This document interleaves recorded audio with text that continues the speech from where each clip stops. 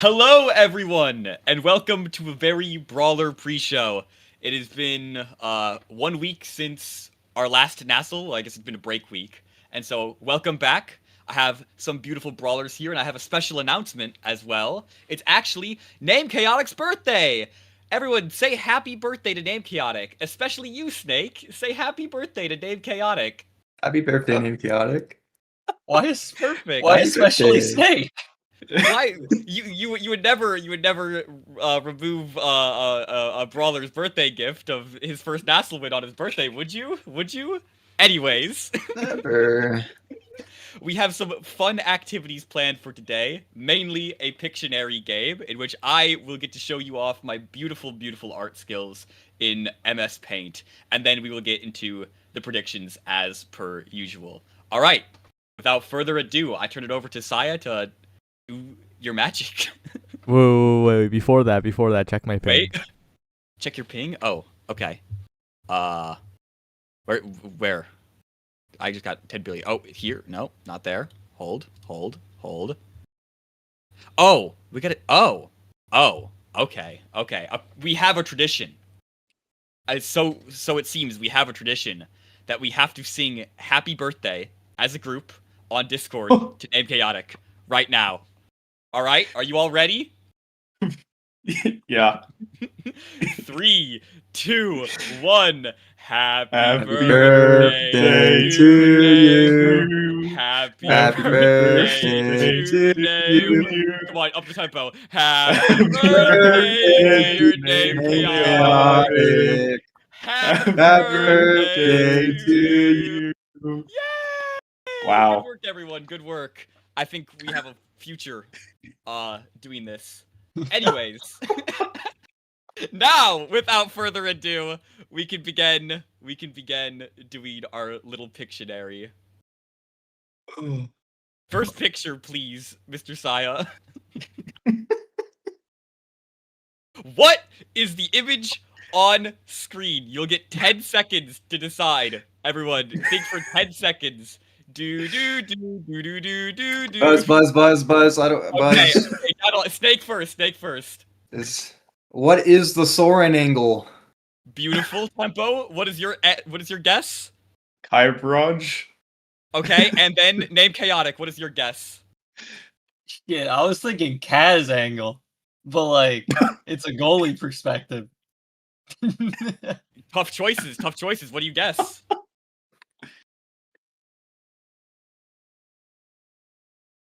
Bro, you there? The Kaz Time- angle. Kaz angle? Wrong. It was in fact the sword angle. Snake is the only intelligent What? brawler of the bunch. He didn't Next strike. It's a please. barrage. What? That's not sword. That's the OG, the barrage. That's his literal emote. Like that's. Oh the my emote he bad. has for I'm the not sword old angle. enough for this. Yeah, you're not. Anyways, next picture, please. Waiter. What is this? Buzz. It's not a buzz thing. You'll answer in time. Okay, Wait my a bad. minute. Okay. Snake, what is this image? What is the Borg flick or the Blicky? Okay, Tempo, what is your guess? Yeah. What is the word flick? And Name Chaotic? Are these all like just techniques or whatever? Yeah, I'll go with Borg flick. Sure. Maybe. It is in fact the Borg flick. Very good. W Brawlers. We know that one. Down the line, onto the next image of the day. What is this image?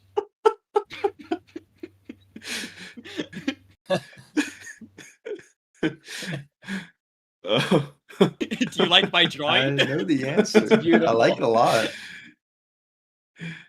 Okay. Snake, what do you think this image is? This is some classic X-lore I'm seeing right here. This is some good old Okay. X-lore. Okay. Tempo, what do you think this image was? I'm gonna go with I don't know. I guess how do I say this? Okiing. Okay, Something like that. and then Name Chaotic? Yeah, I was also thinking Okiing. Beautiful. Okay, the image was in fact Oki. It is Okiing. Oh. So Yeah. Hey, I'm glad at least 2 got it. And then last, well, maybe not last, but on to the most obscure of our images. What God. is this image? Right. What is this image? Come on, it's a very simple question, everyone. What is this image? All right, we'll lead off with Steak. What is this image? What do you see? Ramen tea party. You know what? Not the worst guess of all time. Tempo Melon, on to you. Boys demon tea time. Okay, and then Chaotic. Sad tea time? I can't believe you all got. Yeah, it is in fact Boys and Demons Raw having a tea time with each other. Okay. Beautiful work. Awesome. Beautiful work. And then maybe even a little extra image as a treat for the people. Right. I know this one. Thank you very much. Thank you very much for playing my game. I think you all know what that is. Anyways, let's do some predictions for today's matches. Up first today, we have the notorious Polar Cortex versus what are they called? Oh yeah, Heavy Metal Gundam. Yeah, that team. I forgot their name, Anyways, who is gonna win this match? I think we all know my answer, but I'm saying Polar Cortex. Down the line to Snake. I'll say Heavy Metal Gundam. Yeah. Peculiar. Tempo Melon, what are your thoughts? Polar Cortex 2.0. Oh, we have Faith, and then Name Chaotic. It's the birthday buff. Polar wins. Exactly. Happy birthday, Name. On to game 2, we have Bozo Bunch versus Demon Time. This one is definitely a lot harder. I'm going to start off with Name Chaotic reverse order. Putting you on the spot. Who do you think's winning this? I think Demon Time. Okay. Do you have a score for us? Actually, we'll just go on. Tempo Melon, what do you think? Demon Time 2.0. A Demon Time 2.0. Snake, down the line. I went in the lab, and I'm having Demon Time as my little guinea pigs here. I gave him the strats. I gave them the hypothesis. This is a 2-0 for Demon Time. I think my hypothesis is correct. Okay, I'm very interested to hear about this hypothesis in the future, maybe see it live. But yeah, I also believe this is a 2-0 from Demon Time. Then onto our game 3, we have the Dogs versus RTF. Does anyone know who is playing on RTF this week? Is it Hungry Boy or is it not Hungry Boy? Pretty sure it's main roster. Couldn't tell you. Pretty sure main roster? Okay. I know there's a lot of weird roster things. I will lead off, and I'm going to say RTF wins 2-0 then, especially if they have Hungry Boy. If they don't, maybe it's a 2-1, but still RTF. Down the line to Snake. I'll say even if they have Hungry Boy, I'm going to give it a 2-1 RTF. I think Dogs could take a game. I think the Dogs got that dog in them. And I think if Hungry Boy's playing, he's going to Whimsy Max a little too much. And it's going to have to be a 2-1 for them. So they might need to watch out because, I mean, maybe in an alternate universe it's a 1-2, but I'm thinking a 2-1 is fair. Okay. Tempo Melon, how about you? I think it's a 2-0 dog sweep. No question in my mind. Dog sweep. Whoa. The contrarian on the bench. Name Chaotic, how about you? I love the Dogs. Dogs 2-0. Whoa, it's an even split between Dogs and RTF. That's kind of crazy. On to our next match. This is probably actually these next 2 matches I think are going to be really, really interesting to watch. But we're going to lead off with Name Chaotic. How do you think EKC versus Rats goes? I think it's a Rats 2-0. Okay. Do you have any thoughts on what might happen? I don't know specifically. I just think they're gonna do better. All right, I'm down with the Like confidence. that. Tempo Melon, how about you? I also think it's a Rats 2-0. For the Interesting. same reason as name. Interesting. Snake, on to you. I'll give it a Rats 2-0. Whoa. I also give it a Rats 2-0, but I think it might be really interesting to see what happens with NXED and a specific other brawler, Tempo Melon, in these games. I want to see how these character pools play, because I feel like both of you have very similar like character pools and strategies in a lot of cases. It'll be interesting. It'll be an interesting watch. Anyways, on to the final match. Last but certainly not least, we have Bomba versus Boys. I low key, I'm going with the underdog here. I believe Bomba can squeak out a win here, 2-1. It'll be close, but I have a lot of faith in this Bomba team. I think they have a lot of really good things going for them. Snake, how about you? I think boys will 2-0, so that way they can show up to the board game night tonight. Yeah. Woohoo! Games. Are they on a time crunch? They low-key are. They need to drill that in their heads before they go into this game. They low-key are. Okay. Tempo, what are your thoughts on the matter? I think Bomba's going to 2-0, and Bertram is not going to get a single goal in the entire series. That's my prediction. Wait, is Bertram playing over Luke? Yeah, I think so. Oh. Revise the answers. Good work, Saya. And then name Chaotic. What are your thoughts? I think it's boys 2-1. Bird can low-key get his one. I can see it, actually. Bird can low-key Bert's get his going to one. get his, bro. Right. Don't count out Bert. Big faith from this goalie right here. Anyways, yeah, that is about it for the pre-show. Thank you all very much for tuning in. I hope you enjoyed this little birthday bash from Brawlers for alliteration for the people. Yeah, we're gonna kick things off with Polar versus HMG. Good luck, everyone. Hope you enjoy.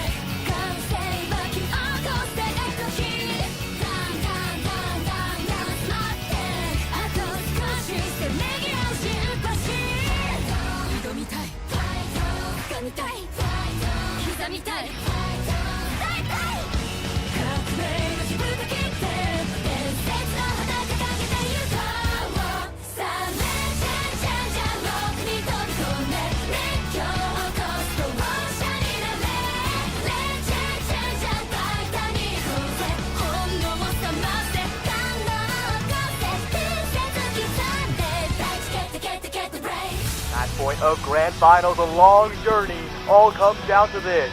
Looking for a passing lane, there's the opening on the outside, the pass, it's wide open, a beautiful shot to the corner, they've reached the summit!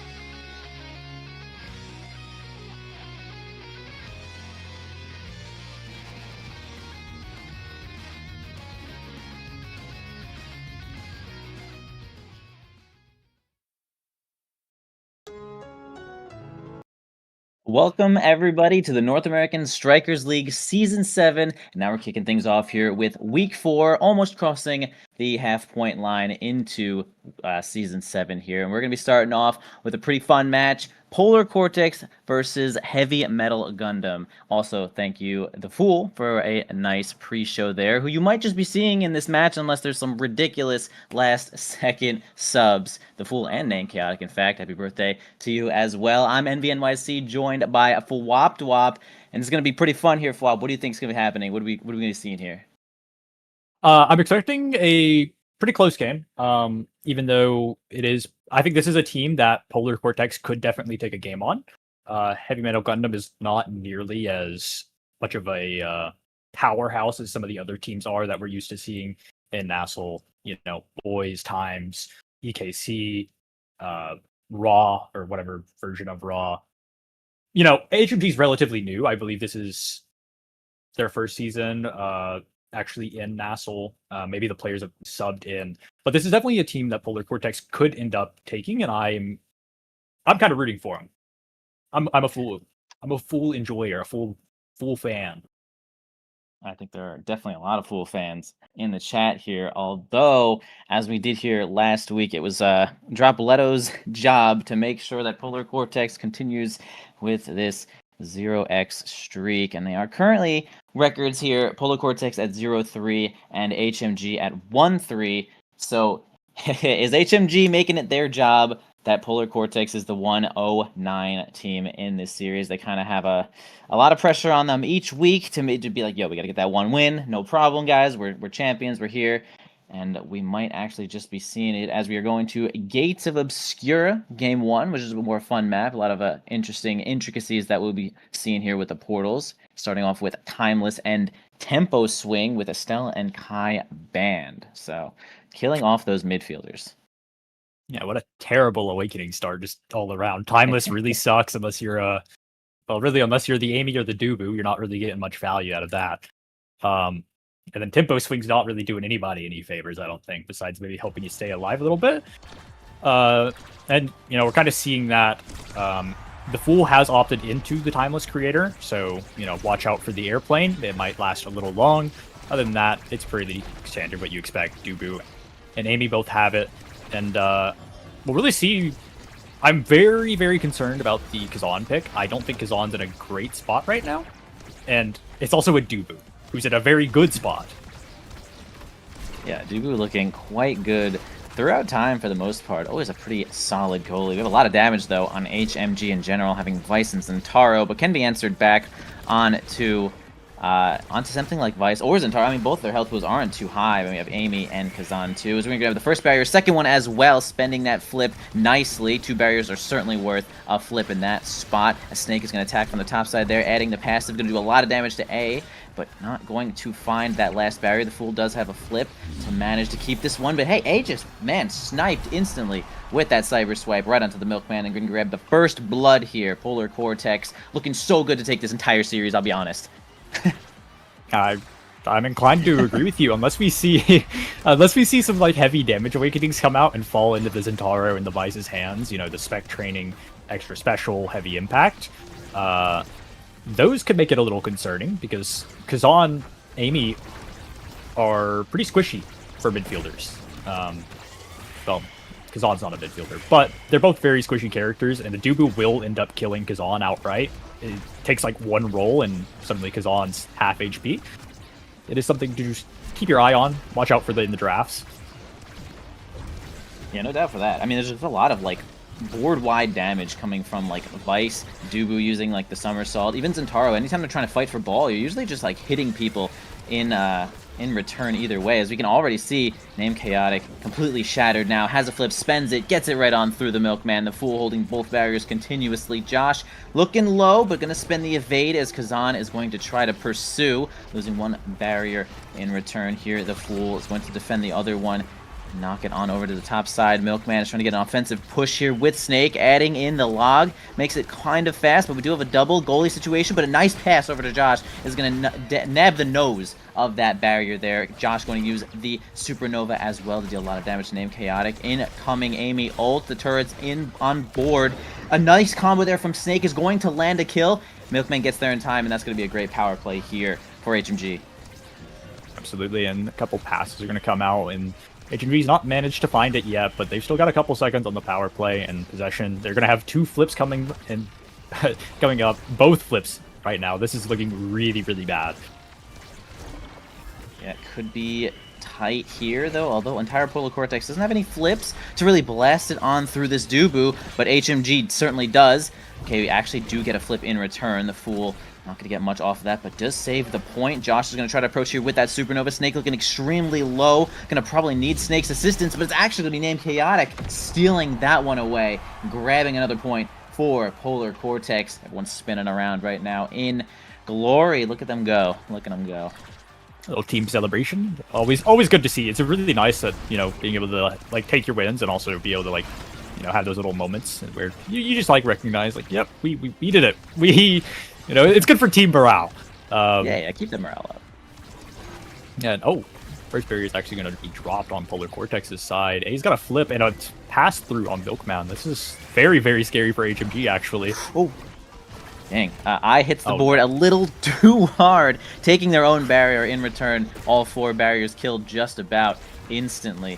A weak here gets smashed in the face by the power cord. Not the greatest angle from Snake, but it's still going to completely shatter this Amy. Going to be out of the play for just a little bit. So Name Chaotic going to try to solo the board here, though, into the portal, down onto Snake once again. Not going to use the Thunder Strike there. Path Splitter is certainly going to clear things up in a complete open goal. Kazan. Yeah, that's... I actually got the flip from that strike, too, so it could cover some extra stuff there. Name Chaotic. Birthday celebration for real, except it's going to be A, getting the first awakening. Hey, there was crazy aura on Name Chaotic there, I gotta be honest. That was a really good walk. Anyways, extra special going to be rewarded for the Amy, who does have this Timeless Creator. So these kickoffs are suddenly a lot more threatening. If Amy decides to blink forward and, you know, drop turret, a lot of resources are going to have to be used just to, like, kind of dig it out of turret, or you trade the damage, in which case, you know, completely different game. On the flip side, though, Glass Cannon on your Dubu and an explosive on your Zentaro means suddenly HMG has a lot more field presence, you know, with the range and the speed. And, you know, you also get a hot shot on your Vice, who will kind of just proc that passively with Chain Lightning, with Supernova, etc., etc. Yeah, lots of extra damage there, though. Especially talk about damage. Name Chaotic taking the entire brunt of that Supernova there, but still grabbing a barrier in return. The Fool large enough to at least get a strike in there to save their own barrier. Name Chaotic against Milkman. Getting a little harder as Milkman has really just caught these Pauldrons and has a little extra speed here from that Glass Cannon. Trying to get the ball down onto Josh. Name Chaotic going to push in here with A. No one to cover this mid-clear there as they're going to get it on through. Josh can't deal with the portal right now, although Snake does have a free barrier there and wins out in that interaction against A. Snake soloing that last 20 seconds of the match there. Well done, HMG on the board. Yeah, very, very well done by Snake. Managing to just win the ones, as any good brawler does. And, yeah, set initially is looking like HMG's got a bit of life. Glass Cannon, Explosive could be very, very big deal or difference makers. Also, just a lot of damage, I feel like, is going out across the board for both teams still, even though, you know, not too much was picked up last draft. Yeah, it is certainly. When Vice is in the game, man, it is a lot of damage. Although the damage is being placed all onto HMG right now. Almost shattering both teammates there. Gonna get it around Milkman with a nice strike. Name Chaotic using those corners to the complete benefit. Gonna have to flip out of that Amy turret. Chaotic actually does get a relatively favorable angle on the pop-up there after the flip. All the strikes coming in are going to defeat Milkman in that flip situation. A Supernova to try to help defend as well. Into the portal, onto A, gets the flip. Here when Name Chaotic is going to succeed right on through that somersault as well. Man, these flips have been kind of crazy. Uncontested for the most part on Polar Cortex. Name Chaotic in the right place at the right time. Yeah, he's just very, very good about getting in that center, that nice little scoring box, if you will. Call it whatever you want to call it. Center of the map, 50-50 shot. The dude has got way too much to cover, and he's not nearly fast nor big enough to do it by himself. And Namechaotic just converts every time, it feels like. Oh, nice. Well done there. It was like, I was hoping that the Fool would get a flip on there just for the damage, but it does hit the core as well, and A is just like, yo, I knew that was happening. Collects up that kill as well. Even the barrier's not going to go down here. Josh going to push onto the top side, but nothing else more to do. Perhaps the primary is down. Not going to spend the flip here. Going to use the Supernova to get everyone out of there. Chaotic flies into the portal. Really, really unlucky if you are if you are HMG right there. They do grab both barriers. Milkman has nothing left. No one on the bottom side there. Polar Cortex they're finding a way. They're finding a way through this. Navigating, perhaps. They are finding a way. It is game 1. I believe this is their map, so you know. Although, granted, both of these teams are actually Gates teams. This is actually both of their most played map. I believe it is 3 games for HMG and 2 games, which isn't a lot, but when Polar Cortex is jumping between every map once, 2 games is, kind of all you could ask for.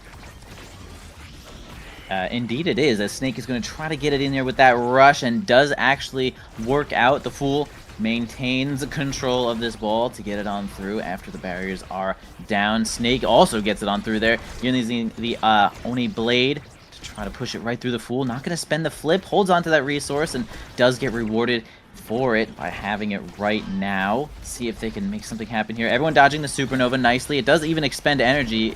Like, even if you don't hit the Supernova, all those extra resources kind of get slowly spent. Gonna have to flip there, out of range completely, into the portal. Perfect angle, actually, for the Fool. The best thing you could have. Nice 2v1 situation here.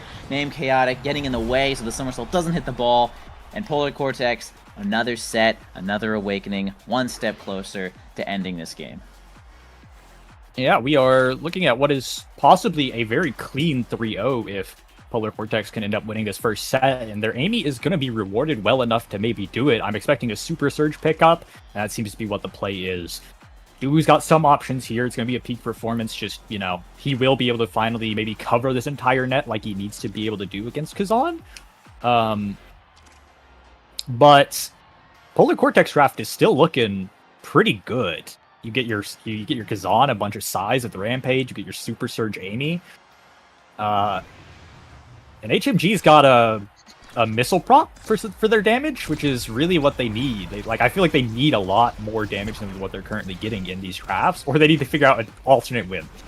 That is true. Vice kind of polarizing, if I have to use that word here, when it comes to dealing a lot of damage. Like, she really gets to like 100-0, or she's kind of just maybe misses a primary and then doesn't have enough damage, has the no mobility.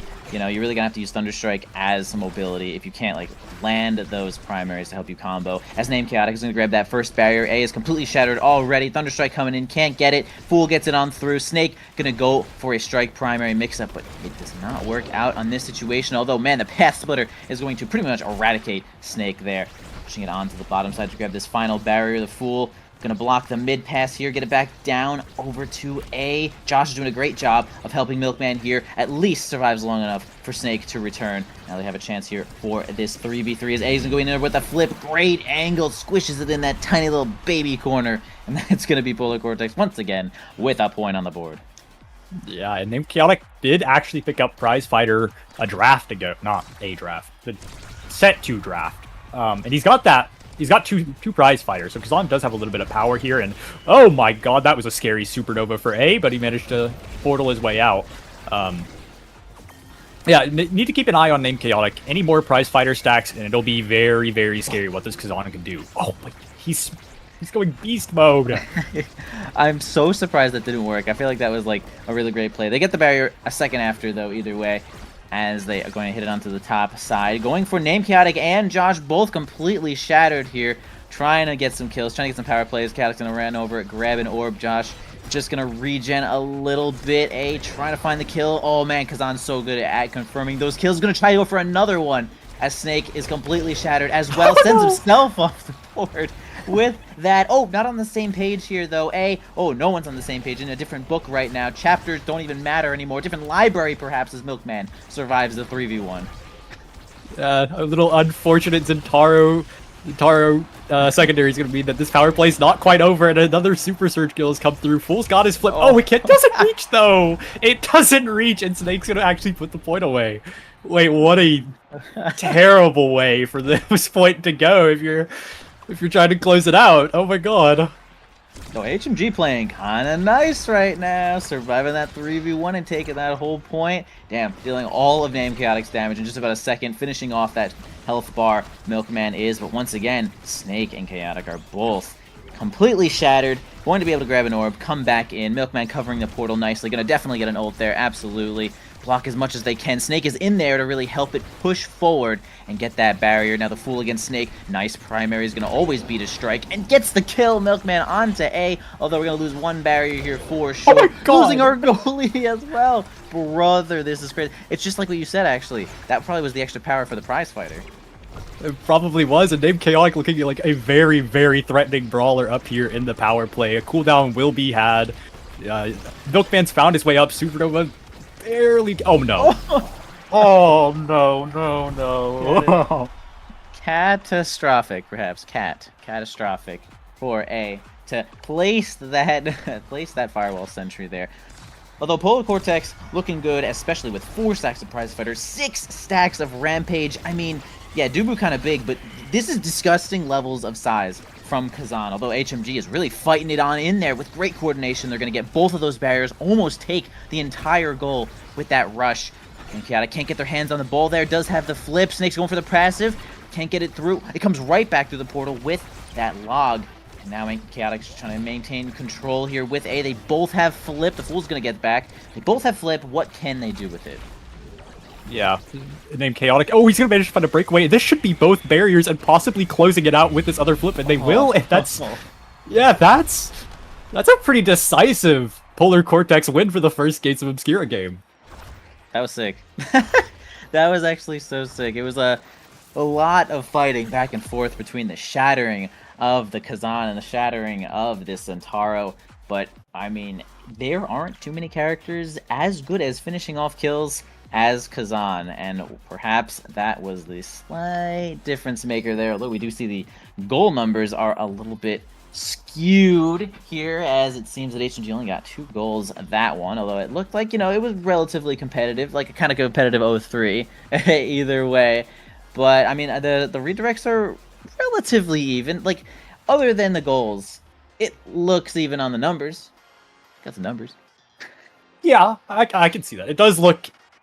Honestly, it looks even on the numbers, but numbers are fake and numbers don't matter.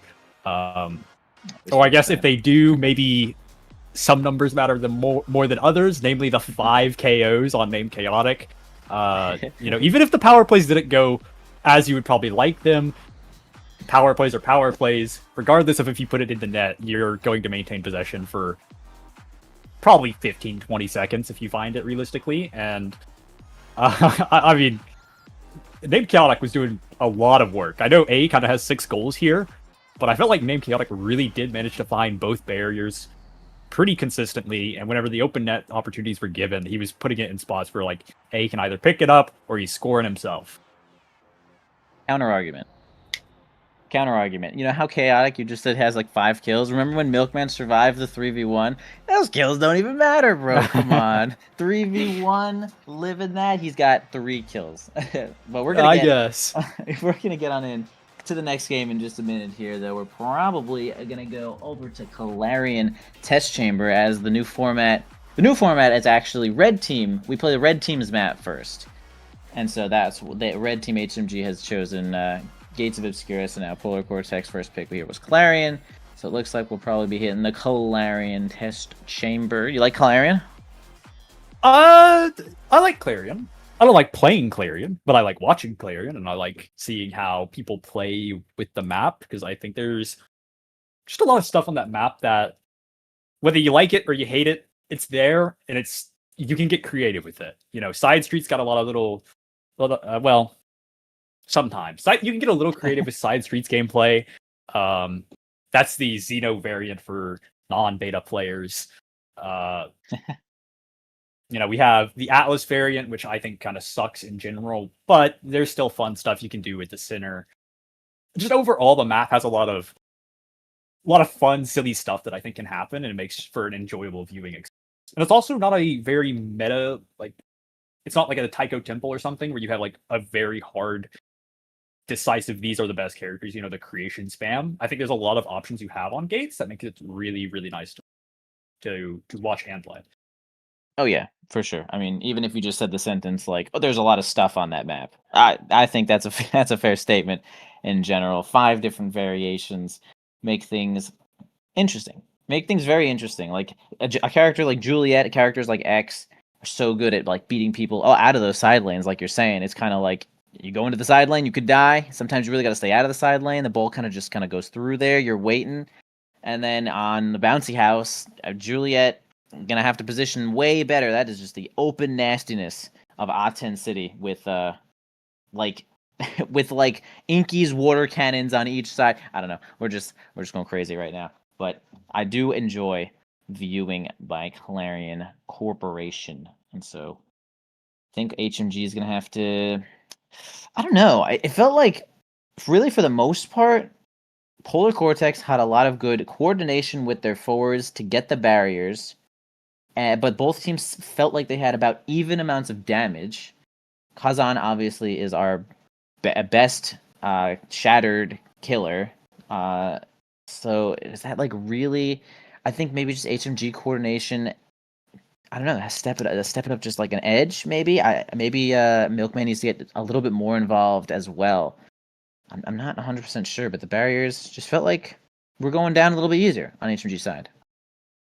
I can definitely see that. It could be a couple things. Not to say, not to just say it could be a lot of different things, but or to say it's entirely the Vice pick's fault, because I don't think it is. But notably, when you have the Zentaro and the Vice playing those damage, Dubu really has a lot on his plate in terms of actually defending the net and getting it out. I feel like a lot of the time you end up in a spot where your midfielder kind of just has to force the ball to the Dubu and let the Dubu figure some way out. Slam the brawler, log in, and then ideally you don't have to use your Tofu Fortress. You can use that offensively, and it never really felt like we got that offensive Dubu pressure, even when we did pick up the glass and the peak, something that you would traditionally look at and think, okay, we're skating now. But it never really felt like we got that or could see that. Yeah, perhaps. Yeah, it could be. It's hard. It could be a result of the barriers going down as much, because you don't really want to move up nearly as far when your barriers are down, or even when one is down in a rough spot. So maybe if we hold the barriers, not if we hold the barriers, but just since the map is going to be a little different here with these side lanes, we might be able to move up a little bit more safely, as we're going to be seeing our aerials and built different here for our Clarion. We got an Asher ban and an Era ban, which is pretty interesting here. We got Kai showing up for HMG, X and Vice, another humongous damage comp showing up for Polar Cortex. And Jakar, interesting pick, but I think good on the side. Actually, probably a more balanced version of some of the brawl. If you were to really combine a brawler with a midfielder, I mean, I think you just get Jakar for the most part. I definitely see the Drakkar pick getting a lot of value here. A lot of the maps are very close maps. Era variant, Atlas variant, Xeno. A lot of edge pressure is really valuable, I think, and also with the aerial start, he is going to have that extra range that he typically lacks. So that'll help him out a little bit. That is a direct midfield, looking at it, because I don't think Milkman has a Drakkar. If he does, I've never seen it. I'm not saying it couldn't be, but I'm pretty sure that's a midfield. Let your Kai fly from the net. Beats me. I don't know. We'll figure it out. But something to note, the X pick for Polar Cortex, named Chaotic, is definitely very comfortable on it. And a lot of players do believe X is very, very strong. He's got such an absurd amount of damage right now that he will kill you. I believe Not, you. not a question about will he. He's going to kill you eventually. You're going in your net off the edge. It doesn't matter.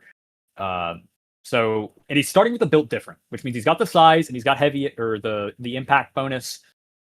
There will be a lot of damage for this Vice X to play around, and I don't know if Kai Drek can really survive it. That's both those characters really got to walk up, touch the core a lot. With Strike. Yeah, and like you're saying, I do think Jakar with aerials actually pretty great, but still gonna have to deal with really big old X, and we'll have probably X and Julie grabbing build different for sure, and probably everyone else just gonna be grabbing aerials. Indeed, that is the situation. Giving Amy though again a lot more range as well. Vice gets a lot more range, lots of projectiles. Really good on Vice too. Kai, it's so good on Kai. I mean, aerials is just such a good awakening of so many characters. Kai almost dying instantly. We actually do have the Drakkar goalie. I have everyone's name off, which makes me quite angry, but that is okay. Yeah, we do have Strike Shot Drakkar, which is going to be just about a make-your-own missile prop here with the aerials, which is going to be pretty interesting. Starting on to the Maelstrom Orb variation. Almost dying already is going to be A here. Getting shattered almost completely. Josh also looking a little bit weak as one barrier's down here for HMG. Fool trying to get it on over to A once again. Takes the orb. Let's see what we can do here with Humongous Vice with a flip. Not much more. Okay, goes on in there to try to make something happen and at least gets that barrier for their troubles and has flip to go with it. Yeah, and it is looking a little scary for Polar, for HMG. Both barriers gone. Named Chaotic soon to have his flip. They're fighting over Baron right now. It is going to be A claiming it, and this would likely be a kill with the CD refreshes. Named Chaotic about to punch Josh off the edge. Oh, he's actually alive! A good kick-up blast to keep him in this round. Yeah, both are just about at nothing there, but nice one, the Fool. Getting so far in there. Aerials, hey, giving that distance. That is sometimes necessary for that Thunder Strike. It's going to be Polar Cortex once again with First Blood as we jump on over to the Bouncy House, which is just a crazy map. Not fun, not too fun to play on, but boy is it fun to watch. Going to flip from A on over to Chaotic, going to grab one of those barriers. Snake trying to push it in with Josh, pushing it on. Oh, nice save there from the Fool, but they're going to lose at least one of these barriers in return. A flip onto Named Chaotic could spell disaster. They do lose both of their barriers. Either way, Milkman has the flip as well. Just a couple of strike interaction victories is going to be enough for HMG to take that next one. Yeah, and this is one of the variants that I kind of expected to be favored for HMG. Bouncy House, not a lot of damage interaction on that map in terms of, like, you know, none of the poison on this. Like we're talking about, it's not a very closed map. Drakkar Kai kind of just don't ever get put in spots they have to touch. Supernova's probably going to put Milkman in the net. Double barrier. Oh my god, wait, what a Giga Blast. But there's so much damage. Yeah, you talk about putting Milkman in the net. Put him in the grave right now. Completely shattered, punch in the face, headbutt gone. X almost dead, but an interaction win is going to make it so the point is completely over and not going to have to worry about X's life anymore. I mean, Fool is really getting involved right there, winning those strike wars. The Thunder Strike distance is putting them in perfect spots. Playing nice. Absolutely, and Named Chaotic, no flip, so he's got to be, or no energy, he's got to be a little careful with Kai Barrage going straight into him. They really want him dead. He's completely fine, but this is still a little scary. You have so many cooldowns being dumped into Named Chaotic, and no kill to come through unless Snake can finish it here, but it doesn't look like he can. And we have another situation where both players, one player on each team, shattered just about the entire time. Josh in literal Narnia trying to find an orb. A flip here from Snake is actually going to make it into the bottom side. Well played. I mean, that was just like a simple outplay. Just a really just raw. That was a raw outplay right there from Snake. That is a little bit of, I think, what... I mean, Snake's very good. He will do that to you. That is what gets him the wins. Oh, Named Chaotic, a good dash is actually going to find. And the X Maximus is just a little too hard to deal with. And the core flip forced to use. Fool's got his, though. And this is a very, very scary point. Oh, God. Oh, it's Nightmare. Oh, yeah. Nice ult from A there, just to like make it so that it's not really possible to lose the interaction on the top side. Would have had to go for a clear, and there might have been a cooldown for that one, but either way, Polar Cortex looking good again. Vice first pick, catastrophic if you are the enemy team, although it's sort of balanced out by X being last pick in that spot. So, I mean, really when X gets going, it's kind of game ending, although, I mean, the Fool is playing this Vice kind of nice, and anything else is going to make it so much more deadly. Absolutely, and there's a lot of value that's going to be getting out of this heavy impact and inner focus on Amy. Amy will need to stack that, but I don't think that's going to be an issue. And, you know, heavy impact Vice, notorious. It's her guitar, all right? It's her guitar for a reason. That's her awakening. But, yeah, Supernova is going to come out, and a lot of damage will be pushed out, but so much damage is traded back, and Named Chaotic is chilling so far up, so comfortable. This is messed up. We don't got to kill Snake, too. Okay, 3v1, can we do it? Understandable, no problem. Not going to spend any cooldowns on that. Honestly, don't spend any cooldowns there. Snake is going to maintain at least punch or dash there. For the next point, Polar Cortex.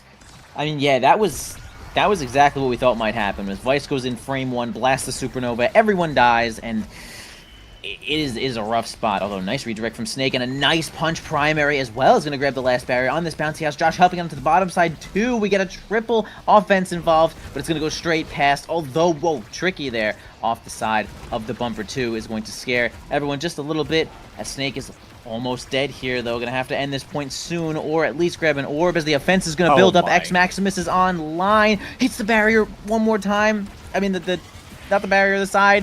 Whatever. Okay, we know what you're talking about. It's gonna clear an open space, and Named Chaotic's just gonna put it in. And Named Chaotic, I'm gonna say it, he's playing like a beast. That guy is just strike-oring the goalie on repeat, it feels like. And he doesn't even have that much size. It's just built different. Like, yeah, and didn't get anything from that draft either. And it was last pick. So, like, kind of doing nothing at the same time doing so much, especially right now with this X Maximus. It's been every resource taken while we had that ult going. A gonna try to live here kind of low, but actually turns it a little bit onto Snake. Vice gonna help deal a bunch of damage, gets the glitch pop to get the shatter as well, holding both of these barriers. Trying to make it happen here, Milkman, with some of these extra projectiles, but is overwhelmed by the glitch pop there too. Named Chaotic now has a little bit of possession here, and this flip. A losing a whole lot of health from that Giga Blast as well, getting smashed by a Milkman. Everyone trying to get A off the board. The barrage almost does it. No barriers going down yet, and it's once again turned. We got Named Chaotic finding a kill with that bell ringer. Almost tries to snipe the goal. Trying to snipe the goal again. Has the flip, gonna move up as far as they can. Nice, gets it over to Snake. Wow, that's what we needed. that is what we needed. There is still life in HMG, but it's so far it's fleeting. There's not a lot of it, but if they can bring it, if they can find it, they just need to be able to get this damage, notably onto A. I think that is who it really matters. If you hit Named Chaotic, he's just going to tempo swing it up, or he's going to go walk away. You know, X is kind of used to being hit by a punching bag. But A has a lot of responsibility in just keeping the ball up. And he can't do it if he's dead. Man, okay, gosh. we got another 3v1 situation going on. Wins out there is actually going to stall a whole little bit of time. Going to spend their cooldowns this time, but to no avail. It was indeed the last point of the set, so understandable. I mean, so yeah, the Maelstrom Orb gives you like 100 damage or something. I forget what it is. But also gives you like 200 run speed. X was the king. From last pick, from 0 to almost hero. A is the hero. It's like the sidekick. The Robin to the Batman. You do need the Robin. You do need them. That is true. I think he's going to be rewarded here with probably a Super Surge, if I had to guess. He's very happy with that. Trust, I mean, whatever, man. It's such a joke. This character is infinitely scaling.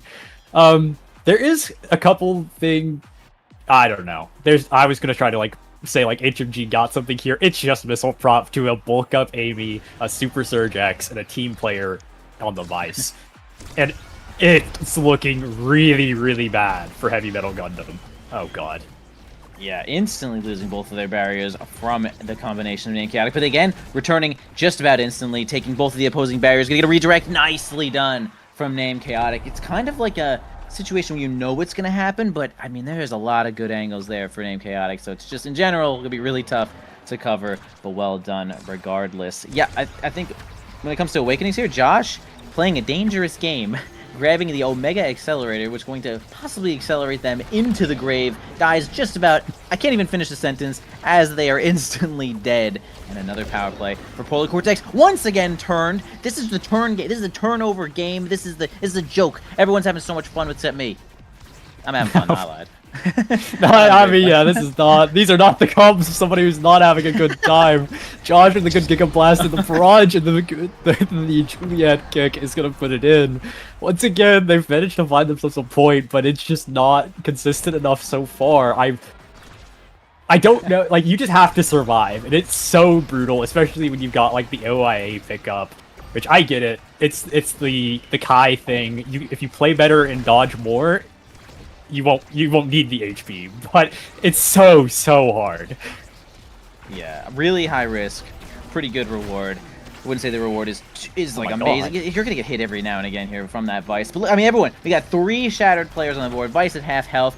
Oh my god, nice Molten Bolt from Milk is going to met that one right on through. Snake can't really follow this one up on the top side. Just about dead, actually alive. Gonna still strike war through A, as Josh is going to move up and lose just about all of their health from one shot there, though a nice lock and load.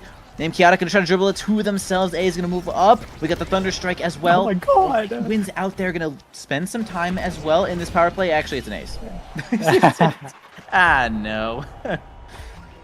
Well done. Well done. Hey, Polar got an ace. What are you going to do? 14 seconds you got for that. Yeah, and onto the Xeno variant, and oh, actually a little barrier. I don't think it's gonna matter. I don't think they care too much about it. They've got so much damage. Snake actually finding something that could be really big. Huge interception there onto Named Chaotic. I'm pretty sure that dash punch flip would have been a complete kill as Snake takes the next barrier. Gonna maybe flip on defense here. Named Chaotic recognizing a threat, but not enough threat to spend that flip. Really just letting it into the hands of the Fool, who's been playing quite well this entire series, so that's understandable.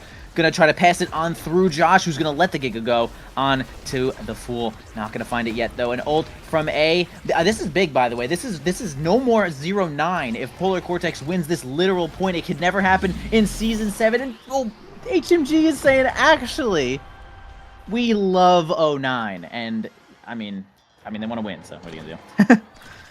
Yeah, they do, but unfortunately, you've been given probably the hardest map for you if you're HMG. This variant is not very good for you. I imagine they are going to try to play it towards this top side, but even if you do, you are still so clumped up and forced to take so many uncomfortable strike wars. Josh, with his back against the wall, he's already so low. Somebody save him. Yeah, I mean, you can't escape. Like, you want to help, you want to get in there, maybe only go in when your secondary's up, and that's possibly what we're seeing here, though. Snake almost gets it through the Fool. We got A standing on the goo for a while, losing a whole bunch of health, but we can't just do consistent damage on the side of HMG. I mean, Vice, Amy, X, it's disgusting the amount of damage that team has. The Omega Accelerator is going to make things just as difficult. Nice strike there from the Fool. Is going to get it around. Oh, Josh loses almost everything. Has this flip. Going to have to spend it. Can't even go with the flip because the Supernova, but stays alive with the help of some of these orbs. And, I mean, this is a big point. We're just about to roll over to overtime. Zoro and A just went crazy on that offense, and a power play for the side of HMG with a core flip in the back. Snake will have his probably very soon as well. This might actually be the set win for HMG, and it might be what they need. Snake, a beautiful little strike war. I mean, that's S tier winner. I don't know how many wins he's got. He's up there though, and I mean, yeah, what a set. They will find something. Unfortunately, this draft kind of sucks for you. It could be better. Yeah, I'm gonna be taking the quick strikes. I don't know why. I'm sure there's a reason, but Vice has so many options. Amy is gonna have so many options. X always has options, and oh wow, gets I nice. mean, interesting. Okay, yeah, we definitely have some awakenings being put onto the board here. Notably, perhaps is the... Ooh, they're all kind of okay. Notably, I guess maybe this prime time will be nice to just help get kills even faster my for God, the Snake. Fool. Although Snake, yeah, getting super in there, doing almost a Fool's entire health bar. Gosh, Chaotic is just so big and involved, man. Just taking basically everything in that one interaction. Nothing left. The Giga almost grabs that final barrier, but can't make it happen. The bell ringer is certainly going to ring the end of this point, as this 2v3 is going to be really tough here for HMG. Really just have one Drakkar and a Dream. Okay. Snake just about to get their flip as well, though, as they do take the final barrier. Almost the best angle of all time, but just a few degrees off. The unfortunate barrier from the Fool and a little punch to put it in. And HMG's actually looking like they really want this win.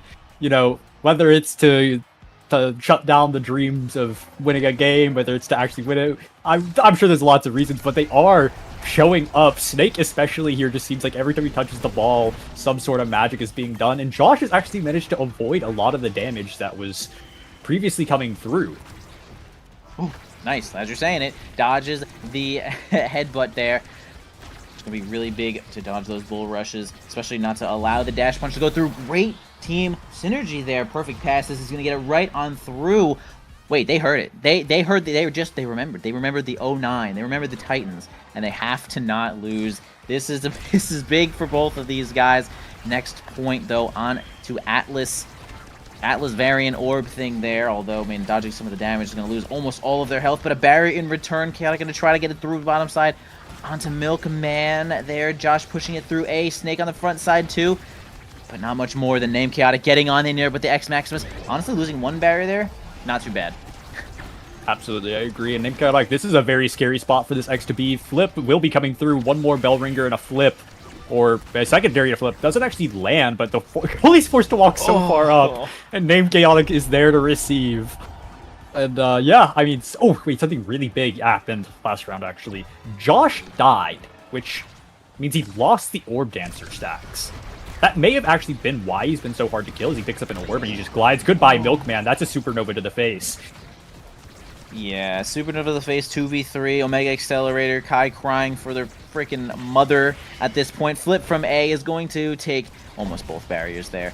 Now we at least have Milkman coming up. They survive just as long. Going to try to dribble it there, recognizing that, well, Kai, you know, Josh can't really move up. We're going to try to dribble to get our health back. Oh my Nice God. standing in the middle of the bell ringer. Doesn't get you hit nearly as hard.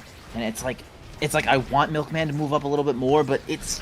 I don't blame them for not. Oh no, Snake misses the kick there on the flip.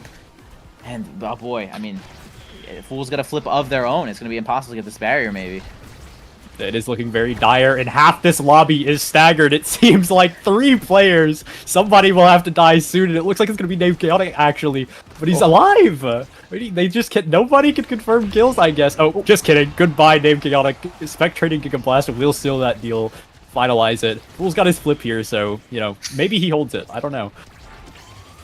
Going to spend it just about instantly there. Not too favorable of an angle, but can at least waste some of the time. Does have team player. Actually, completely forgot that the Fool had team player there, but another power play for Polar Cortex is going to be quite tough, although in the right spot there, maybe with the extra speed, Josh is going to get it.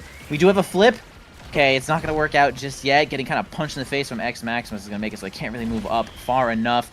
Snake intercepting Name Chaotic to at least not have a direct 1v1 with the goalie, but Name Chaotic doing a ton of damage to the opposing side. Doesn't really have Van Braces though, can't heal. They might be able to find a kill, although again, double stagger here. Like in theory, the team player team has a great advantage in this spot. Yeah, in theory, but theory is never practiced, and it's power play for HMG. You know, not what you might be expecting, but Snake there with the Molten Bolt to back it up, and it's brutal. How do you save it? And for HMG taking it to set 5. They want the win, and this might actually be a draft that could favor HMG a lot. Peak performance is going to help so much. Thanks. Yeah, that's a pretty simple pickup.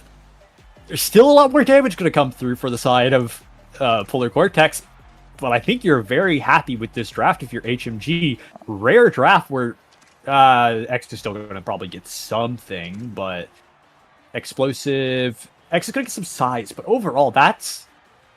I think you could take care of that. Like, you just kill him.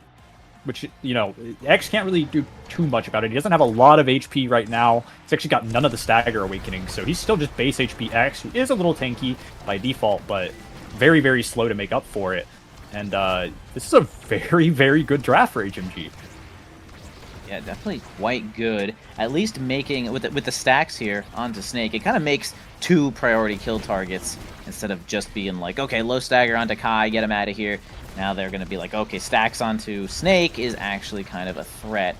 Although definitely dealing damage to Kai is very valuable here. As they're going to push it onto the bottom side. 1 barrier apiece. A dealing some damage as well to Josh. Nice Vice primary. The power cord is going to clear that one out. They can't seem to find... It really just feels like a damage consistency thing. Polar Cortex just can deal damage whenever they want. But HMG, you know, with having Juliet and Kai, can't always just be like, go kill that guy right now. As they lose their last barrier here, Snake's just going to intercept onto the Fool, make it so they can try to get this barrier. Wins an interaction there, though. Gets the flip at least out of the Fool. The Thunderstruck is going to whiff there, but a flip from A will indeed do it. And any kind of clear from the front side is covered from A Chaotic. A very, very difficult shot to save. Even if it doesn't go into the goal, it could go to X, it could go, you know, down. There's so many options. It's nightmarish. And backline for Polar Cortex has no energy, but there's not a lot of energy checks for the side of HMG besides Julie. And, you know, no dash punch is going to be found, but this is very, very scary. Snake wants it bad. He's winning. Oh, Baron's been claimed by Name Chaotic. Yeah, I think something I also forgot to factor in is the quick strike from Snake. I feel like that is definitely assisting their, like, dominance over most of these Strike War wins. As they find a kill here, HMG gets a power play. Chaotic gets that flip from that last strike, but could not find it in time. Snake might be able to make this happen. Yeah, big old barrier, small old Vice. Gets it on in with a nice pass, and there you go. HMG, no one 6-0s HMG. In fact, we might still see a 0-9 in our Season 7 of nasl. I don't know, brother. Snake's putting on a masterclass right now with the quick strike Julie. A bunch of damage coming through. They found actually a breakthrough, surprisingly named Chaotic. That's unfortunate.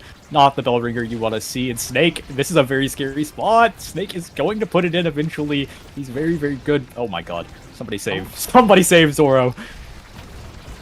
Ooh, we might actually...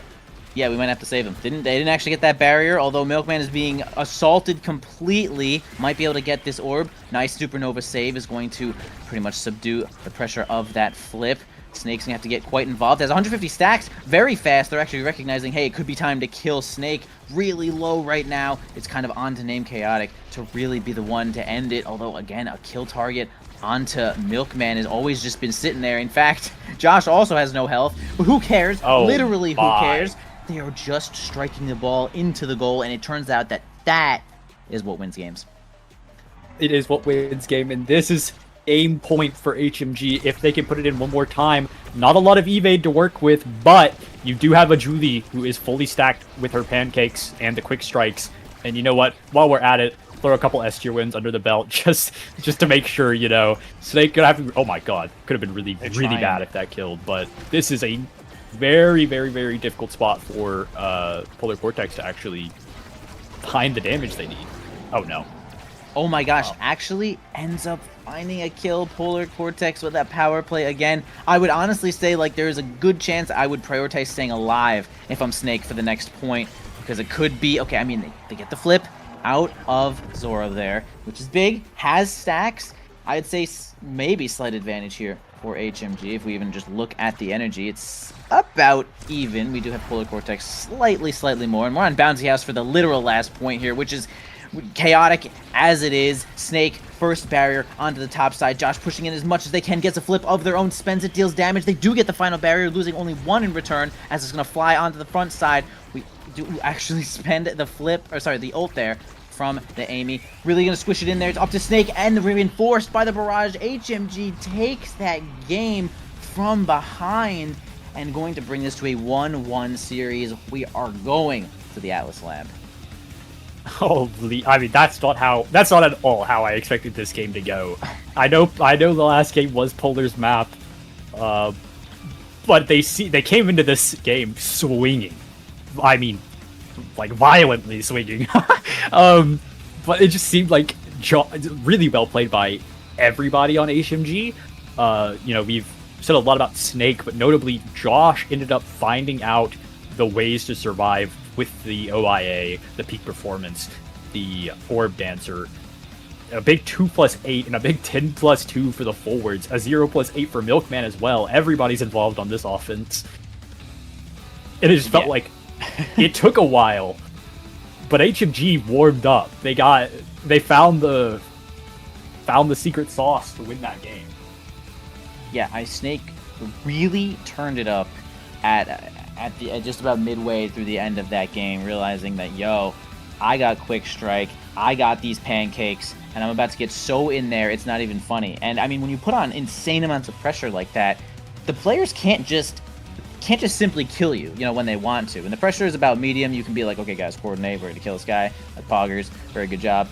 But, I mean, when you're losing barriers that fast, about second half of the game, things are definitely changing. Like, we saw, even like you're saying, like, Josh was doing a lot better job of evading in general, but it kind of could be a situation where it's like, okay, there's so much pressure, I need to use cooldowns on the ball, we got to get this one through, I got to get this out of here, try as best as we can to just get the ball to name Chaotic, get the X-Maximus in there, because that's what was working at the start of the game. And boy, these redirect numbers are really funny. We might, if you guys were looking just for a second, we have, it was 200, actually 250, 250 for Zoro and A, and then 100 for name Chaotic, 100, everyone else at like 150 plus, but really funny numbers there as we're going to go to the Atlas Lab. Well played there from HMG, and do they have it in them to keep it going? I mean, I agree exactly what you said. Like, Polar was just like, turn one, you're dead, best draft I've ever seen, you're dead, like, and then, I mean, HMG was just like, I'm striking so hard. Absolutely, and while I've got the chance, I'll go ahead and say it. I'll say what we're all thinking, and nobody's gonna agree with me, but we're all thinking it.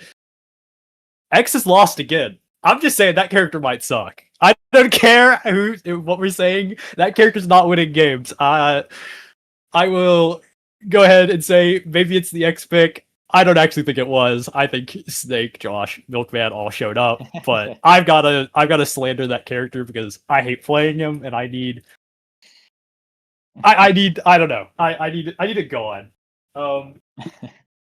I mean, X is kind of a nasty character, right? Like, he's either just completely unstoppable, or he just hasn't done anything. And I feel like we saw actually both of those sides of the spectrum there in that game. Like, right at the start, Chaotic was just the best ever, but ends the game with 100 redirects somehow. Like, couldn't hit the ball anymore.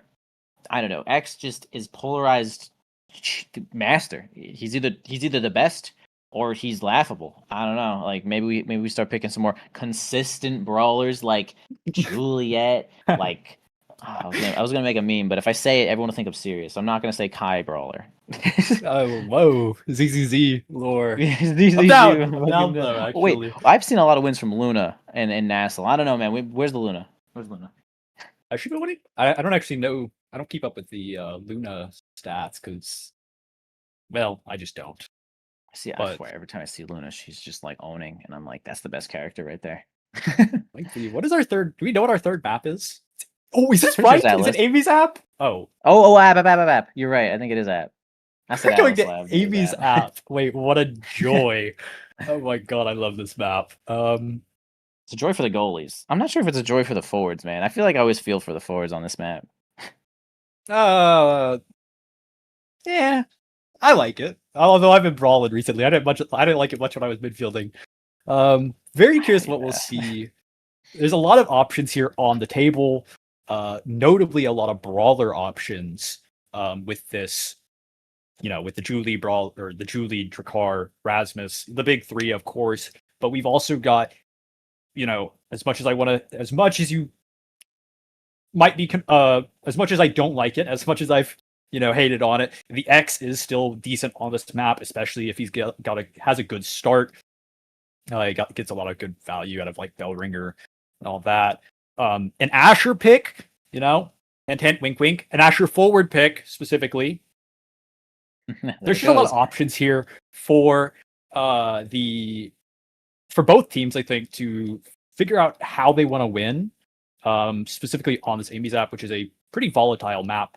Asher's banned. GG. Well, Asher banned, Juliet banned. I will say, I think the last game I casted of Amy's app, there was Erasmus, and it was specialized training start, and the opposing team just beat the unliving hell out of that Rasmus, and it was as if there was no Rasmus. It was kind of crazy. No Rasmus on that map. Monumentalist. What's up? What a terrible Awakening start. Okay, Monu Oh, yeah. OIA. Yeah, I think you were about to say something about it, but I was, yeah. wow.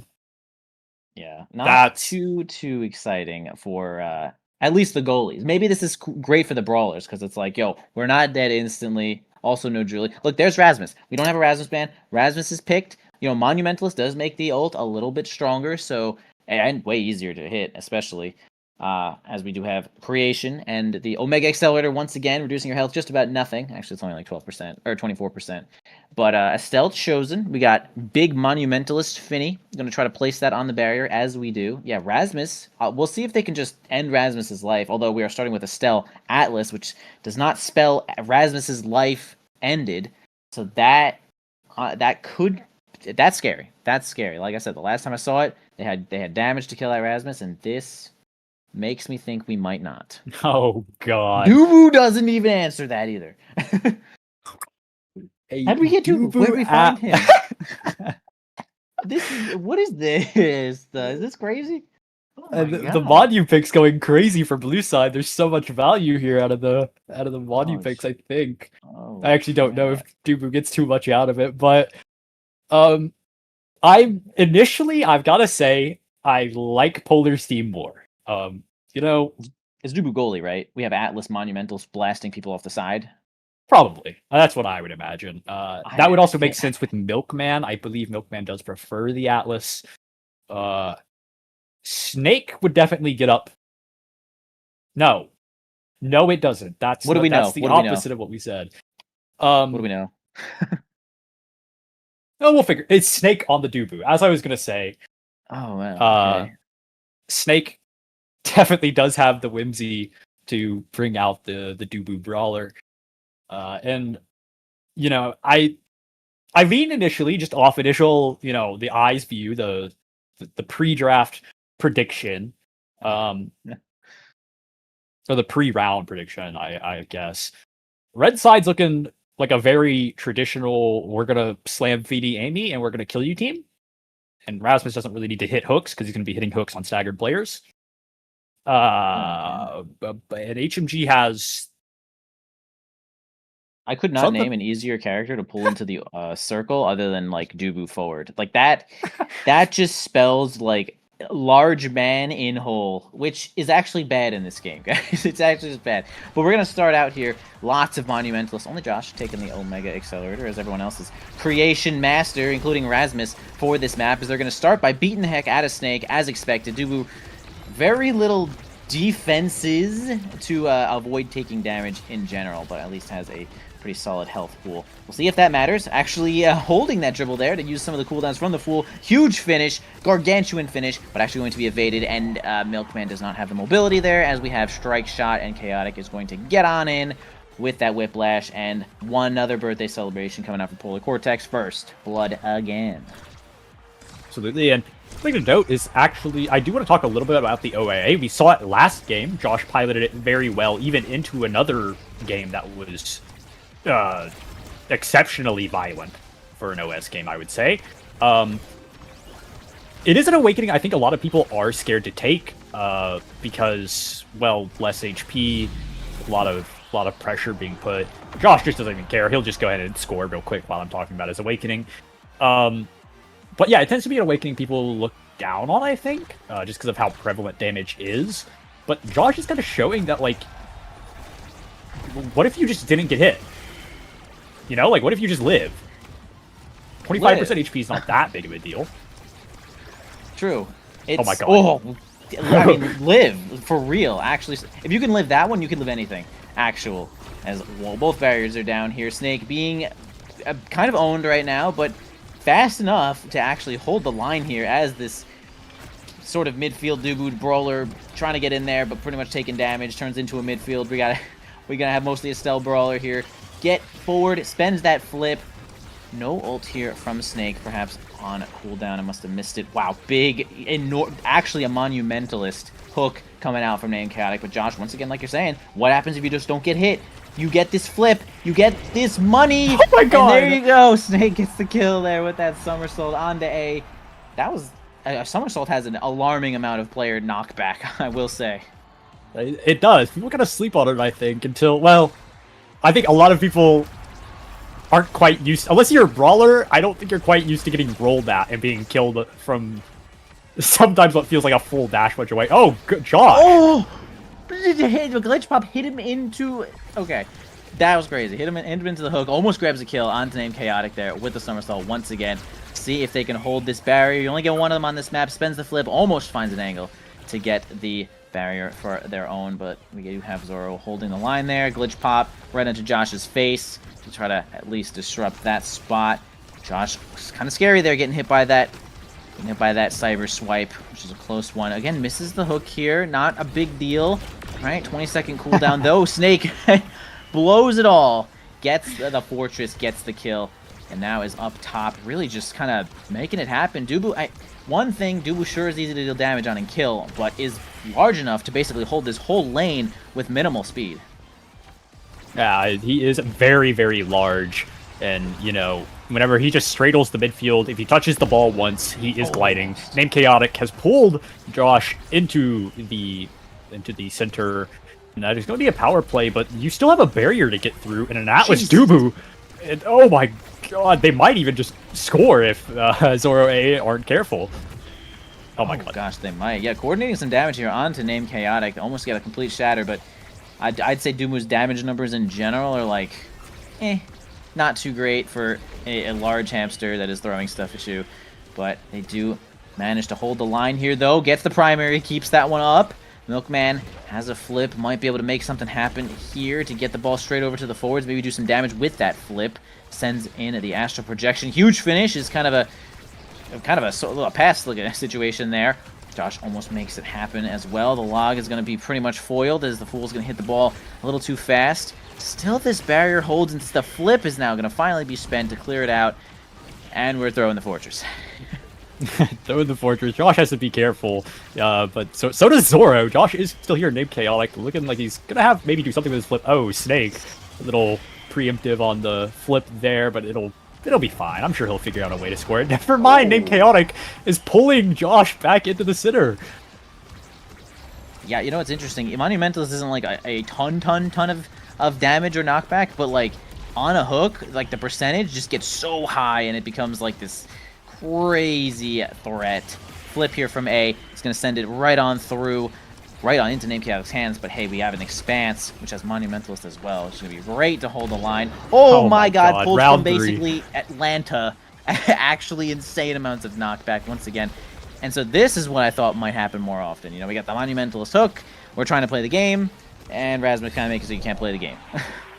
Yeah, that is a little bit what you expect. I will say, you know, it is very easy to say, just dodge the hook, just evade it. But unfortunately, Dubu, it's not even Dubu being hit by it. There's a lot of pressure on midfield, especially. Like, you have so many, like, you're forced to touch it, and, like, there, again, that is the spot when Rasmus will catch you. It's not the raw hooks that he's going to throw that are going to catch you very often. It's going to be the ones where you're forced to, like, take an interaction, you know, make a turn. Touch the ball, and, oh, wait, Zoro forced to flip it, and that was almost point. Oh my god, Zoro. Yeah, really close. Something I'm noticing Snake actually do, it seems that when like Josh is in like a tight spot, Snake is kind of standing directly on Name Chaotic to make it so that the hook is way less useful to come across the board, but nice piercing shot is going to certainly get that one in there. HMG right now is going to find their way into the first set. Somehow, I feel like we've been on enemies that for so long, but this was the first set, a really tight game, or perhaps 0.5 there, and our reward maybe extra special. Maybe gonna keep our team alive for X amount of time. That is a very, very good thing to get off the table. Both Rasmus and Feeny would be very, very happy taking that star. And actually, you end up with a lot left over for your Dubu Estelle. Bulk Up and Heavy Impact, that's a really good draft, even though you do have the 1-2-2-1 draft.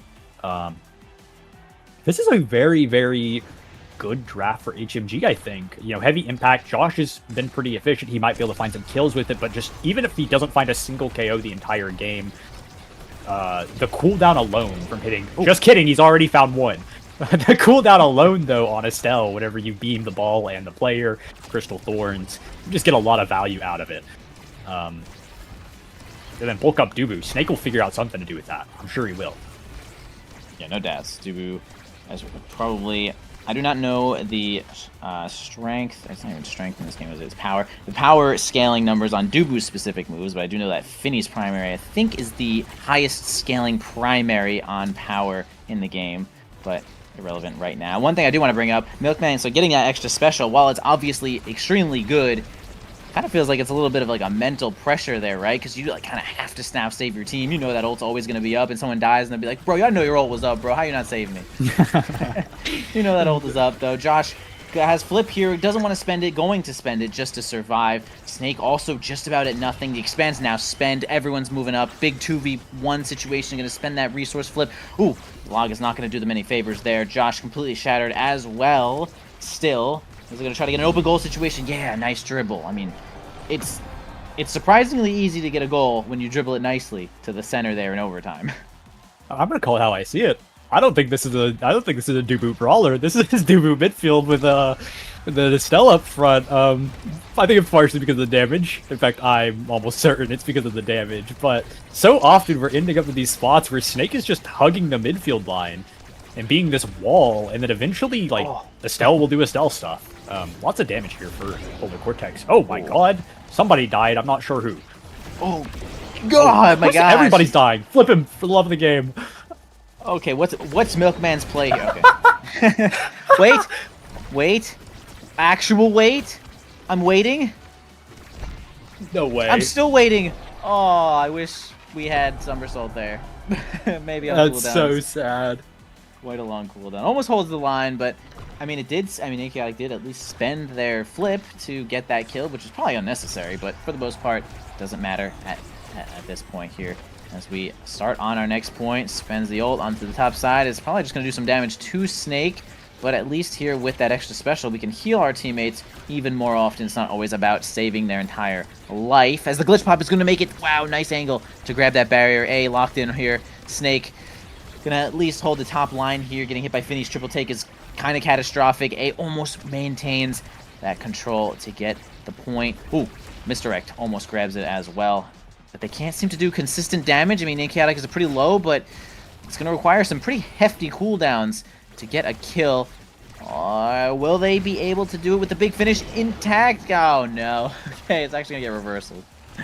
Snake actually being the one, but there's still so much damage. Named Chaotic's going to have to kind of forfeit this power play, I think. Oh!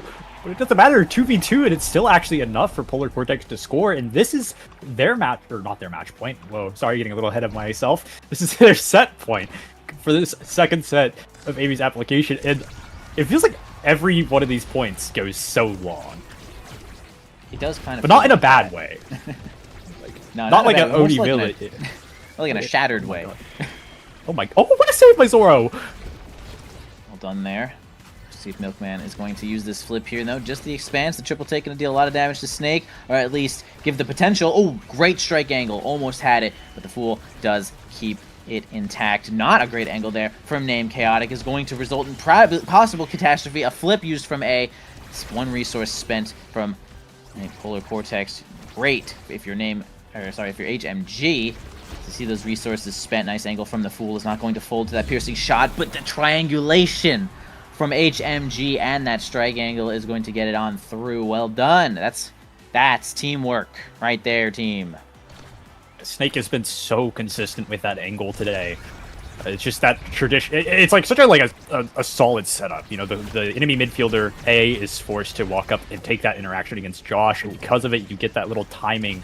It feels like every time it happens, it's going into that bottom pocket. Unless Snake's like finding his own, solo way of doing it. But Yeah, it is God. definitely a tough spot, especially with the open goal, right? You got a lot of different angles there, and it's like, it feels weird to kind of fold to the same angle every time, but it is kind of, there's just so many options. But Polar Cortex, they are determined to keep this game alive, this set alive, this series. They're week 4 alive, and they take this next set to even it up, and they get their Finny. They get the Zoro's gonna have. We got team player maybe, or we're gonna go for like Mega Dam. We're gonna go for Mega Speed. That makes sense. It's Finny. Yeah, that checks out. Finny probably just wants the speed to go fly around. A spec training deny is going to come out, but it honestly doesn't even matter. You know, prize fighter is very, very important actually in this game. Even if it's not because of Rasmus hooks, we haven't seen a lot of like Rasmus like hook kills through the center, but just through like the damage alone, Finny and Amy are going to scale eventually. It's still just set 2. They got so much more damage available to them on the board. And even just 1 kill is enough to make Name Chaotic Hook be, I think, true. Like, if it hits, it's going to kill.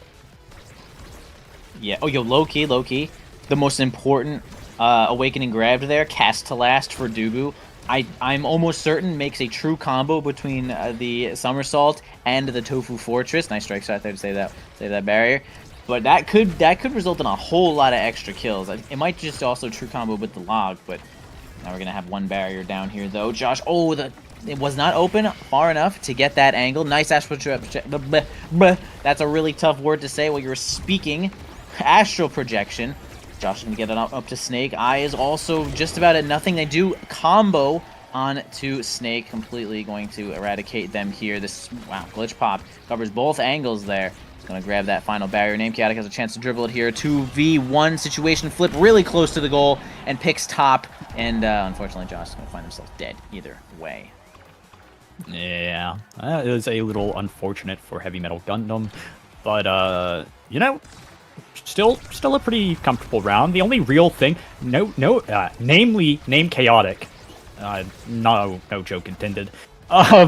He did not actually help in any way on that 3rd kill, nor did he... Oh, he actually did hit. He's got 3 prize fighter stacks. That's the end goal of this tangent. Milkman forced to drop the ult in the corner. Maybe he'll survive this, but it is a brutal power play, and the damage is going to start coming through for the side of Polar Cortex with the build different, the Stinger, and with the prize fighter. Nice catch there from the big finish. Yeah, 3 stacks of prize fighter is going to be even more deadly than just Monumentalist, which we saw was deadly. The Strike War interaction win there. Going to get them through. And, you know, Polar Cortex this might be when Polar Cortex locks in and just says, okay, we're done. We recognize it. You guys were going a little crazy this game, and we're done. We want to go back to how it was at the start. Goodbye. Oh, wait, a good lifeliner. Nice. That's the ability. That's not that. Celestial Intervention. That's the healing one I'm thinking of. Yeah, saves Dubu's life there, which is the whole intention of the Astral Intervention. No, save Dubu. Oh, Dubu. Okay, so there goes Josh, completely down there. There goes Dubu, not working as intended. Does Atlas have anything left to save this team? That character's been pretty good for... Actually, I mean, you can just Name Chaotic. Okay, Name Chaotic has left the building, but might be returning in momentarily. I really can't tell if they're still lagging, but it looks like they're good now. As Snake is on the front side here with the Fool, losing a whole lot more health. Gonna have the big finish to go through, and yeah, the angle is gonna be pretty great there for the Fool, for Polar Cortex, and now taking the advantage in this final game, bro. Who's it gonna be? It's gonna be Zoro once again as the MVP. What more could you get? Oh no, there's so much here for There's so much. Prime Time, Deadeye, Glass Cannon. I mean, you have so many you could even just like, there's so much here. It's brutal. I imagine you might actually just wait, and you know, let your Amy pick. I guess I'm not really sure, but there's so much here. Like, so honestly, they do. Yeah. Both teams, there's so much here to talk about. Hot shot on Feeny, not like her best awakening, but still very, very good just for everything she wants to do. This is not a Feeny that is going to kill you. We've drafted no damage besides Monu. This is a Feeny that is going to maintain core possession the entire game. A is just denying the HP, as one does. Name Chaotic with the same idea. They just want to make sure that they can get these prize fighter stacks going up, but just kidding, we're going back down to 0. Nice. They get the kill there. Huge value, as you said there. Knocking those stacks down to 0. Snake, man, holding on by a literal thread. The Stinger finishes them off, completely shattered now and comboed easily from the Whiplash into the Pendulum Swing. 2v3 situation here. Josh gonna try to help Milkman hold the line. Name Chaotic is, the internet is also gonna help them hold the line. Not a great angle off the top. Nice heal there, making sure that Josh is not gonna die regardless, although still shattered. You only get unshattered if Atlas actually revives you or you hit half. So try to go for a combo there from Snake. A is going to maybe move up with this flip. Lots of energy onto Polar Cortex, although Josh is approaching dangerously and had to use that flip just a little bit too early because they were, taking a lot of damage. And that's kind of been what we've been seeing. It's scary. What a scary breakaway. Named Chaotic fighting for his life. He does not want to lose his prize fighter stack, but there's not a lot of offensive pressure here for HMG yet. They haven't managed to reset, get themselves back in spots. And we can see Josh trying to move up and get in a spot to do something, but it's so brutal because it's just going to go around, and Snake is too low to really cover everything. And Polar Cortex looking like they really do want to just close the game out here on this set 4. Don't even let it go set 5. Don't let the Estelle get anything she needs. Notably, any dash range would be really, really nice for her, but she might not even get the chance to get it. Yeah, I'm not sure things could always get better or worse depending on the team, but they did actually do a great job of denying Dubu any extra stagger. It does have bulk up, but they are just focusing so hard, it's kind of not enough. Josh, at least protected with a Divine Intervention there, but not healing too much, although grabbing this orb, which is going to be probably enough to keep them alive for a while. The Expanse is going to hold through Amy's ult, a flip being spent, the big finish nullified there by a nice astral projection. Snake might be able to move up with this flip. The Fool recognizes that this is going to be a tough situation, approaching ever so slowly. Named Chaotic has a flip as well. Josh pushes it in. Nice, and nothing better than holding onto your flip, staying alive, and next point we'll be rolling over. Yeah, unfortunately, a little greedy for the KO and will not even be binding it. Yeah, HMG here, no flip. And Chaotic's trying to blitz a point. Oh my god. Aura farmed. Yeah, it was like high key aura. Wait, he just stood there. What a beast. As I was trying. Anyways, as I was saying, HMG does have a flip to work with. Named Chaotic. So much damage out on Snake. He's dead.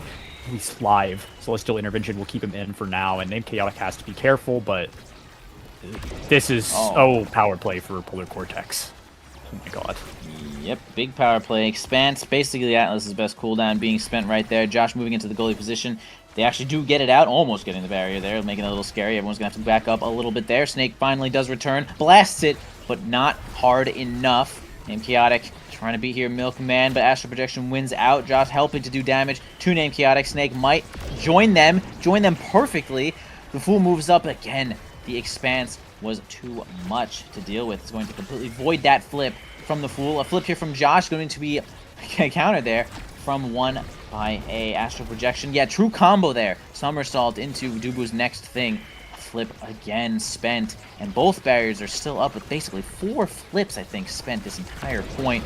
Dang, Josh completely eradicated from that triple take. The big finish coming out. No extra time, though, on that one. This 2v3 is going to be rough. We got Dubu, wow, blasting the ball there with the 1-2 punch overtime. Might be enough to keep this one up. It might be in Polar Cortex. Zoro is gliding right now. He's like 700 move speed or something. I don't know. Power play is going to go. And he has a cooldown for every breakaway ever. And whenever he doesn't have one, it goes behind the barrier. It's so unfortunate for Heavy Metal Gundam. But there's so much damage. It feels like they just have a power play every 10 seconds. It doesn't matter how long it takes them to put it in. They finally do. But like, Polar Cortex claiming their first win in nasl Season 7.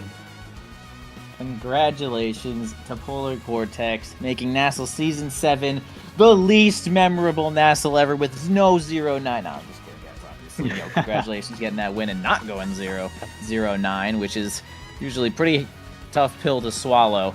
as they are going to triumph over HMG. Really a great series there. Lots of wild back and forth. It was just like adaptation left and right. We saw it all 3 games. We saw mostly game 2 and 3, but just so well played. Let's check out some stats here. I mean, look at the damage, bro. Look at the damage. Even from Dubu. I mean, Snake did 30k damage on Dubu. Like, what? That man was literally just trying to kill people. Which makes sense. It was Amy's app, and that's part of the job. But, of course, like 100,000 damage on the opposing team is going to be really tough to beat. I mean, I did not see the Brubu, as we saw there in chat there. I did not see that one coming, but it was just... It was close.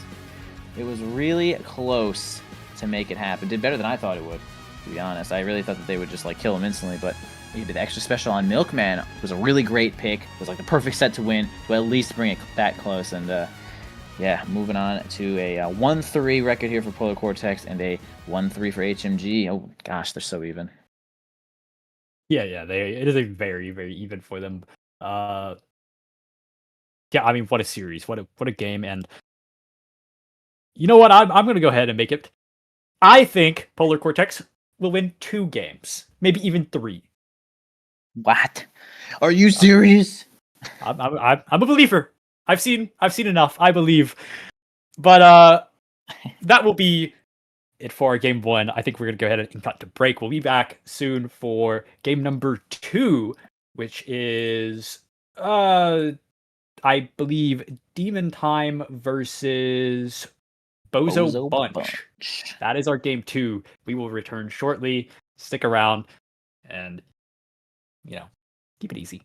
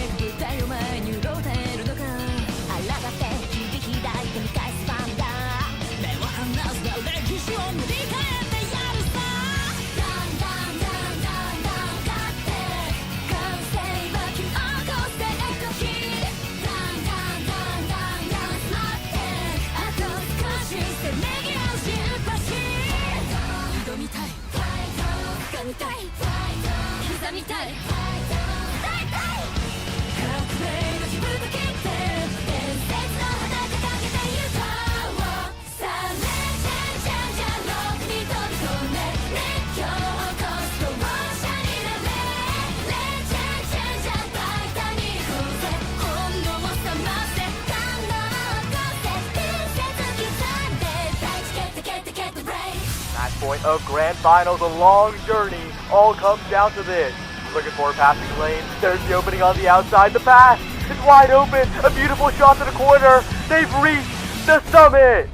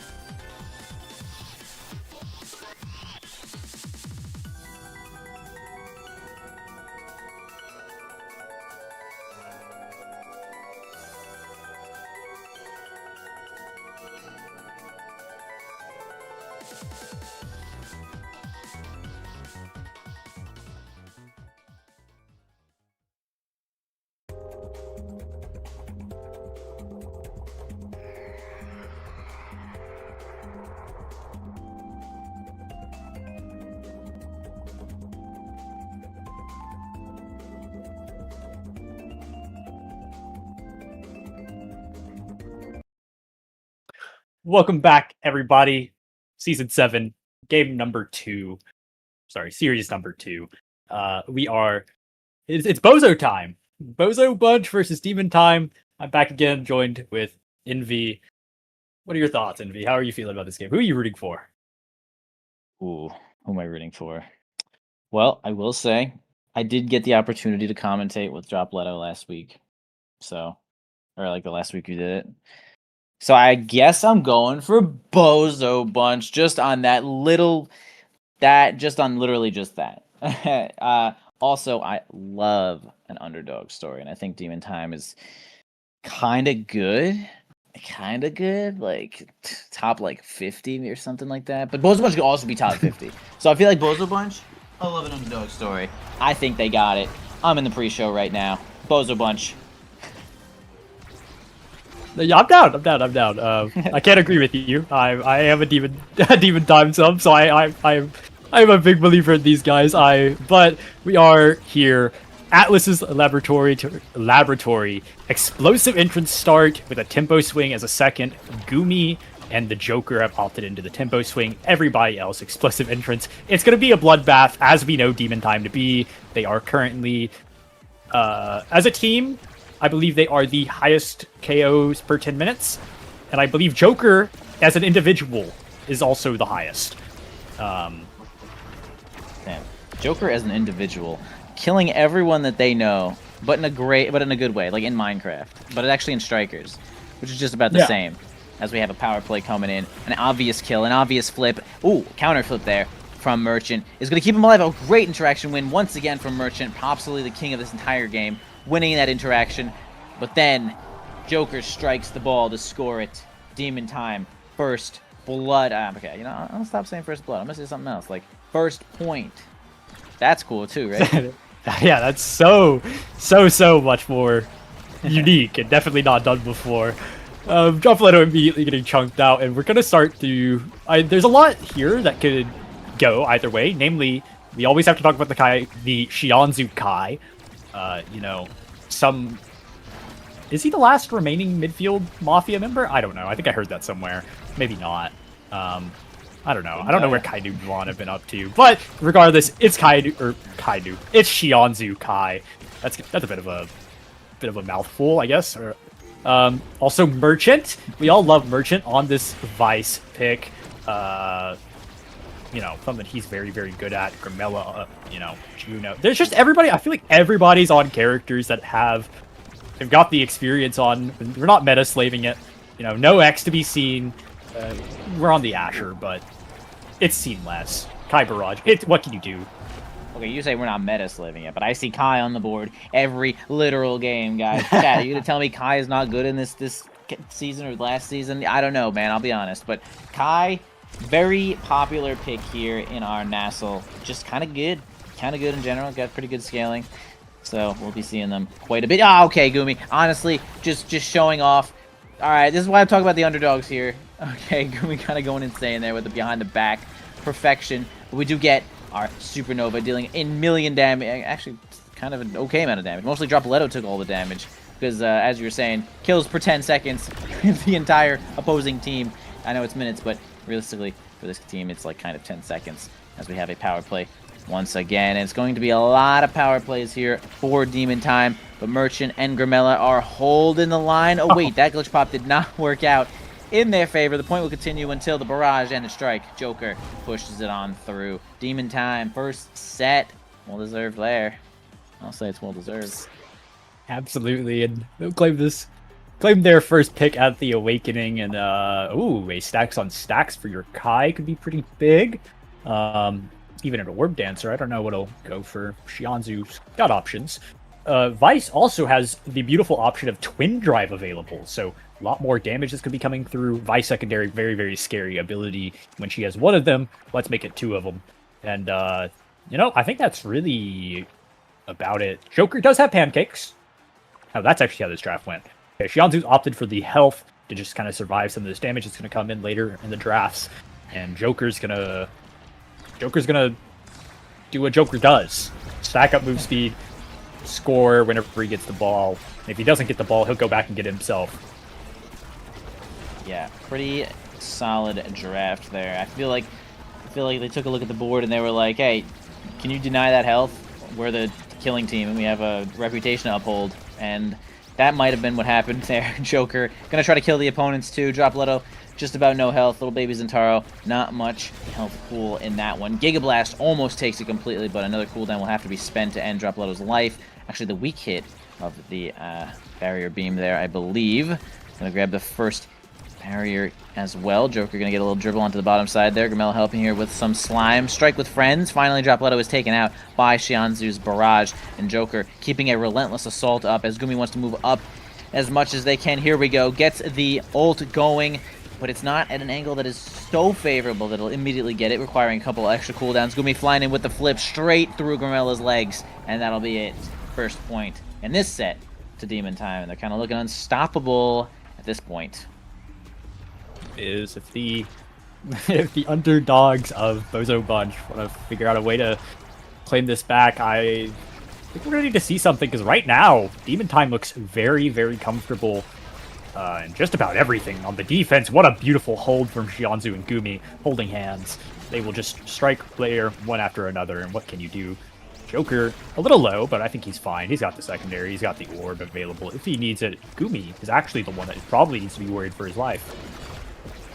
Yeah, they might find a kill onto Gumi. Gonna jump on over to one of these orbs. Dropletto was kind of sharking there for a second, but realizes that they're probably gonna have to go out here and help get this ball past big ol' Asher and fast old Kai, as the Atlas Orb is gonna spawn up once again. Gonna do a whole lot of damage to Zentaro if it finds it, but Gumi is going to do a whole lot of damage to this Zentaro. Dropletto nowhere to be found. Grimella joining them in the astral plane. Merchant left alone, wins an interaction against the Joker. Gonna spend some time. Thunderstrike.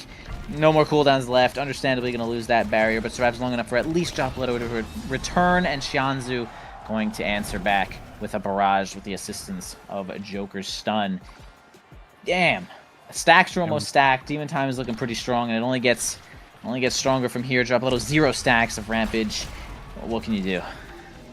Yeah, it is very, very brutal. He actually did claim himself 1, though, there, so we'll see if that will be enough. I'm leaning towards no. 5% on Zentaro isn't too much. Oh, but he's actually claimed himself a second, and this might be a open barrier, or an open goal here for the for Bozo. I would have loved to see a back pass there, I think. But I'm not entirely sure. Maybe I don't know what I'm talking about. That happens a lot, to be honest. Merchant, no! Not fast enough to get there. And of course, having eject button, Joker's going to find a nice angle right on through to that mid to top side. Demon Time once again. Xianzu, MVP, Kai, Metaslave thinking, I'm not entirely sure, but probably the best character in the entire game. I don't know, man. Tell me. Yeah, Tell me he's not the best character in the whole damn game. I don't know if I'd say that, but I could definitely see him. He's going to be yeah. rewarded here with, team players when he's opting into. Gumi probably going to go this prize fighter. Actually, Missile Prop, I'm really shocked he didn't go prize fighter.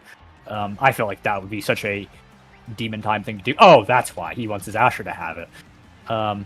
This draft sucks for Bozo. I'll say it.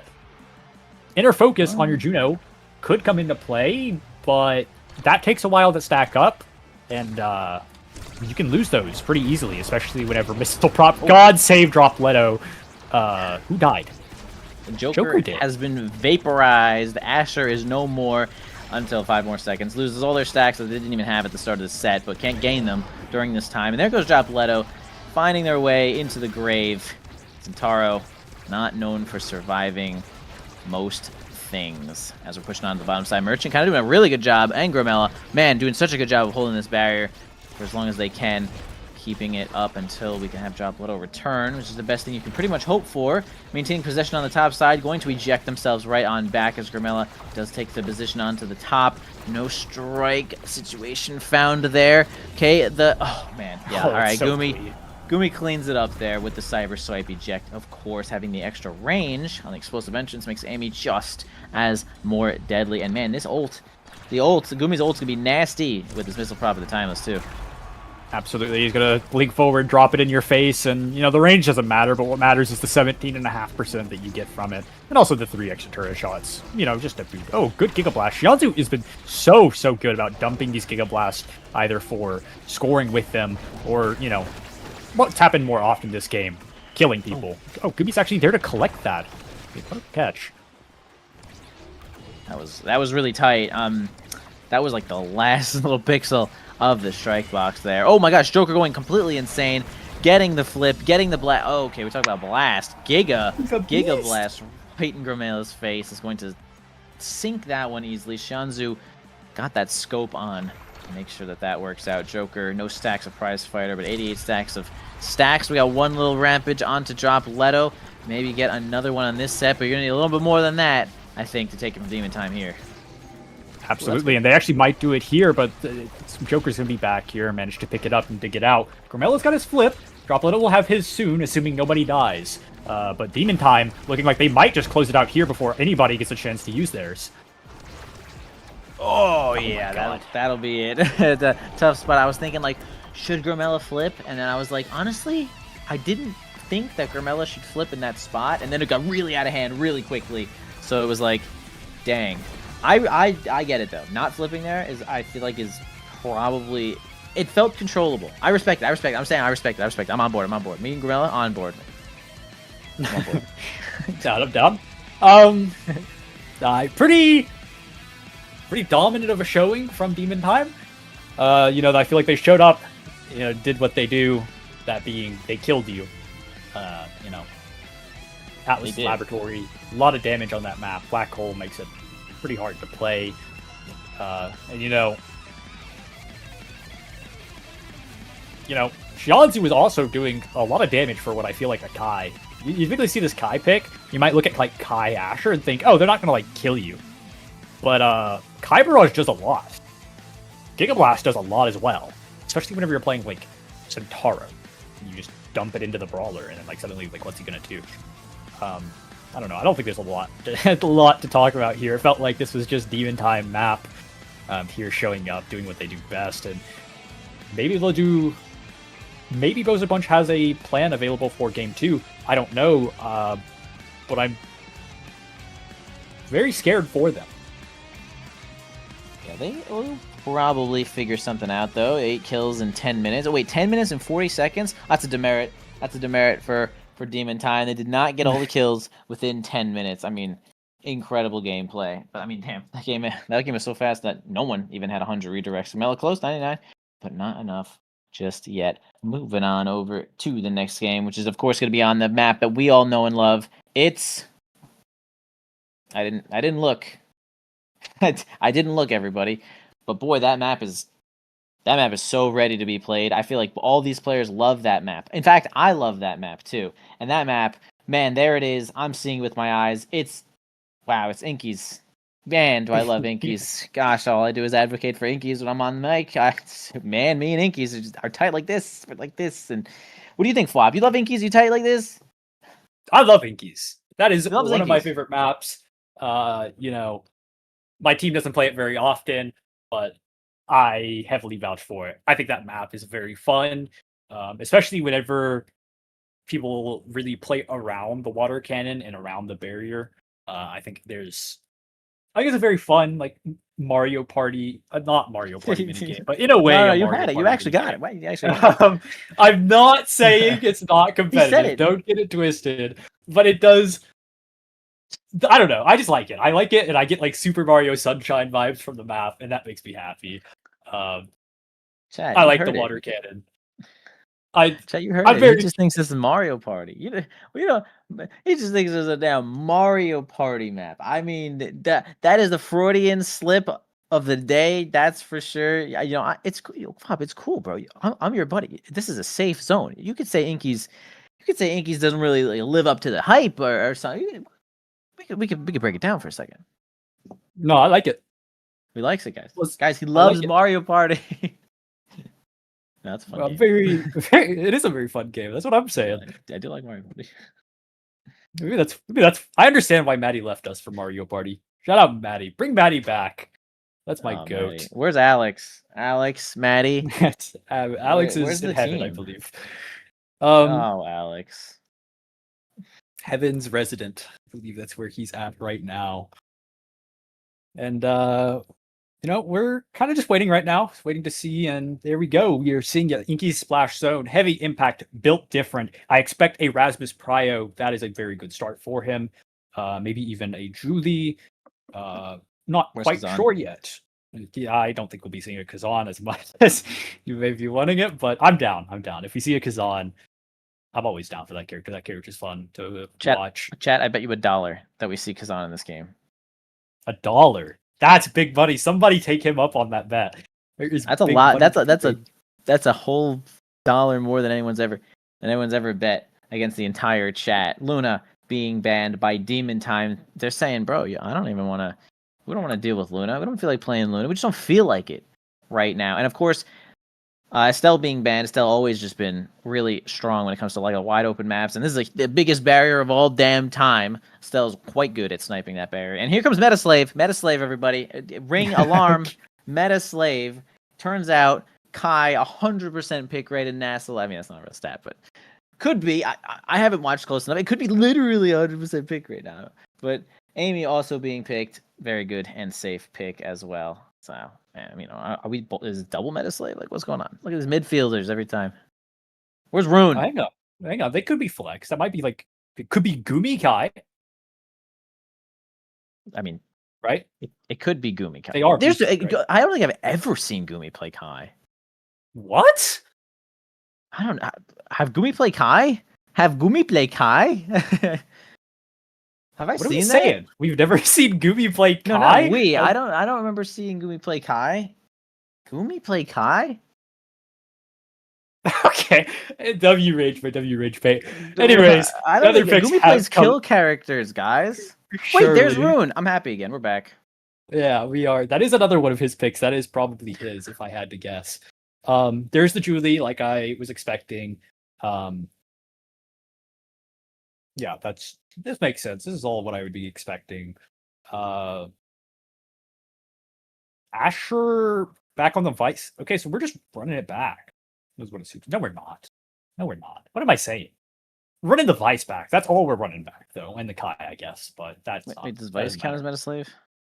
No, not at all. Okay. I had to ask on that one. I didn't have to ask on Kai. I had to ask on that one. Also, just for everybody aware, it is not $1 to everybody in the Twitch stream. It is $1 divided among everybody. So, that's all like a cent. Some of you will get a little unlucky and get less than that, but be loading in shortly, very soon, I imagine. What are our thoughts? Who are you? yeah, Saya needs it really badly. What are we thinking for this game? Are you a fan of Bozo's team comp? Are you? Let's see. Let's take a nice, solid, honest look here. So we got Demon Time with Kai, we got Rune, and we got Juliet. So obviously we got Joker on this Juliet, Xianzu on the Rune. I mean, I see Gumi play a lot of Rune, so it could be Gumi Rune. I would say that it's probably more likely Gumi Rune. Bozo Bunch. This all seems to make sense for the most part on Bozo Bunch. Merchant again hitting with Vice. Luna's band. The Luna band is pretty cool.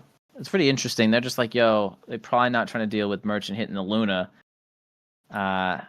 We do have the Asher, which we've seen banned a couple times today, actually.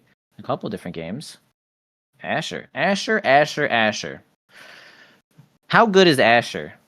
Very. Is Asher the champion? Very. Asher is very good. Some people might like crucify you for suggesting that she's even not top one.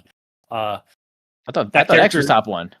No, that character sucks. Asher's broken. Guys, I'm getting mixed feelings. No. Okay, X is like the current, like, he's the fan favorite. Everybody wants him to be number one. Asher's like the sleeper number one. The one that, like, I mean, Xianzu immediately barrage. Can't do much for it. Let's see what everybody takes, though. And it's heavy impact all across the board, except Dropletto, who's size merchanting against. No, sorry, that line doesn't work. Just kidding. Well, we'll get him next time.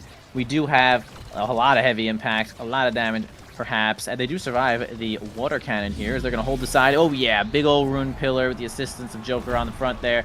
It's going to be quite hard to get that ball on out of there. First point here for Demon Time. We do have, I asked for Rune and we got Rune. Kind of an interesting pick on this map. I feel like Rune goalie feels kind of hard on this map. I'm not going to lie, but Gumi going to make it look easy. I might just suck at this game. What are your thoughts on that? That What are your can't thoughts be on the that Rune good. pick on Inkies. I am a believer that Rune is a character that gets a lot of value on this map.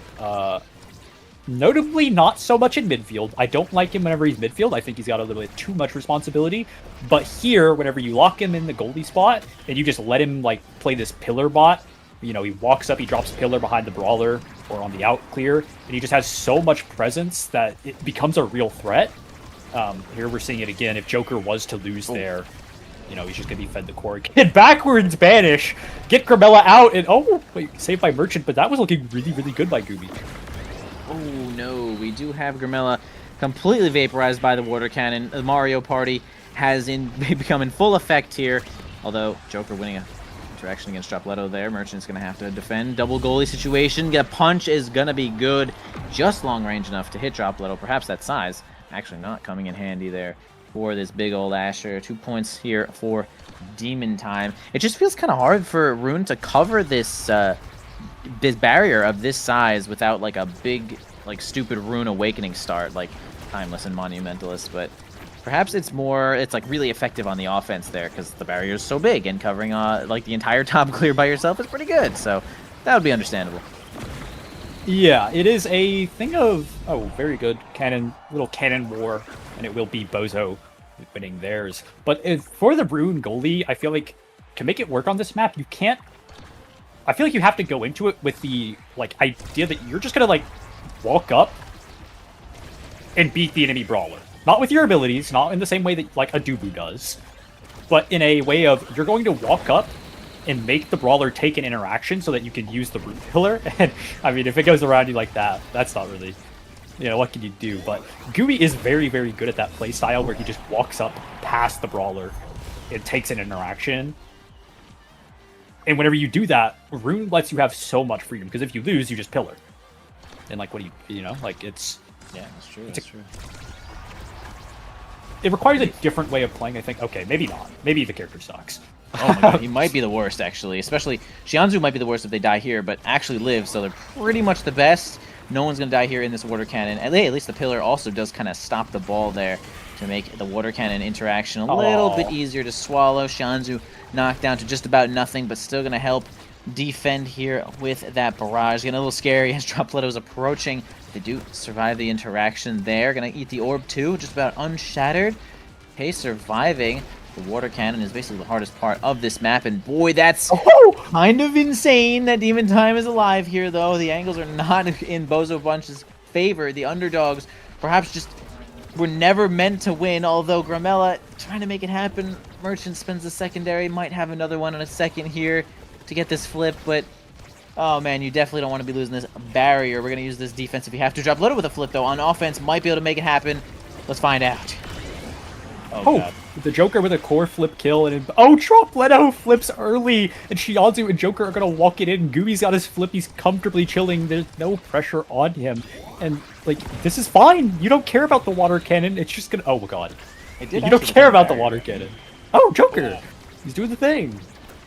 I mean, like, this is a very, very scary spot for Bozo Bunch. Shot!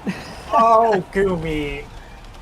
Oh, that's fucking, whoops, that's crazy.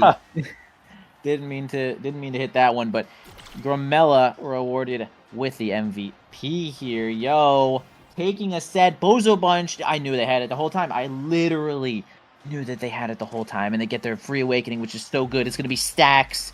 That's pretty good for Amy, hitting basically everyone. I'm pretty sure it's even hits for the ult, too. It's quite nice. 1-2 punch for Juliet. Obviously good. Crazy good for Primetime Kai as well. Kind of a main awakening for them. Siege Machine for the Rune. Always good to have that creation and increased damage as well. Kind of goes with Demon Time's whole persona there.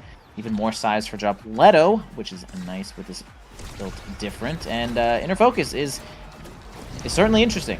I don't think it's bad, but I'd sure love to see the numbers on it. I think Inner Focus is quite good. Goodbye to the, I don't know. I think that's the Vice that died. And yeah, Gooby, Joker, Xianzhu gonna try to like put this in this power play, and oh, it's actually freaking free. The power play is dead from the. Oh, just kidding, water cannon. This is yeah, that makes Oh, such Super sense. Mario Sunshine. Barrage is just so hard to deal with on this Vice character, on the Amy as well. It just comes in, you're not big enough to eat it. You know, it's very, very difficult to do. And Joker is got a very, very concerning build going with Heavy Impact 1-2. He's already pretty close to getting out of hand. Yeah, I feel like Juliet's just about out of hand, even with just 1-2 punch. Synergizes so well and is completely active after she's ulting too.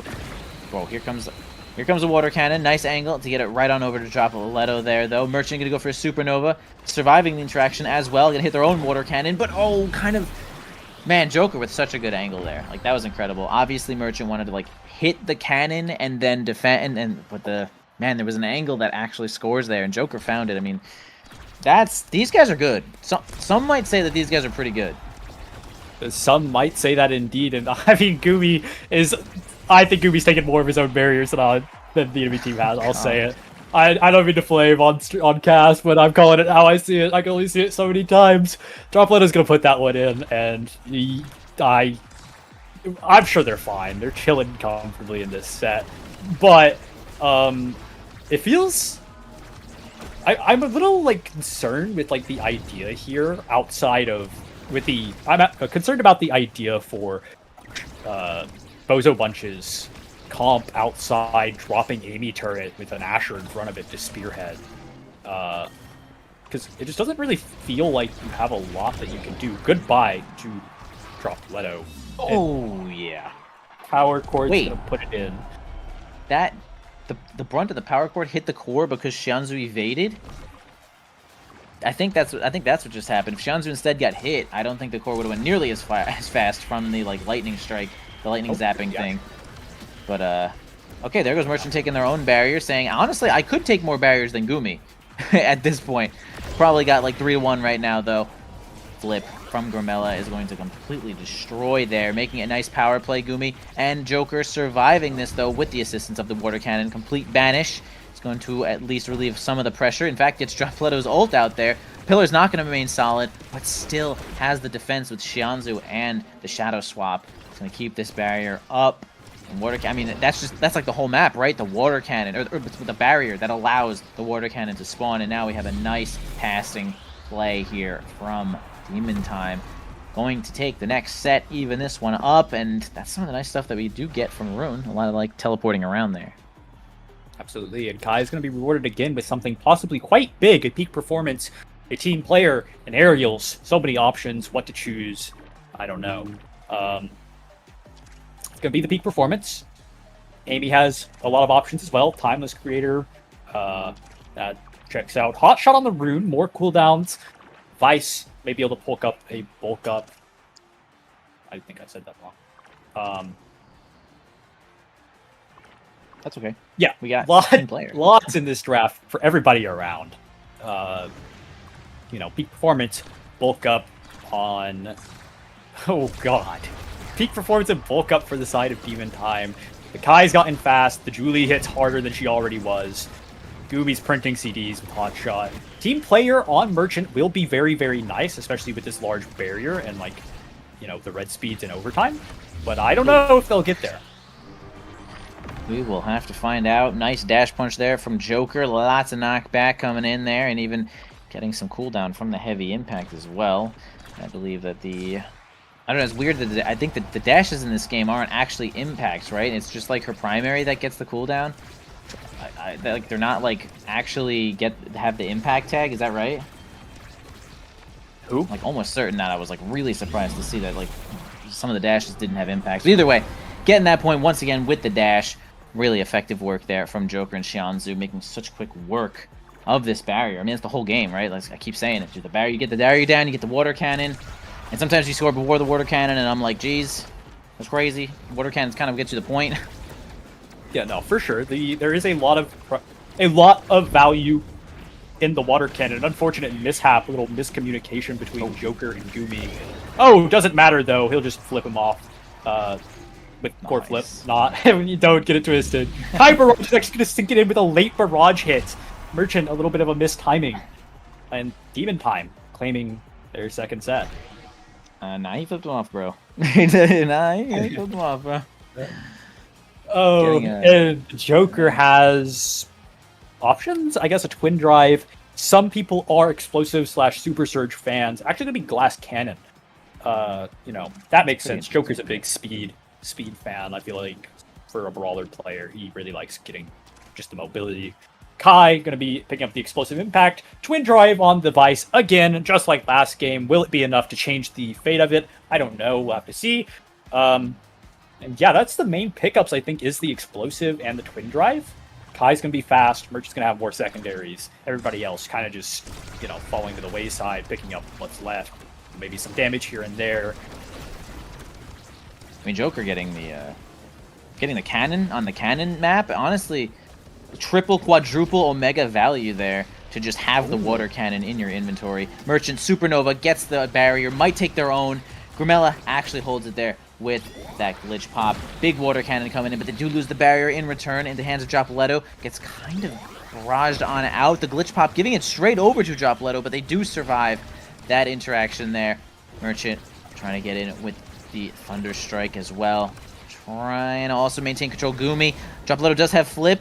Kind of a scary situation, but Shian's going to spend the speed to get in front of Dropletto. And Joker just kind of puts it in. I mean, has a lot of power, right? The 1-2 punch strikes with like the bulk up and glass cannon honestly make the core pretty fast. Like even there, it was kind of felt like overtime speed amount of fast.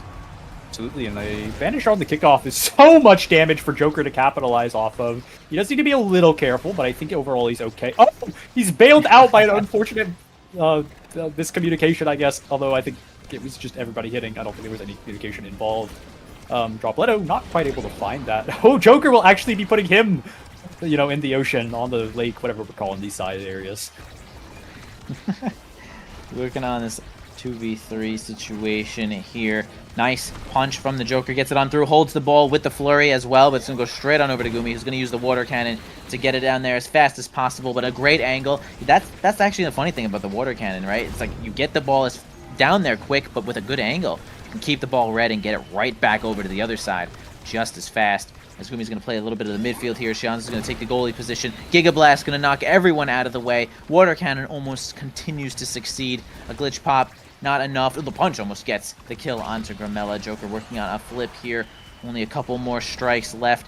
Down to Shianzu. Dropletto is holding the whole bottom line with this humongous Asher. Grimella holding the top line by themselves. Glitch pop to give them back the ball and get it through Gumi. Well done. And has a flip for this next one with, I don't know, maybe 2 strikes left. Yeah, absolutely. We'll definitely have it probably on this kickoff, if I had to guess. Merchant will have his soon as well. And for the flip side, Demon Time has 2 more coming up. Just kidding! Joker's going to trade his to remove the Amy's and her life. Such a just kidding moment. Whoa, everyone banished here in the water cannon, and actually Dropletto finds the like barrier beam redirect at the end there. What? That was kind of crazy. What was that all about? Absolutely, and it's possibly a Bozo set. Dropletto getting a little evade out of Shianzu. That could mean he could die, although he's got another evade to fall back on, forced to use it here, and that is most of the pressure, as long as you don't get dash punched by Dropletto, or like a weird Amy dash punch, but I don't think that's going to be happening. Joker can't find it, but overall, still around. Oh, the Flurry will actually claim the barrier, and Water Cannon is online for blue side. Ooh, great weight there from Merchant to win that interaction against Gumi. Water Cannon, once again, going to be not too successful there, but at least maintains pressure. Joker gets the ball, gets it on through with that dash punch once again. 2-2. Demon Time find themselves on to series point here. Can they fix it up, or will Bozo Bunch be able to take this one? But at least another set, possibly another game. Absolutely, this is a game that Bozo Bunch... This is a point that Bozo Bunch needs to win if they want to claim this series, but it doesn't matter. Kai Barrage, Joker claiming 1 more kill just for, the road home. And that's series 2 pretty decisively in Demon Time's favor, I'd say. That was, like, really time efficient. Like, if anyone was thinking, like, oh my gosh, we don't have enough time for something, Demon Time is on Demon Time as they make another quick 15, just about 16-minute game there.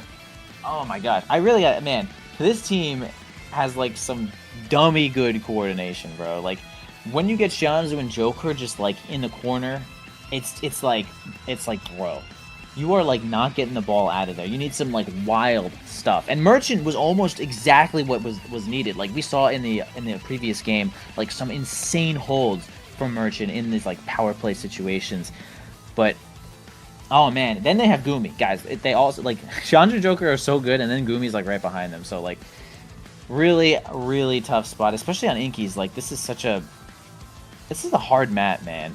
And it really is just like which team is better at just stabbing that barrier? Which team can put on like enough pressure in one humongous play to just get the barrier, and then everything is just way easier after that. And I'd say that like Kai Barrage has like a pretty long cooldown for a primary, but it's like really a good move. Same with Juliet, right? Like her kick has a pretty long cooldown, but it makes one big play. And when Kai has one big play too, I mean there was only one barrier to get, and you get the pillar behind it. So I'd say that the comp in general probably was favoring Demon Time for at least that map there. Well deserved, well played.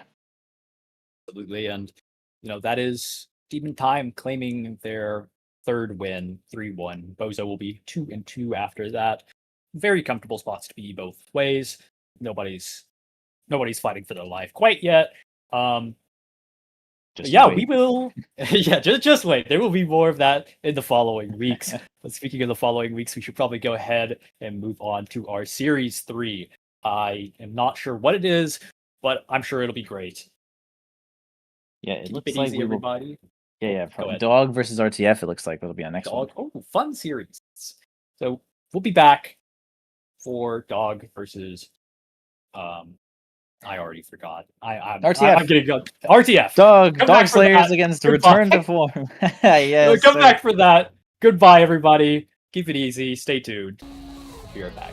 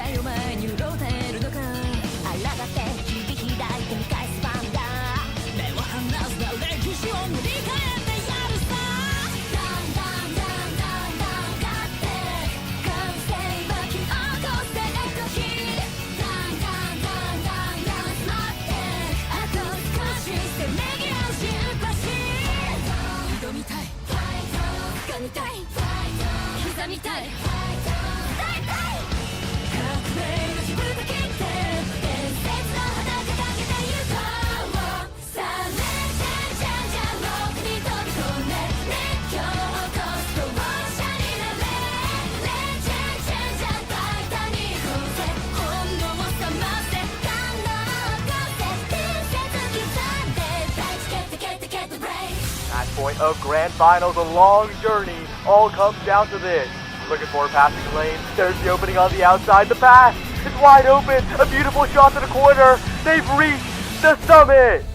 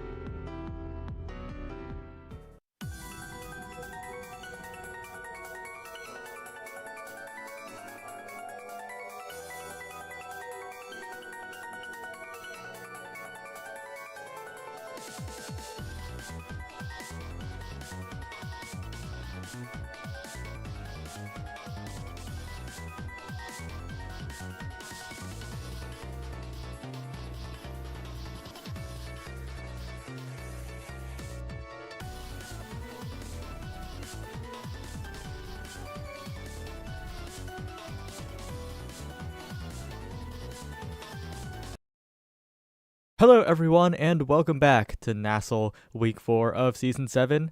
The Bozo Bunch. Gret is here with me. Bozo, unfortunately, did not do too well. Might have gotten perfect gamed. But we're here to watch RTF versus Dog.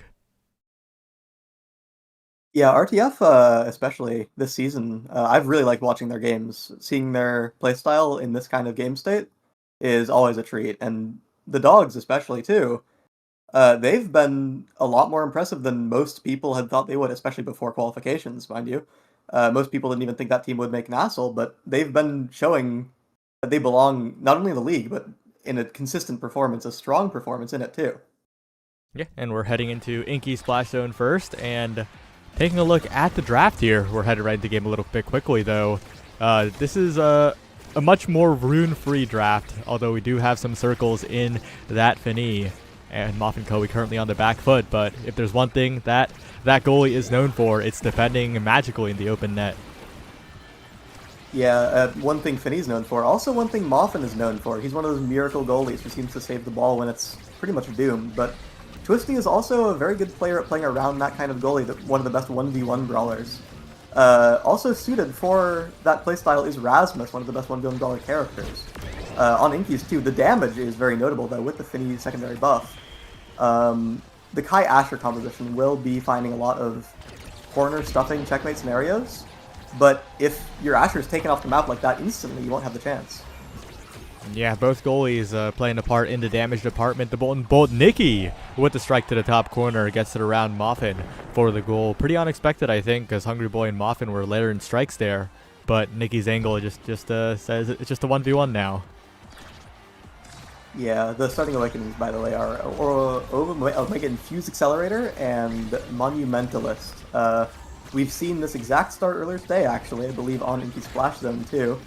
And it's an interesting start. Every OIA start is interesting, I think, because it shows which players are willing to take a Dead Awakening to avoid it, that being Weston in this case. Opting for that max health over the speed here on the Drakkar goalie, kind of maybe playing it safe just in case this Kai Asher finds some extra damage awakenings. Maybe a specialized training on Kai, but the flips are coming out and Moffin is saving it all. Even with this open net, he's still able to play this point pretty comfortably. Yeah, but for how long is the question here? Twisty's building up meter. Nikki a bit far away from a flip, but the Estelle is a threat in the open net always. Good defense coming out in the corner, and they managed to extract it from the dangerous situation there. The bottom end of the barrier is often the easiest to score on here, and Leo Leon's targeting it, looking for the 1v1, the 1v2. Moffin with the crossfire, and an angle down to the bottom side, unable to find it all the way. The big finish slowing down the flip, but a KO found by Nikki. Leo Leon with a lot of meter built up will have to pull off a miracle here, as Nikki is looking relatively low, but the passing plays a triangle around everybody to the top side. The strike shot from Moffin still defending to the top side again, but the speed on the Fini gonna make it so difficult to score. The triple take sends it backwards. Moffin, oh no! Hungry Boy sends it right to Twisty, who manages to capitalize. Yeah, dangerous defenses too, because Rasmus does pose a lot of the threat in the net there. A correct hook from Twisty there could bring that play right back around if you do go for that downwards clear, so it's a bit of a mix-up too. One thing Rasmus really shines at, especially Estelle too, this comp is traditionally very good on open maps and very good versus ranged goalies, so the composition for the Dogs are pretty comfortable for them, and we're seeing it work out for them so far in this game. Oh, a huge Giga Blasto. Hungry Boy finds the barrier, finds the KO. A bit of a turnaround for RTF here. Both teams sitting at 1 and 2. Would really like a win. The hit stun right into the water cannon. Leo Leon making sure Nikki doesn't have a chance in this 1v3. Finds the KO, finds the goal. Just perfectly set up, and maybe a bounce back here. Yeah, able to find the goal without using any energy, by the way. 2 flips on the board and one almost about to happen here. Handless Dogs, on their hand, almost don't have any energy at all, as they all just died, too. The Monty Finial will be not getting exact value, however, Nikki Midland is very low, finding Orbicom right back. However, still sent quite low, off the play for a little while, collecting those orbs, and because of that, they're able to find the barrier for it. 2 flips spent. Nicky's almost dead again, but it's all you need, really. Yeah, stacked a little bit too much on top of each other, and Leo Leon capitalizes. The corner wide open, finds a shot, and it's already even though it was looking so dominant for the Dogs here. And I was mentioning earlier, it's so important for both these teams, right? You do not want to be in a 1-3 spot. Suddenly, your playoff chances become a little bit scary, even though it's earlier in the season. Yeah, 1-3 is one of the most dangerous score lines. It's technically possible to go for a 5-4 from that, but really that's when it starts getting scary. A 1-2 is a lot safer, but already a set win for the Handless Dogs, for the Dog Slayers 3, off the water cannon, playing off the barrier, and Rasmus Primary closing it out. Doing what it does best there, converting off of that open space here, and Nicky Midland will get the first pick in this draft. Quite a few things to pick from, though. One thing standing out a bit more than everything else, I think, is the peak performance, especially in a game where she is taking quite a bit of damage, and there it is again. All that damage that was being focused on her is now going to be a lot farther from enough to kill. Yeah, and just trying to drop down a pick here. The size falling to the Asher going to be extremely valuable. We saw Leo Leon's presence in the corner up close, and combined with the Among Titans, the forwards are both massive. Interesting draft philosophy from Return to Form here. 2 Size Awakenings and an extra half of Size Awakening being tacked on both forwards at the cost of Moffin's size, but he's so fast it's almost like he doesn't care. These 2 massive forwards are you want this size. Kai and Asher, able to cover all that space with just a strike. It's perfect for how they're already playing. That might actually be an interesting game-winning draft, a very, very interesting play here. Already finding 2 kills, by the way, with no damage awakenings, except for, I guess, the 7% impacts on Built Different. Just the OIA is enough. And not just the size, but the damage as well. They're landing every ability, and if they can keep that up, it'll be a difficult game for the Dog Slayers here, but Twisty going for the rebound, finds the hook as well. The chip damage so meaningful on both teams. The power play looking good. The Crystal Thorn's going to send it in, and it's already evened up. Yeah, and this is the natural Inky's game state that you'd come to expect, where all the points are going so quickly. As soon as a barrier falls, the point kind of snowballs out of control.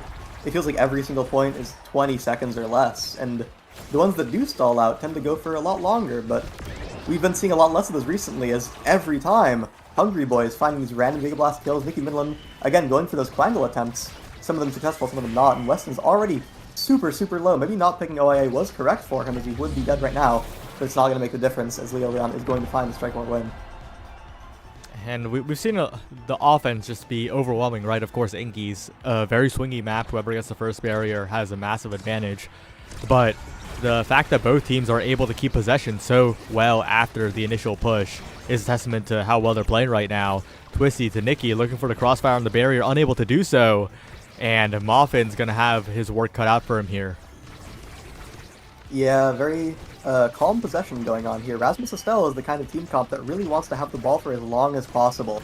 But if Kai and Asher are competing, especially with that extra size they have, it becomes very scary for the Dog Slayers, as anything can happen. You can set up for a corner offense checkmate scenario, or you can randomly go for an open shot on the barrier there. Weston not able to cover both. No one really is. Playing for the water cannon now, and this is a great spot for Leo Leon, finding a dash almost from the back hitbox of Asher there. Barely not scoring off of it too. Crystal Thorn's looking scary. Moffin flinches, but the range isn't quite enough, and that means after the strike, it's Nicky finding the barrier, the water cannon active. And Twisty low, but not taken out just yet. The core speed around to Weston. The angle is good. Leo Leon low. Twisty as well. A KO could be found here. Nicky Midland in full control, but it goes all the way back to Weston. Going for the Quangle, but Leo Leon avoids. And now the Asher's in position to corner offense potentially, but not quite. It goes back to the midfield, drifting awkwardly. Hungry Boy with the flip. Can he do it? Can he make the difference in this dangerous situation? The flip goes wide. The shot is good, but the big finish is even better. Leo Leon, the strike war win. Weston gets it out of there. And now Leo Leon, who's still surviving somehow, would just win a strike war and send it to the bottom corner of the goal. Yeah, crazy find there versus Drakkar. Not something you can always get with that shotgun on the board, but knowing that Weston was aiming for him, Leo was able to find that lower shot instead of going for like a dribble or a possession play, able to score right then and there. And this draft, again, Estelle is in the back, so there's no chance she's getting that bulk up for the synergy. Yeah, Kai often take immediately, making sure that this damage win combo they have is not able to fall apart so easily already. even despite the peak performance on Estelle, they're still finding consistent damage, consistent knockback kills. And I think that's the highlight of the draft, is that deny. Twin Drive on Rasmus is nothing especially notable. It's more of a deny from Finny, and so is Hotshot Finny as a deny from Drakkar. It's a very stable draft. The only massive pickup, again, is that bulk up on Kai, offsetting the health reduction from OIA, and giving a ton of value to the deny. Yeah, that's going to be quite incredible here. The early barrier take, though, does mean the dogs are in form again in this point. Nikki going for the snipe a little bit too far to do so. And Leo Leon maintaining control. Hungry Boy patrolling the midfield line, making sure that Moffin's not in too much trouble. And the hot shot also a factor here that could help them out quite a bit. Nikki trying to extricate it. Twisty with the pull. The hook is perfect. The shot to the top corner is good. And we're seeing why this Rasmus is so dangerous. Yeah, the real strength of this comp. Estelle can threaten so much space that as soon as Rasmus actually does find a breakaway play, it will be almost always enough for a guaranteed goal. Especially on a Finny who's so committed to defending that closed space scenario. Again, the barrier falls, however, so does Nikki Midland. The water cannon is up, and it could be enough. Weston able to set it up, however, nothing immediately findable off of it. Yeah, good wait by Hungry Boy, man, just to avoid dying to the water cannon. Twisty now trying, but so much damage from the barrage this time. And Leo Leon with a dash punch, make sure that Nikki can't stay in the play at all. And with the flip available, this Asher has a lot of potential. Yeah, it's a power play again. It feels like the power plays have been going on for so long, as every time they get an even game state, they find a kill again. A flip in the net, almost enough. The water cannon is good here. This is great for Leo Leon. Not quite able to find it as the hit stun moves him out of the way. Very well played from Dogslayers 3. Possession again for RTF, and it feels like they've had possession for a majority of the point. It feels like kind of the opposite of the way you'd expect this to go. The kind of floaty, non-checkmate team is the one having to find those breakaway plays. We'll see if this breakaway gets it done, though. Twisty in the threat range here in the enemy side, but Weston's the one who has to defend. Leo Leon core available, pass back to Muffin. Twisty up, but right into the hands of Hungry Boy, but the strike war won. The water cannon activated, but the possession not in the hands. The water just completely diffused, and it goes back to Muffin. Koei, the snipe from Nikki, not in time, but the snipe, the Giga Blast from Hungry Boy, perfect to tie it up at 1-1. Yeah, red core in the overtime, that 120 power on Kai could be making the difference for the core speed. A lot of it actually found for RTF, notably with the hotshot and Finny too. Drafting very synergistically, I feel like. Last draft, or the draft before, they picked up a lot of size. This draft, they picked up a lot of core speed. It feels like every draft they're getting the same exact kind of thing that the team wants. And having those consistent and grouped together power spikes, I think, is showing a lot of value in this game. As raw flip kills, Weston evades at a perfect time to dodge Leo Leon's kill, saving the point for now. Nikki now, a lot of meter built up, but the power play is in the hands of Return to Form. The lock and load, though, providing a lot of value to Strikecore away from the primary as well. Muffin on the defensive end. Nikki with the flip available. Will she be able to? But Leo Leon in the 1v2 gets it done. And Nikki is staggered. A kill target perhaps. The pull away not in time to guarantee the barrier. And now the defense against the orb, making sure Nikki can't revive. And the barrage, so many pellets. The last one, the one able to score. Hungry Boy kind of wiggled it. Yeah, I think he got hit back by Drakkar out there, and that put him in a spot for the pellets to actually time themselves out for Weston there. Very funny interaction there. Asher ult on kickoff, by the way. Kickoff is very important for Inkies. The way that teams play kickoff is important for their philosophy, too. Throwing Asher ult is a very defensive move. And it kind of shows that RTF wants to play these points out for a little longer rather than having these very fast, kind of chaotic points, which really does favor Rasmussen's style. And in these drawn-out interactions on the enemy side, Hungry Boy's got to find value. Twisty in the 1v1, but Muffin is just too good at those situations here. But it's not a 1v1 anymore. Nikki comes by and sets up a shot to take it back into a completely tied game. Yeah, this game is bouncing back and forth all the time. It feels like the second set was a little dominant, but all of a sudden, it's an even game again. It's like set one again. With Hungry Boy finding a flip there, that could be what makes the difference, especially with a lot of resources to spend. Almost the entire kit of every player on RTF, spending it all at once. A great Asher ult from Leo Leon, by the way. Incredibly well placed. And there was a water cannon to back it up, too, if that wasn't enough. Well played from RTF. Yeah, just stalled it, dribbled to the bottom side, and just sent out that pass at an angle where the rebound would go into the goal no matter what. An impossible defense for Weston. Well, and And now heading into the Awakenings, it's once again RTF looking good. Yeah, denying a heavy impact from Drakkar overtaking a Dash Awakening is Kai. Also, Hungry Boy, I notice, is a lot more inclined to playing a damage kind of Kai build, so the heavy impact could be not much of a concession, honestly. For that Giga Blast damage, that might be exactly what he wants. Again, by the way, they're drafting in unison. Heavy Impact Kai, Tempo Swing Actor, and Stinger Fini. It's exactly full damage for RTF. They're all drafting at once for the same thing. Notably, the only real massive pickup for the Dogslayers 3 is Nikki Midland's dash range, which can provide plenty of value, but I think compared to RTF, it might not be enough. Perhaps not here. Weston down to bottom side. Twisty looking for an opening to lock and load to reinforce in the strike war against the barrier beam after it breaks. Twisty now on the rebound, but Hungry Boy helping out Moffin. And it goes to Leo Leon once again in the 1v1. Moffin trying to make it a 2v1, but the shot isn't quite in time. The barrage makes it difficult, and even with both defenders, the barrier will fall. The water cannon inevitable, but not even necessary as Leo Leon finds the perfect pass from Hungry Boy and converts it into a goal. 2 away now in this game that was so even for so long. Yeah, it feels like the momentum really did shift off that last point before the set ended. And I don't know if that was the Asher ult that sent that or Leo's own strike, but now he has the flip to work with in this next point. Hungry Boy about to build up his own. However, the barrier is open. Twisty has a great scoring opportunity. Nikki Midland perfectly positioned to cover that outwards clear, able to strike it right back in. Hungry Boy not opting to save the flip, or to spend the flip to save the point. Yeah, they're just well played by the Dogs, but unfortunately for them, there's so much meter on the side of Return to Form. They have a lot of ability here, but the big finish will not be able to prevent the barrier going down. Leo Leon low, but reviving a little bit to the bottom corner of the barrier. Perhaps it goes to Twisty, who just times the primary so well to beat Moffin in that situation. And we could be going back to even with just one more goal. Yeah, speaking of momentum shifts, the Dogslayers immediately started scoring points again. 2 on the board, already about to send it to a set 5. 2 flips being spent, Leo Leon saving his own, but he has it to work with. And again, the offense isn't enough. Leo goes for a flip kill, not finding it either. This is a good game state for the Dogslayers. They could actually send this to a set 5 right now, so long as they have some good offense going. And Twisty is in danger, but there's not much to confirm that kill with. Nikki Midland has her flip, too.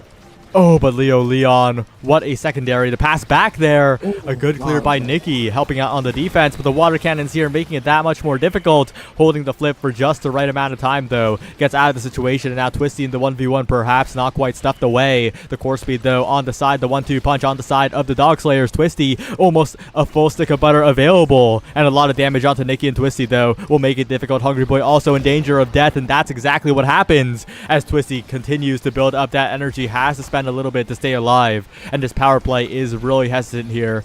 It's not looking like they can keep up the pace on the offense as the respawn comes in. Yeah, Twisty having to spend an evade to stay alive, but as a result, she might actually. The Giga Blast not quite enough to kill. However, again, worse for wear. Twisty low HP with low evade now. Leo Leon having offensive opportunities, but Weston is defending them all quite effectively with the shotgun charges. And again, the barrier is found. It feels like Dogslayers are finding the breakaways, but suddenly, randomly, Hungry Boy finds a gap between Nikki Midland and Weston, actually able to get that upper shot and find the goal for it. Wow. The set is still alive for RTF.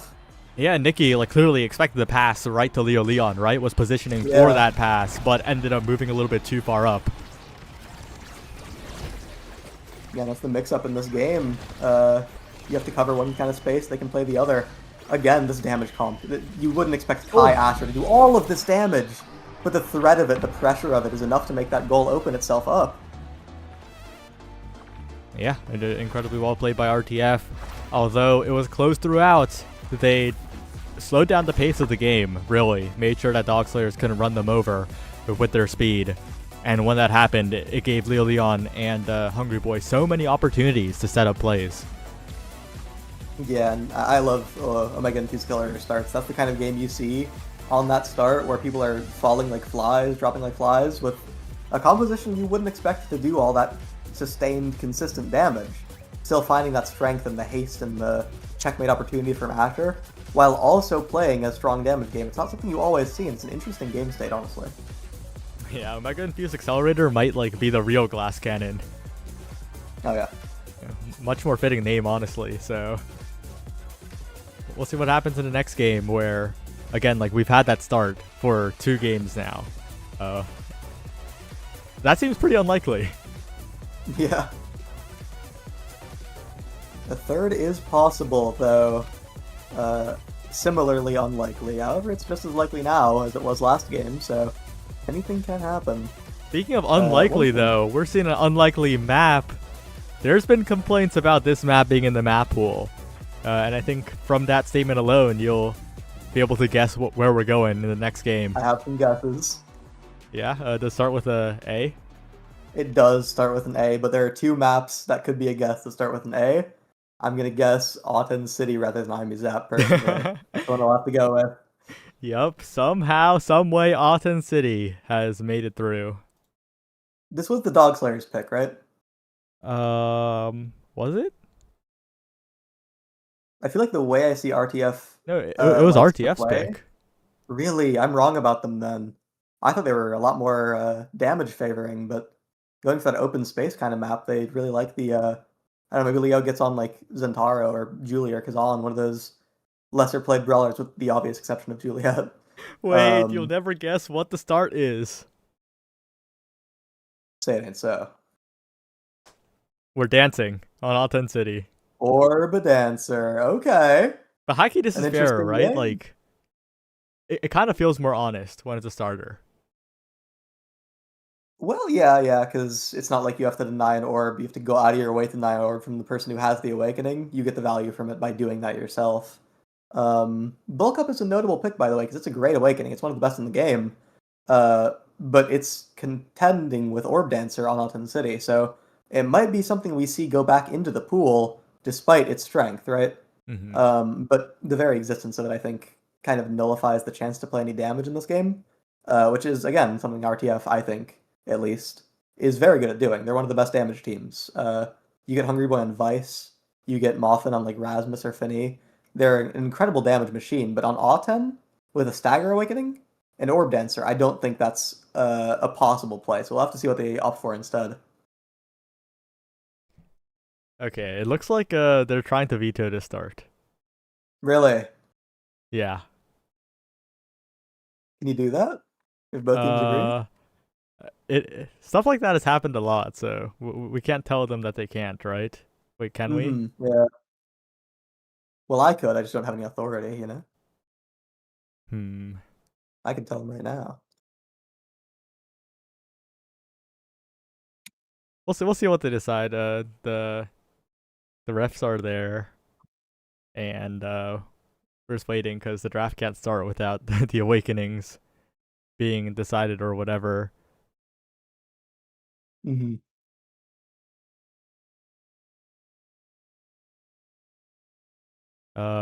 Well, it looks like it's being. I think the refs are discussing in like the VC above us, so we're just gonna have to sit here and wait, I think.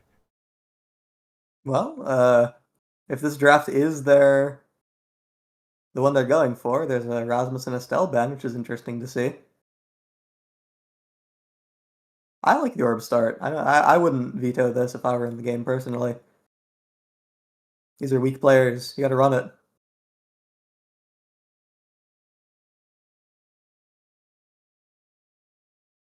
Yeah, I think I don't know. We gotta like actually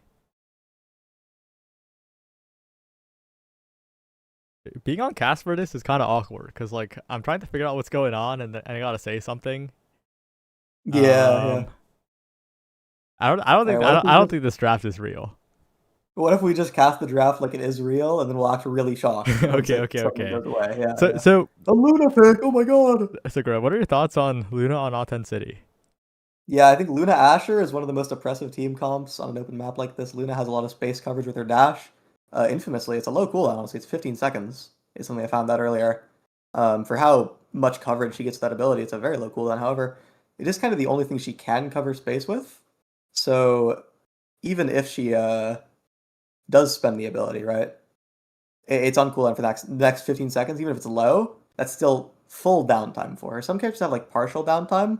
Like a haste character without their haste is partial downtime. Luna without dash is full downtime. So as strong as it is, as good as it is at covering space, if she does do it, especially into a team comp like Mako Octavia, very strong Mako Octavia Kai core team comp. You really can't get away with consistent interruptions of pressure like that because Octavia keeps the ball very condensed, and Luna can't really get the ball out with one dash, right? So you're not cycling the cooldown for your secondaries consistently, right? Mako and Orb Dancer start, I think, is interesting. So is Rune. We can only really guess what the goalie is. It could be Moffin's infamous Rune goalie, something he's been known to pick out in times of need. With the Orb Dancer, it could be very powerful, very potent pick. And the Banish, especially, by the way. Rune is very good into Octavia because you can banish the core, and that's enough to stop her flow state so long as you're tracking her primary cooldown. Your pillars are also very good at stopping the checkmate offense she tries to run. If it's Mako Brawler, that could stop the checkmate, by the way. We can't ever give up on the fact that it's Mako Brawler and like a Kai goalie, maybe. With the Orb Dancer is something you definitely want to see, and we're going to a new draft. What? Really? Oh my god. That wasn't real. I kind of wanted to see that game play out, honestly. I talked myself into it. Okay, it looks like they are going on strike and all agreeing to pick Bulk up.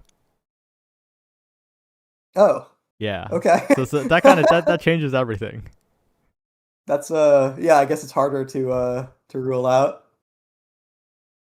All right, bulk up only start again though. It does bring up the thing I was talking about earlier about how it's really hard to get away with playing a damage comp in this game because now you're forced onto bulk up, right? There's no other option in the draft. It might as well not even be a picture there. You do have to get that stagger. You need the extra power too. Something bulk up is underrated for is the core speed in its power. Power, in my opinion at least, is better at sending the core fast than it is at doing damage or doing knockback. Power scales really hard with core knockback, and characters like Juno, that's why they're infamous with like a spark of strength. They're like a prize fighter. RTF, interesting comp, interesting draft. Hungry Boy on Aimi, and either Moffin or Leo Leon on Kazan. This is a flex pick, Kazan. And Kai could also go midfielder or goalie, and we've seen Twisty play the Kai Brawler too. So that is also a triple flex. So some very interesting drafting coming on here. Flexing a character, I think, is one of the strongest things you can do in this game if you can get away with it. And the pick like Kai, there's Luna to support, by the way. Wait. See, this is why the Luna was real. Exactly. This is why it was a valuable draft to speak of. Because now everything I said applies now instantly, except for the fact that they're playing into Mako Octavia. They can actually get more chances to interrupt those possession plays. A single dash will be more valuable to cut a pass because you're stalling out the play longer if it's being played in open space, right? An Atlas pick is interesting because Atlas isn't especially good at defending the barrier, right? It's too large for him. He's too slow for it. So it's a lot of open net Atlas, which he's less known to be great for, though he's still solid at defending open net. And the Dubu, I'd like to say, Moffin's Dubu is infamous among his teammates. So there's a good chance that he's actually playing the Kazan, and the Dubu is actually on Leo Leon, the Brawler. Though I will say, I don't think you need to lean that hard into checkmates on Auten City, though it could be a good Atlas counter pick. Oh, all right, we'll see. No information on our POV of the select screen, but we'll be able to tell in just a second if it is indeed the Dubu Brawler. But it would be pretty on brand for the Kazan to be the goalie here. Yep, Ooh. There it is. Dubu Brawler coming out. Police Officer Leo Leon 500. With the bulk up, by the way, Dubu scales the best with Stagger Awakenings of any character in the game because he has more max HP, by a long shot too. So we already see him at 127 power at level 1 without any stagger scaling at play. He'll be having a lot of roll knockback. Dubu's secondary is one of the hardest hitting abilities in the game. It scales with power very well, so there's a real chance we see some random knockback kills this game from Leo Leon. Open net already, but Moffin on the Kazan is perhaps the goalie and player combination most known for defending the open net. Like, there's both barriers still available here. Plenty of healing on Auten City, a map that has not been seen in competitive play for what seems like multiple years. Actually, it has been multiple years. since we've seen this map in like nasl proper. Really, Wow. it hasn't been picked before when it was in the pool last time. Okay, not multiple years, like a year. Oh, okay. It's been like a year. But the Was first it in the pool goal. for last season? Last time was nasl 5. I believe you. I believe you. I wasn't. It And wasn't me. I okay, didn't and put it. last season. Okay, we're believing a little bit too easily. And last season. Okay, all right. I don't believe you anymore. So last time was not nasl 5, and we're seeing a return to yeah. form struggle a little bit here as the flips are cashed out and the goal is found again. Yeah, the fastest game in nasl history was on Not 10 City last season. Yeah. And this is already looking like the second fastest game in nasl history if the pace keeps up. By the way, while we were talking about all that, it's already set point. The Dog Slayers finding that open map prowess that they were drafting for in last game, kind of playing off of it here with two midfielders, by the way, two midfield characters. I for that grounded possession and Luna for the open space coverage. It's what Luna, I think, is best at right now, is being able to cap off of one single lost possession and keep it going from there. And if you're drafting a Kai brawler, if you're putting your brawler on Kai, I think that's what she's best at doing. Yeah, and Twisty looking to try and make the scoring happen again, but Leo Leon in the corner now. The Eagle Blast from Twisty. Hungry Boy does find a barrier though, but it's still a power play, and Nikki has the dash in just a few seconds here. Could be a really, really nice cross on the open net, but Moffin has flip available, going to be difficult as Hungry Boy gets the flip as well here. Tons of energy available for return to form to try and make a comeback, but they need a major one as the Summer Assault is ineffective for the moment. The Crater not going to do it. The Giga Blast hits done. Moffin, Oh, okay. that one sucks. Primary not quite finding it on the open shot in the net there. Hungry Boy able to find a downwards shot. Maybe a server issue, maybe an age issue, maybe a character issue. Atlas could be any of the three. One thing I would like to point out is that this Luna midfield is going to be going for a lot of forward inclined dashes. And if they miss, she has a lot of mispositioning to work around. She has to walk all the way back just to get to any defensive spot. And she is the midfielder too, not the brawler. Though the positioning would make you think otherwise, right? It could be anything here. This could be Kai midfield, as Nikki Midland is also known for her brawler role. So anything could really be happening to the Dog Slayers here, and it's working out for them. But Yeah, they're playing a very really- fluid offense here as Leo Yeah, Leon yeah. with the flip available though. And not very fluid on the side of return to form with the Dubu and the Aimi. The Dubu, of course, can be played midfield, but on a map like Gotham City, it's not looking quite pretty if that is indeed the case. Leo Leon trying to cover the corner on the top side. The primary coming out the rebound to Hungry Boy. And lots of meter being built up from all the orbs across the map. But Leo Leon unable to get into position just yet. The Hope Fortress making it dangerous. But again, it's so difficult to score on Weston if the approach is through the corner. yeah, Weston, with all of those defensive resources, his flip included, makes it very difficult to find that checkmate kind of playstyle, where otherwise Dog Slayers are able to find some random open space stuff. However, Moffin able to clear it all the way out, and a bumper clear, or a bumper bounce pass to Leo Leon gets right around Weston's strike range and primary. Very well played from RTF. And all of a sudden, the second fastest game in nasl history has turned into a 0.5. Yeah, if we're thinking like second fastest game in nasl history, there was a pretty fast one earlier today, unfortunately. It happened to the same That's team true. as the fastest game. We don't talk about that one, though. Yeah. But talking about this game, we're at 0.5 already. But Weston, oh no, reads the wrong way. And that means the barrier's down, the cooldowns are gone. And suddenly it's the Dog Slayers in a really terrible spot. Leo Leon with the rebound, the self pass, Hungry Boy covering. But a good clear by Weston around the corner, around the massive Dubu. Will find a way out, but now in a 1v1 once more here. The Summer Assault gonna stop it. The Log trying to set up, unable to get it this time. But Leo Leon set up again. This time, it's the Expanse. And the rebound from the turret, it's getting dangerous. Yeah, and the Strike War wins from Leo Leon, consistently finding them, and this is scary. However, 3 people layering their strikes on that exact spot is enough to save it out for now. Hungry Boy opts for the flip right now, going up the corner, and that roll is enough to kill. That could be the bulk up, though. I think the roll does hit hard enough where it actually would just kill either way. Nikki Midland is the next damage target, and the dash forces out the evade. Crucially, if Nikki Midland could tank that dash, I think she would have been able to save the ball, right? Because the evade timer was the reason she couldn't walk up to save the ball there. Mhm. So the damage really making itself matter, even if you don't find that kill at the end, is the set winner.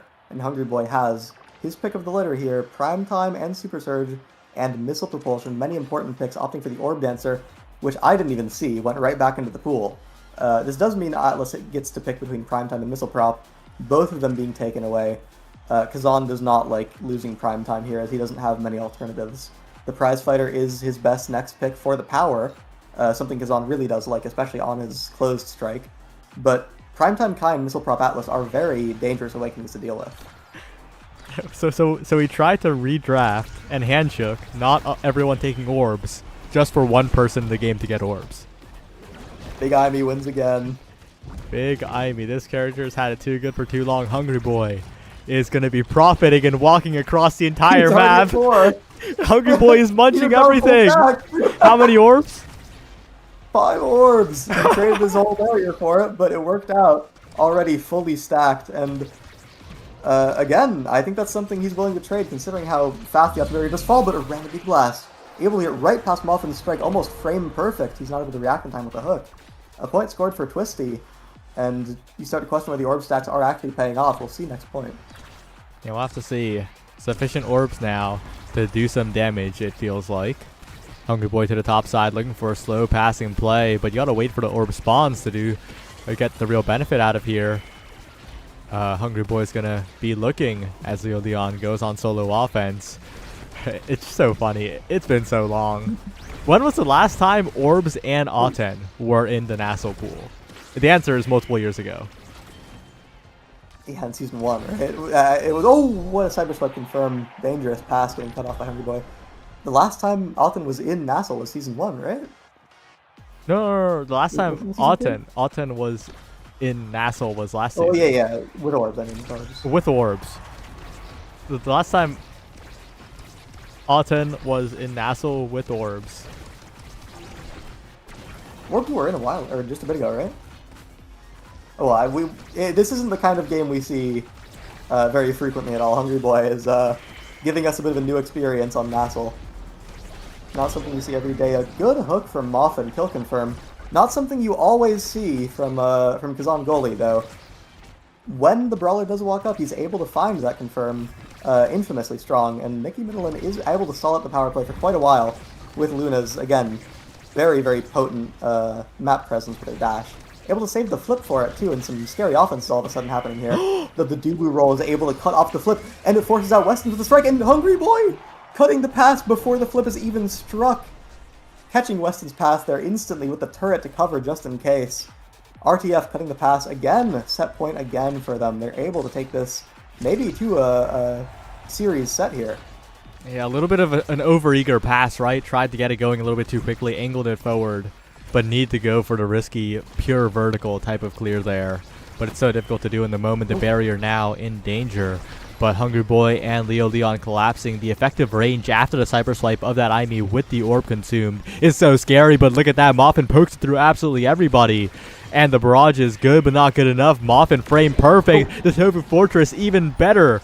As once again, it's returned to form. Looking like they're in form. Looking like they're ready to take us to the final set. Yeah, Hungry Boy finding a lot of autonomy over this game. You'd be shocked to hear that picking up Orb Dancer and picking those orbs up as frequently as you can would give you a lot of map presence, but it's really showing in this game. Hungry Boy MVPing the set, obviously with the orbs, the XP that the orbs give you, definitely playing a part in that MVP. But also he was just scoring and assisting quite a bit. Extra special picked up for him. It means Weston does get whatever he wants, as I doubt he's picking extra special. However, team player will be annoying to deal with. It's more of a deny from Moffin, as you don't want that getting to Kazan. The Size Awakening on Moffin, though, is definitely not something he's unsatisfied with. Very infamously strong pickup for a Kazan goalie. It gets really dangerous, really difficult to get the ball through him once he has a Size Awakening or two. And with the bulk up in Prize Fighter, too, he's sending the core very red on his own. Moffin has a bit of his God build going on, too. He's been sneaking it through. Yeah, I'm going to say it now so I don't say it during the set when something more interesting is happening. This game would be so much more interesting if everyone had orbs. Yeah, I think so too. Imagine everyone's moving like Hungry Boy right now. What would be happening? We'd see an OIA start without the death. But a wall, Leo Leon placing himself where the wall would put the ball. Able to, again with the log, get right past Weston before the Atlas secondary with that very crucial startup animation on the secondary. Getting it through, and Hungry Boy, again, by the way, he got the 5 orbs almost immediately. This is his prerogative this game. He's doing nothing else, and it is very, very effective, because why would you do anything else when picking up orbs makes you this fast? Yep, Hungry Boy now with the flip available in full control of the midfield. Up to Leo Leon, who's looking for the strike orb, but Weston wins it. And Nikki, the dash against Kazan, looking quite effective against the hook at the very least. Leo Leon building up a lot of meter in the corner as Moffin sends it away. The open net is his home for the past few points, it feels like, but it's so good at defending the open net, and the Firewall Sentry is going to help too. The Tofu Fortress is going to force down the barrier on the other end. Nikki Middling going to get stuffed out on the dash, and Hungry Boy going to say no to the flip as well. The flip good, and Leo Leon will log it right in. Yeah, one thing I didn't even notice until now is that the log doesn't actually proc the core, even though it does hold it in place when it's in its startup. It doesn't hit the core during your flip animation. So Leo was able to time that perfectly for a strike there. Brawler Debu getting some more tech to work with.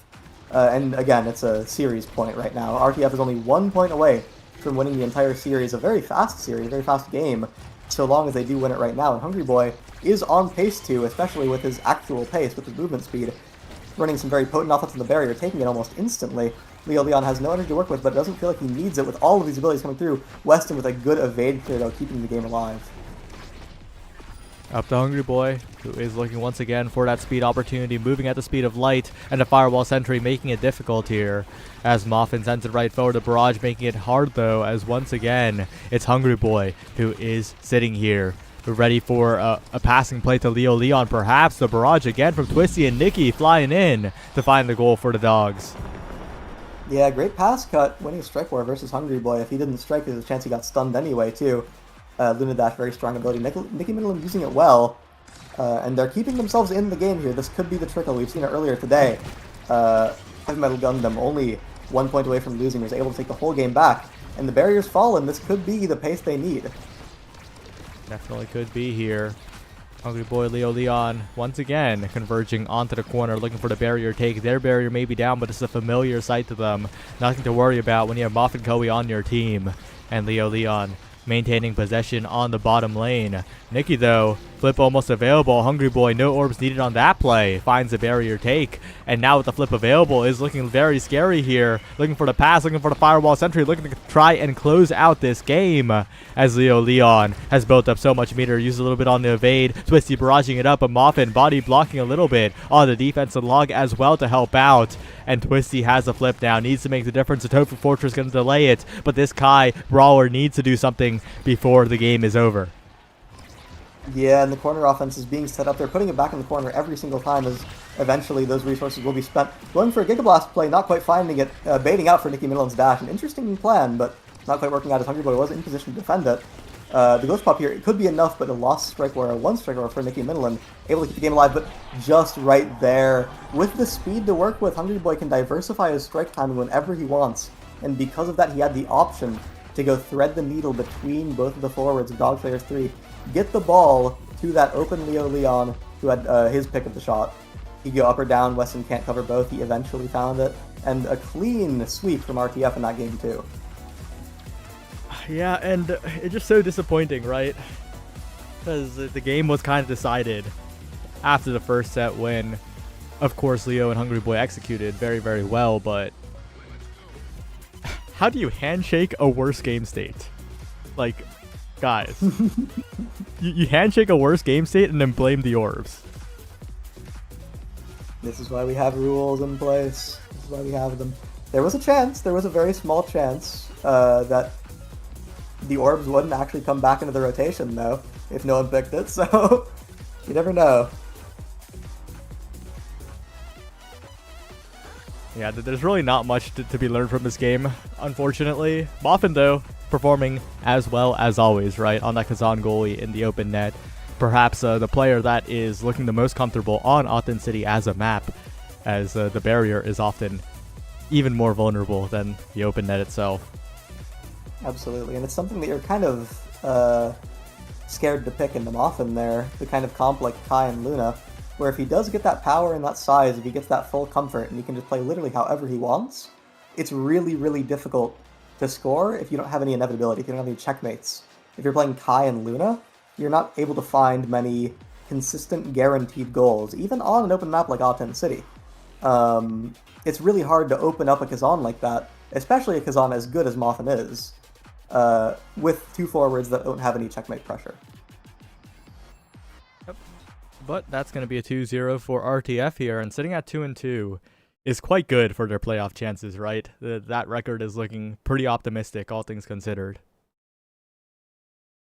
Yeah, and the way we're playing now, I wouldn't be surprised if they made playoffs if they had a very, very clean rest of the season, because they're looking very strong too. Yep. Well, we'll see. Match 4 is up next. It's going to be EKC versus Rats, but before that, we're going to go to a short break, and we'll see you soon.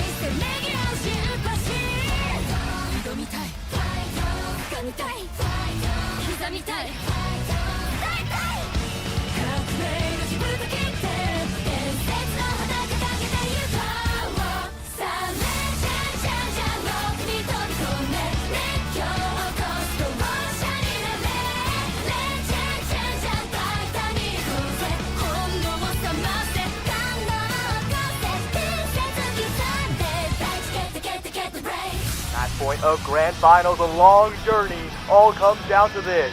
Looking for a passing lane, there's the opening on the outside, the pass, it's wide open, a beautiful shot to the corner, they've reached the summit!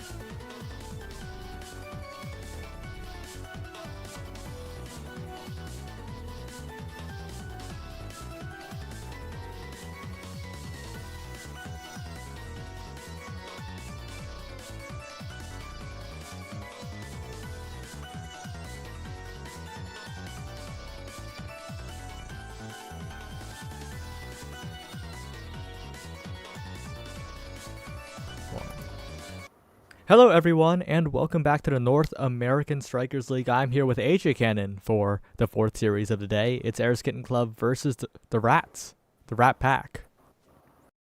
Yeah, some fan favorite teams. I mean, I suppose every team has their followers, but I don't know. I feel like I've seen a lot more people cheering for the Rats and for EKC. So pretty fun to see this one. Gonna be Tempo Swing and OIA on AtLab. So is there a world where we actually see Speed AtLab with the OIA, or is that just way too risky here? So the secret with the OIA, Omega Infused Accelerator, that we saw earlier is that it does make everyone fast, but it also makes everyone a glass cannon. And I don't mean glass cannon of the Awakening. I mean actual. Honestly, Omega Infused Accelerator should have been called glass cannon if glass cannon didn't exist yet, because we saw people die to like 2 abilities earlier in the day, and we might see that again. Might be seeing a little bit of that. I mean, especially when you see a Fini locked in at any point in time, you just know there's going to be some damage. Doesn't matter who it's with, but especially if there's an X and a Kai, where Kai, not really known as a damage character, but he gets a well-timed Giga, especially after a Fini secondary, and it's just going to be brutal. On the other side, though, there is a little bit of damage with the Estelle and the Kazan. Really good at confirming the kills there. And then, of course, the Era on the goalie just looked away from the pick order there. Maybe that was to deny the Era X comp there, but either way, now you can see the first barrier being taken there by EKC, who has still control of the core. Great strike shot from Fresh, actually almost secures a barrier there. Carmine as well, the usual Zentaro, Laugh, Giga Blast as well coming out there, doesn't get the kill into NXCD. Triple Take comes out as well, Barrage as well. NXCD taking so much damage here. Barrier does go down though. And that's going to mean that the Rats have an opportunity here to stabilize the point, maybe do a little bit more damage. And they're actually doing pretty well here. Getting another one, though. EKC not looking to give them too much more of a chance as Mirmeg almost puts it through. NXCD gets the finish with a Rose Warp at the bottom. Very, very well played by NXCD to secure it. And that's going to be the first goal here. Taking a look at the starting Awakenings, though. We're seeing a whole lot of Tempo Swing. These players do not want to instantly die. Except for Fresh, but he's a goalie, so, you know, maybe there's a chance there. Although I fear for his life if the Kazan ever decides that the Tempo Swing needs to be put to some use there. Might see some interesting things here. We have the X Maximus and the Bellringer coming out. Tempo Milan actually putting a lot of work, getting a double barrier here and looking to secure a goal for the Rats. Does get cleared in the end, but we do have the triple or the big finish there going out in the middle of the field. Soren having to core flip away from the Mirage. Carmine almost getting that one. Great redirects by Fresh. Actually gets a lot of speed on the core there. Carmine almost getting taken up by the finishing shot. The core flip kill from Tempo is a great way to secure the first goal for the Rats. Crystal Thorns from NXCD just a little too slow, unfortunately. Yeah, that's a little unfortunate. Soren was in such a good spot on the defense, right? Playing past Tempo Melon, playing very well as the Era goalie where you have to play proactive, but just stepped a little bit too far back into the net there, and a good flip by Tempo secured that goal. And now the health bars are looking low. NXCD in a dangerous position here, even with the flip, in danger of being taken out potentially. Yeah. A little bit of damage from the misdirection as well there. NXCD very low on health. Fresh does have to burn the flip because Mirmeg did get on top, and with that OIA Fini, it's not going to be pretty if any damage appears there. Tempo doesn't get the X Maximus redirect there. It was a great try on it to try and get the feint and the psych out there. Big finish as well, not getting too much. We have the Bellringer missing NXCD, unfortunately, so a lot of cooldowns have been burned in the middle of the field here to not much avail, as NXCD does take a couple chips from the barrage there, which means regeneration is going to be a little bit more delayed, but almost manages to fight out Tempo Melon there. Frightfully Fresh running forward as well. Tempo Melon core flipped away from NXCD. Great usage of the ability there. Triple Take comes out as well. Tags Mirror Meg and takes a ton of damage as we see another misdirection as well. The big finish coming out as well. Mirror Meg low on health. So is Tempo Melon absorbing the entire black hole on that one, but doesn't matter. Tempo Melon gets a great dribble off the bottom into the goal. Yeah, just gets the strike war win against Soren, and a dangerous one for Soren as well. Quite unfavorable with so many angles that Tempo could have sent it at for the goal. Hard to read and a bit of a hard point to deal with now coming up as Carmine has a full flip available. Forced to burn it, but catches the core with it. Sets up a play for Tempo, and the layered strikes force out a flip from Soren. So many resources having to be burned from EKC on the defense means they can't use them on the offense, but maybe they don't need them because they find one barrier, the first one of the point. It goes around the world, though, and it's traded away. Yeah, meanwhile on the top side, Tempo Melon was brawling Mirror Meg and almost gets a kill there, but great survivability from Mirror Meg, able to stay away from the edges just enough. Bellringer finds a little bit more damage while Misdirection goes wide, but Giga Blast did not, so still a lot more damage on the side of EKC here. Core Flip comes out from Fresh, sends it forward, trying to get it Tempo Melon, trying to get it through Soren. Fresh running forward as well, uses the Misdirection to keep it in the corner here. Triple Take, though, isn't going to find the connection. Strike Shot will, big finish, keeping it forward as well nicely. Barrage on Mirror Meg again, so much damage, maybe even a potential Black Hole kill there. But it's going to be the Giga from Carmine that gets it, as the goal also gets open with a nice shot from Tempo at the top side there. Rose Warp from NXCD trying to buy a lot of time here. Tempo Melon gets the kill flip, and that's going to be Tempo walking the goal in, just blocking Soren's shots as Carmine covers the top. And what phenomenal team play there by the Rats, just rotating time and time again. Frightfully Fresh going forward, and every single time Carmine would go to the back, and Tempo was just finding kill and just pressure all over the field. Yeah, and taking a look at the draft, though, we're seeing team player, notably one of the Awakenings on the board. You don't want that to go to the enemy goal. You're going to pick that up yourself as the midfielder to facilitate some of those core speed plays, try to find the goals around the enemy team. And my eyes are also on that inner focus here. If that had been picked up by a goalie who just sits there for a long, long time, you get so much value. And I think that EKC are glad that's not on Frightfully Fresh, but I think Fresh will also be pretty happy with that glass cannon. Yep, the double glass cannon build, as you were talking about earlier, is basically the glacier cannon. As we see so much speed is going to be built up here. We do have barriers traded on either end as well. Crystal Thorns with the Kazan ultimate as well to secure the barrier. So now it's an open goal. EKC again coming out strong in the early stages of the set as they did last time. But Rats not going to let that go in easy. Frightfully Fresh, great defense. Takes a lot of damage for it, but has great positioning to survive in all this. And on the other side, another barrier goes down. And it just goes in. Frightfully Fresh absorbed so many abilities and so much pressure from Era's Kitten Club that there just wasn't anything left. So Carmine and Tempo just ran across the field with the core and like, yeah, maybe you'll kill my goalie, but we'll score. He's okay with that trade, trust me. Yeah, and as time goes on, Frightfully Fresh's HP only decreases here. You can see the ticks move on his health bar. He's almost at only 3 ticks. Oh, the 4th tick just died. But Frightfully Fresh is looking like paper, but like a paper airplane, because that Fini is flying. Yeah, flying Fini indeed. We have a dribble up to the top there. Carmine with the speed was just a tad faster, not even too much, than just Frightfully Fresh's passive movement speed on that one. Core flip angle is great by Tempo Melon. Does get defended for a little bit, but not too long. Soren has to burn the flip through in front of all of the pressure from the Rats. As the Bellringer comes out, doesn't find too much of an connection. Triple Take almost sends it backwards, but Frightfully Fresh was on top of things. Carmine taking a lot of damage and black holes off the field. It's going to be the EKC with the power play here. And XCD trying to get it forward as well, but Tempo just buys so much space in the middle. Frightfully Fresh playing forward as well. It's going to be stalled in the middle, unfortunately, there. Mirror Meg not finding the kill either. It's a tragedy here for EKC, as they're just not able to get anything off the power play, and they lose the Estelle off the back of it. Mirror Meg, sorry, not Mirror Meg. And XCD going down as Mirror Meg has to try and buy some time here. Soren trying to get it forward here, trying to get the clear. Tempo in front of the goal with the Bellringer and speed, but it's not enough. It is EKC all back on the field now. NXCD able to Rose Warp backwards to secure a clear through Crystal Thorns as well. The Butching Beam comes out as well. The Soren angle by Soren himself, but in the end, the big finish from Frightfully Fresh secures another goal for the Rats. Wow, that was such a dangerous spot. Good clears by Soren and XZD, but at the end, the big finish just a little bit too fast for that Estelle to keep up with. Mirameg, though, looking, finds the barrier, finds the flip to keep the offense going, tries to get the rebound, and this offense is looking very, very swift for EKC, but Tempo Melon even faster finds Soren on the bell ringer, and that's going to be a huge, huge advantage for the Rats here in this point. Yeah, I mean, anytime you take out the goalie, it's pretty brutal. Oh, you get the kill flip onto the Kazan as well. And the Rats are just wrecking house in this game.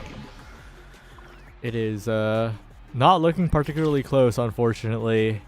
And there's more speed on the table should it fall down to Frightfully Fresh. But it'll probably be picked up almost immediately. Bulk up is what I have my eyes on, though, as a huge awakening in this draft. Survivability is key, especially for EKC, who is going down. But this X just got a lot more mobile. And Tempo. Has Tempo even been KO'd this game? It's been close, but I don't think it's actually been confirmed yet. And with that bulk up pick, I was looking at that as well, because if Stealth doesn't pick that up, we have Tempo going for the Stagger Zodia build on that one with Tempo Swing, Peak Performance, almost bulk up. But at that point, you still have stacks on stacks and X, and he's doing enough damage right now, so you really don't need to worry about as much about the bulk up. If you can just run people down, then you're able to pop the X Maximus and just zoom across the field. No one can run away from you, so I think Tempo is rather happy with that trade in the end. X Maximus going to do a little bit of damage here. Bull Rush comes out as well. The Maelstrom from Soren doesn't clear it in the end. Tempo Melon just putting it through. It was like a 1v3. Yeah, a little bit of unfamiliarity from NXED and Soren on the defensive coordination there. Tempo took full advantage and found the strike at the perfect time. But it is a bit unfortunate that the brawler turned midfielder is the one helping out instead of Katsuna, who is unfortunately no longer with us. Unfortunately indeed. But we do have the bell ringer coming out here in the corner of the barrier going down. Tempo Melon trying to get the pickup on the second one. Maelstrom actually almost gets the kill on Tempo Melon, but not quite. Frightfully Fresh over the top here. Carmine almost going down. Gigablast going a little wide, unfortunately. Mirameg trying to get something done here. The core flip from Tempo Melon and just goes right back to swinging at the opponents there. Doesn't actually even try to hit the core with the core flip, just uses it for just a little bit of space. Triple Take going to tag NXED. There's just a lot of opportunity, but the Rose Rope away from Bellringer is actually a really nice touch there. Mirameg trying to do something here at the bottom. Uses so many abilities, but doesn't get the barrier. Unfortunately, Frightfully Fresh just finds these perfect clear angles and just soul reads on the opponents, which way they're going to hit them.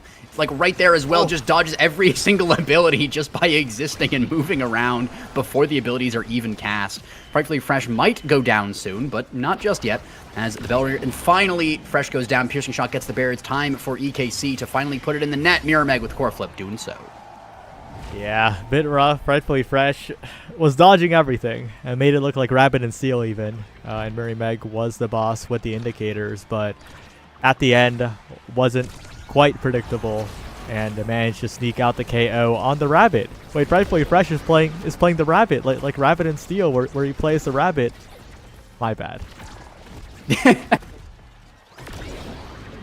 Well, I think we have the steal part of this one, though. It's Tempo Melon, and Tempo Melon just got a double kill. Bellringer comes out as well, as the core flip comes down, intercepted by Carmine. So speedy on the Kai as well. Misdirection through the triple take as well. Really nice timing by Fresh. Obviously knows that character very well, and the timings even as how long the projectiles are. And it's a strike shot kill as well. The barrage was there, but I didn't think it actually hit.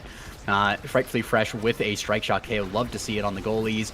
Tempo Melon with the behind angle on the barrier as well. Not sure if there's a name for that one, but we do have Mirameg stealing away the core really nicely there. A failed pass from Frightfully Fresh means that a barrier goes down potentially too, as Mirameg is actually winning some strike wars here, but the Giga Blast sends it backwards. Card as well from Finny. Tempo Melon core flipping, unfortunately, a little bit wide on that one. X Maximus down to the bottom, not quite found. Bull Rush comes through, countered by a really nice Maelstrom there from Soren. Mirameg trying to get it through, and XD gets pick up, so it doesn't go into the goal just yet, but Bellringer does a ton of damage there, and Tempo Melon is just in the middle of the field looking for cooldowns to try and finally secure one of these KOs here. It's been the whole, 10 seconds since we last had one. Yeah, Frightfully Fresh looking like a bit of a wizard rabbit right now, though. Has the flip available, can cast a spell on the enemy net, perhaps. Forced to defend, unfortunately. But, whoa, the team player pass in overtime. Carmine right to Tempo Melon. I almost forgot they had the awakening, but it makes itself known right there. Yeah, there's something about that overtime tick where it just sends it to red that's so satisfying and also so dreadful if you're on the side of EKC there. You do not expect that speed coming out, even if you're the best players. It's so difficult to keep track of the time while you're also getting brawled in your own net by this X that has tempo swing. And it's tempo swing on Tempo Melon. Don't forget, it's the named Awakening. I don't think there's actually more than that, but I'm going to say it is. Kaivo does go down. Carmine getting caught out there by NXED, I believe it was. Mirmeg, a lot of damage, but also putting a lot of damage onto Finny. Gets a barrier as well. Power play by EKC. Oh. Rosewarp doesn't get the core. I think it was a strike Rosewarp attempted pass there, but whiffed the strike, unfortunately, and just had it mentally queued up. The Gig Blast almost takes out NXED, but not quite. Strike Shot keeps it forward. Frightfully Fresh taking a lot of damage, but doesn't get the final connection from Mirmeg there. X-Max is going to be used on the defensive here, and a little bit of offense. Gets one tag on a Mirmeg there. Frightfully Fresh still alive in the bottom corner here somehow. And Bull Rush misses on Mirmeg. Strike Shot does get the tag, so no regeneration is going to be happening here. Piercing Shot is evaded, but the Crooked Leverage does land. Core Flip from Soren, countered by a Giga from Carmine, and it just seems that nothing is going the way of VKC. Frightfully Fresh is playing a different game. Finally got to interact with the core there, but NXED got the better of him. Before the greater part of that point, Frightfully Fresh was not playing a Mega Strikers. He was playing to survive. Indeed, Frightfully Fresh over here playing a bullet hell game, just trying to dodge every single thing, and honestly doing a pretty darn good job of it. Tempo Melon gets another barrier here, almost gets another, almost won the strike roll, but it's a little too far away. Giga Blast goes a little bit, not quite the direction that he was looking for it, but in the end, Tempo was able to run up and get the secure on the barrier. Maelstrom comes out to the bottom here, and it goes over to Tempo, who is just able to be fast enough now with those 150 stacks on stacks and peak and slicks that there's just no way to outrun him. He can just reposition, so she can just reposition in front of goal the entire time. Yep, Tempo gets it done, and it was a very, very valiant performance by the Rats in that game. It's looking like the Church Mount Streets or something, because the Rat Pack have just confidently won, and I think a lot of that can be attributed to the fact that the EKC's brawler is playing midfield. That kind of role swap, that kind of synergy isn't easily replicated. But despite that, there were good moments from EKC, good enough to the point where I'm looking forward to the next game. Yeah, I mean, EKC is a well-known and well-loved team for a reason. They're really good at what they do. There's a couple hiccups here and there, especially with rotating teammates out. But they did still show that they have what it takes to play really well. They opened the goal a lot of times. They did get us a few goal secures in the end. It was just so difficult because Frightfully Fresh was just so good at staying alive, and Tempo was so good at killing them, especially with the Awakenings and the map and just the way that they were playing it, that it was just like every ability was being wasted trying to kill Frightfully Fresh when you would normally have killed the goalie 3 times over, and then Tempo was just getting kill after kill after kill. So really favorable for the Rats on that one. And just really good team play from them, but EKC definitely did show a lot of highlights that I'm looking forward to in the next game. Yeah, and heading on to the next game, or looking forward to it, rather, we'll be heading on over to the gates of Obscura. And so what are your thoughts on that map as it pertains to the two teams? I'm a big fan of Goo, personally. The portal passing plays are always fun to see. And I think that these teams will do a really good job of it. I think there might be potentially some room for a little bit of trolling from these teams. I know some of these players do like to be a little goofy with the portal passes sometimes. So we might see a couple of failed passes, a couple of back passes that maybe go a little awry, which will be funny. But I think overall we're going to see some really weird angles coming out here that just aren't what you expect necessarily. And I think that's really the highlight of the map, is that even though it is a big and open map, the corner offenses are so tight. There's just not enough space in there. These players tend to be really good at holding those corners. And then because of the portals, the map is just so small. Even though it looks big, the actual distance from goal to goal is basically 0. And so seeing the way that those plays rotate around is going to be pretty interesting. Mm-hmm. We'll see. Frightfully Fresh, I think, a player that is notably very, very confident on Gates of Obscura. And I think that explains why the map was picked by the Rat Pack in the first place. We're going to see some interesting portal plays, perhaps. As yeah, it looks like they're already in draft, so we could talk about that in like -1 seconds. It'll take a second sometimes. We do have, there we go. And it's going to be the immediate Luna ban, showing some respect on that one. If I'm not mistaken, that might be Tempo's Luna Brawler that was banned. And then, of course, the Aimee off of, well, I think NXCD has played it before, but I think it's more the Soren ban on that one. Unless I'm just completely yapping on that one. But either way, definitely some bans coming out with the Deadeye. Although, are we still in a meta where just the triple AT pickup is just better? I think I would expect to see both teams going triple among Titans. That additional speed to the entire team is so valuable. And of course, this is a EKC without Katsuna. If there was ever a team that would go triple Deadeye here, it would be EKC, but with the Katsuna Luna. And unfortunately, we are in a spot where EKC is the team banning Luna. Yeah. And I mean, especially when you do have that, when you are first pick as well, because EKC is the blue side on this one. Luna with the Deadeye usually comes pretty high in the pick order there, so kind of having to waste your ban in order to make sure that they can't secure the Luna is pretty unfortunate. They do, however, take away the Fini that Fresh was on last time. So going to be a little less speedy, but also a little bit more survivable without that OIA pickup on there. But then again, it is also with AT. So unless there is some Deadeye shenanigans going on, also potential Frostfire comp. I'm keeping an eye on that pick 6. If it's a Julie, confirmed Frostfire. I know that the rats are good for it, but we'll see. Yeah, we'll see. I'm not sure though, because there are so many brawlers still left on in the pool, right? The two I'm looking at are X and Asher. Of course, there were a lot of talks about whether X is a fraud earlier in the day. Asher is definitely not a fraud. That brawler is scary. X is also probably not a fraud. So I expect those 2 picks to be the next 2 picks in the draft. Most likely. I don't think Julie is particularly good on Goo. The only benefit would be the Cannon Team comp buff. It's going to be Juno? The brawler Juno. Hear me out. It makes sense. If you go the triple AT, super speed is really nice to have, and it does make your slimes faster. Also, the brawler Dubu. Okay, wait, well, this game's never awesome. Mind all of the theory crafting. Wait, this is one of the best games awesome. we've had. Just a left turn after left turn in this draft here, as they're just not going the way that I was expecting. And yeah, it's probably going to be the Do Brawler and the Juno Brawler, as we have Fini, Juno, Vice versus Atlas, Estelle, Dubu. Now, this could be a really weird world where we have Fini midfield, but I don't think we're quite to that level yet. They're not quite ready for that tech. But it should be pretty interesting, as well as there's a world where we have Fini and Juno taking AT, and then Vice taking the Deadeye still, to have some size on someone so that you can win some of those strike wars, and then also having the damage. And if you have 2 ATs, it kind of levels out the penalty a little bit. You're still a little smaller, but not that much, and Fini and Juno really like speed. We'll see. I'm interested to see what they do, but I think that most players would opt to all go among Titans here. There is an interesting possibility of triple Deadeye on the side of EKC. I mean, they are 3 range characters after all. And the Rats comp are 2 massive targets of Dubu and Atlas, so that's an interesting possibility.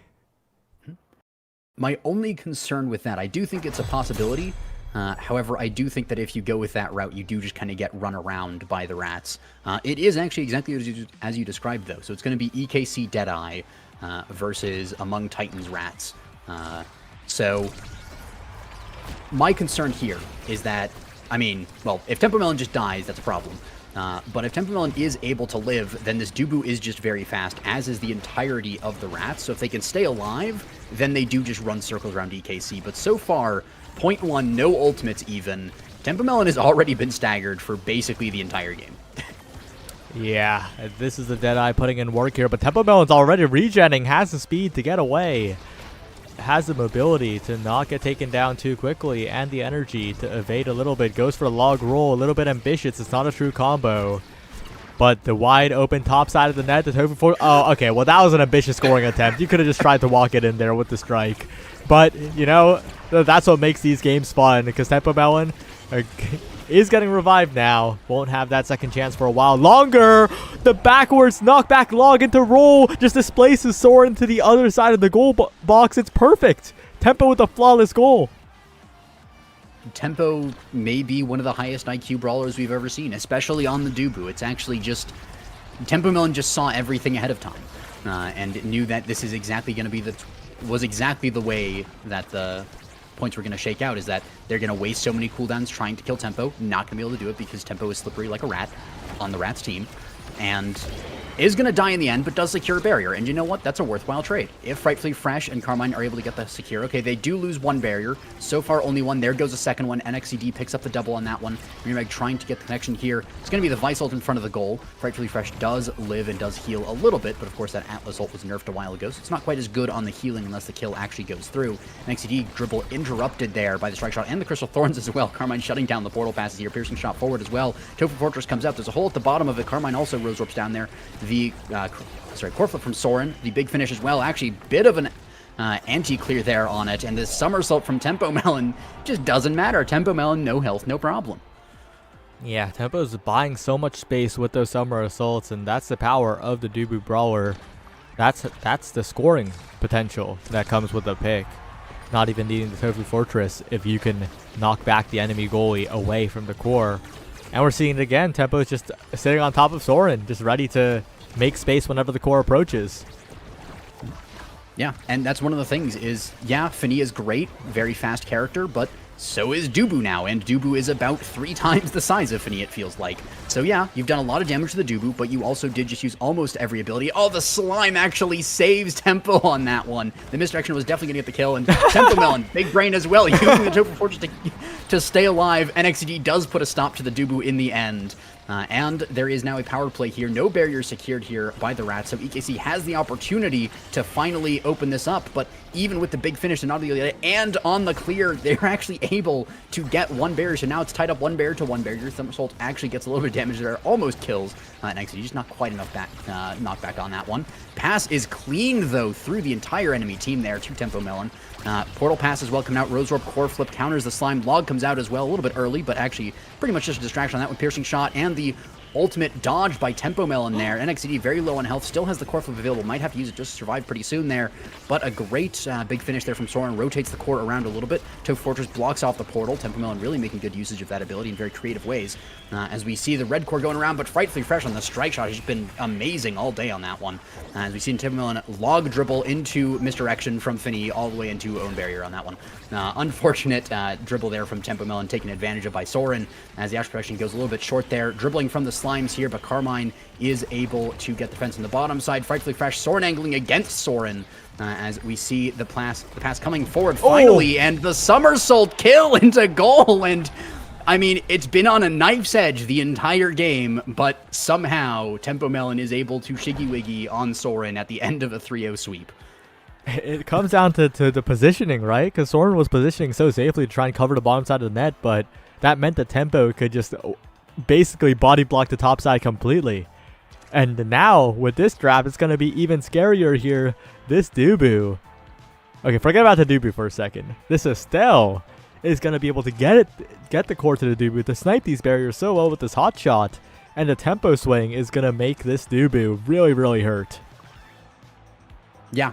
I'm honestly kind of a little surprised that Tempo does go for the tempo swing. Named Awakening, fair, and survivability, but also there is a chance to get either stacks or more size on this Dubu to just be more of a menace. But that hot shot Estelle already putting in the work. Somersault the log also comes through. Tempo Melon and Carmine together securing an open goal in about 7 seconds of the point. Pass from Frightfully Fresh has been, again, just clean all day long. Just so good at getting it forward. Carmine as well backing up here so that Tempo can play all the way forward. Gets the portal pass. Unfortunately, whiffs the strike there. Uses the Blobbo happy afterwards. Ash Protection comes forward as well. But the pass, again, nice and clean. Somersault, log, strike, piercing shot as well. Ash Protection up the top for good measure, just in case somehow you clear that one. And, I mean, the Rats are just so coordinated.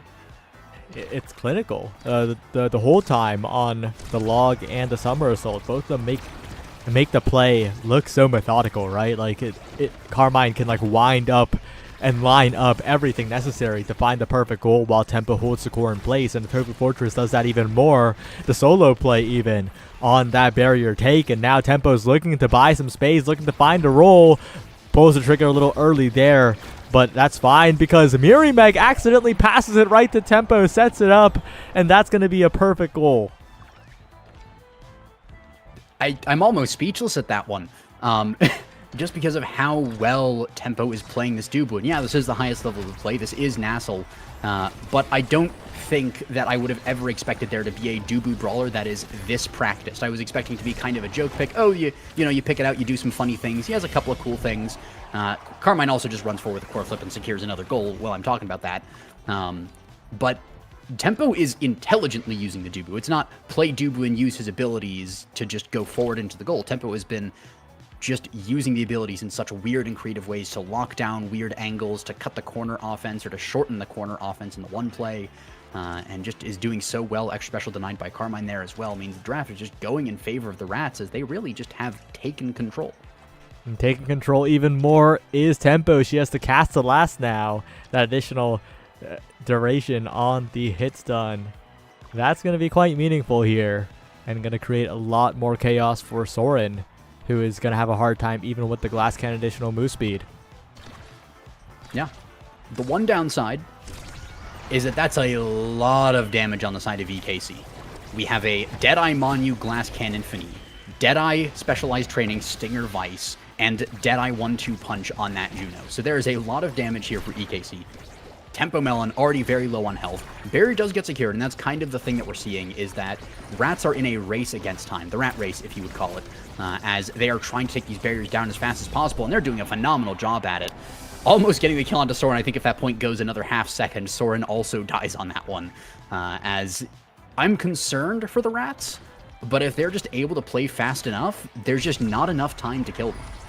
Yeah, it's hard too, right? The fact that the Dubu's in your face makes you panic, makes you make suboptimal clears like we saw in the previous point. But Meg, some Juno magic, the triple strike onto both barriers. And if that could happen more often, EKC, they're right back in it. But Soren's got to defend against a very angry Dubu. And unfortunately, it's not looking like it's an easy situation to cast the last. The true combo is going to secure that KO though. And Dubu doesn't care how much stagger you're at. You kill from 100.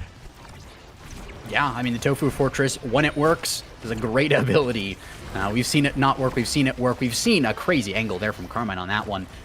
Great Atlas ult. It does secure Carmine there. Low on health, but still alive at least. Tempo Melon, somersault up to the top there. Almost striking it right around, but Soren did at least have enough speed to get up to that one. The Vice almost getting a kill here onto Carmine. Looking for that one. Rose Rope is really nice. Does get a primary from NXD in the face, and it's also Stinger on top of that, but Tempo Melon dribbling with the log in front of the goal there. Ash projection as well, keeping it forward, and Tempo Melon into the goal. Just like that. The core is just instantly across the field with the team player, and Tempo Melon is just beautiful positioning in front of the enemy goal, just takes the shot.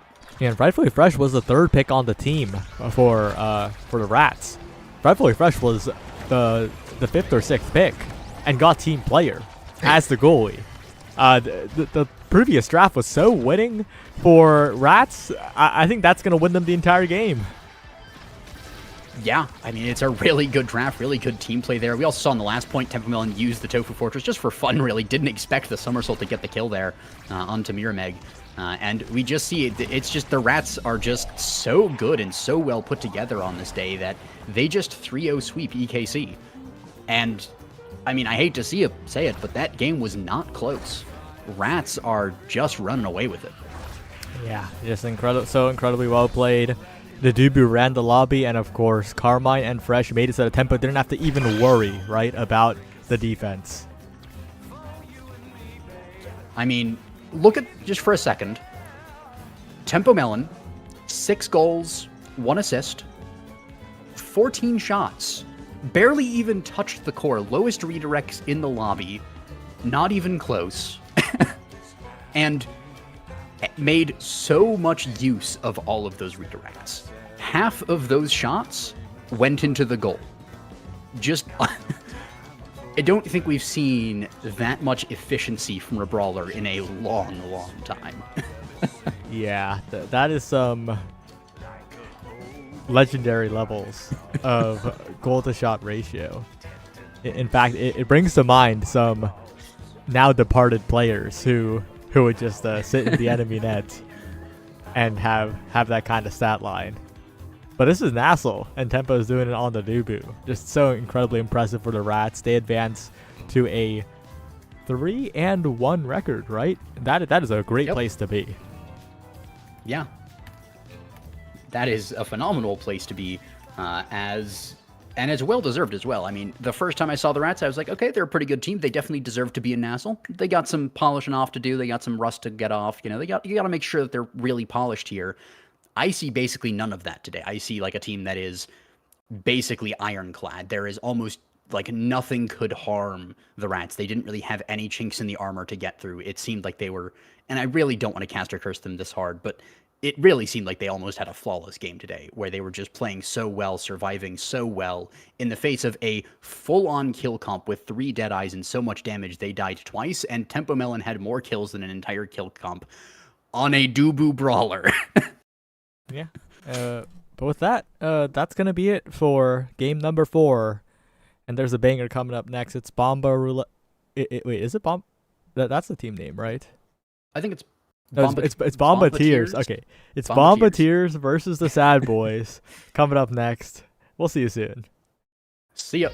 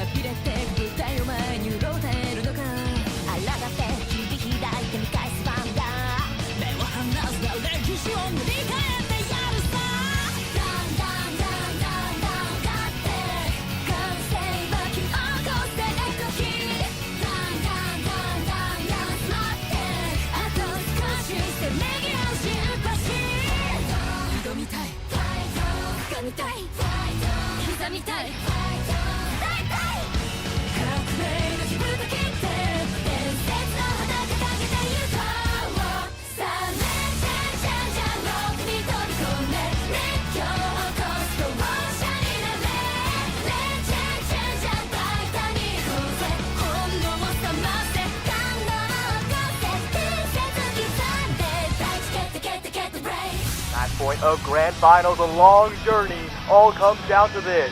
Looking for a passing lane, there's the opening on the outside, the pass, it's wide open, a beautiful shot to the corner, they've reached the summit!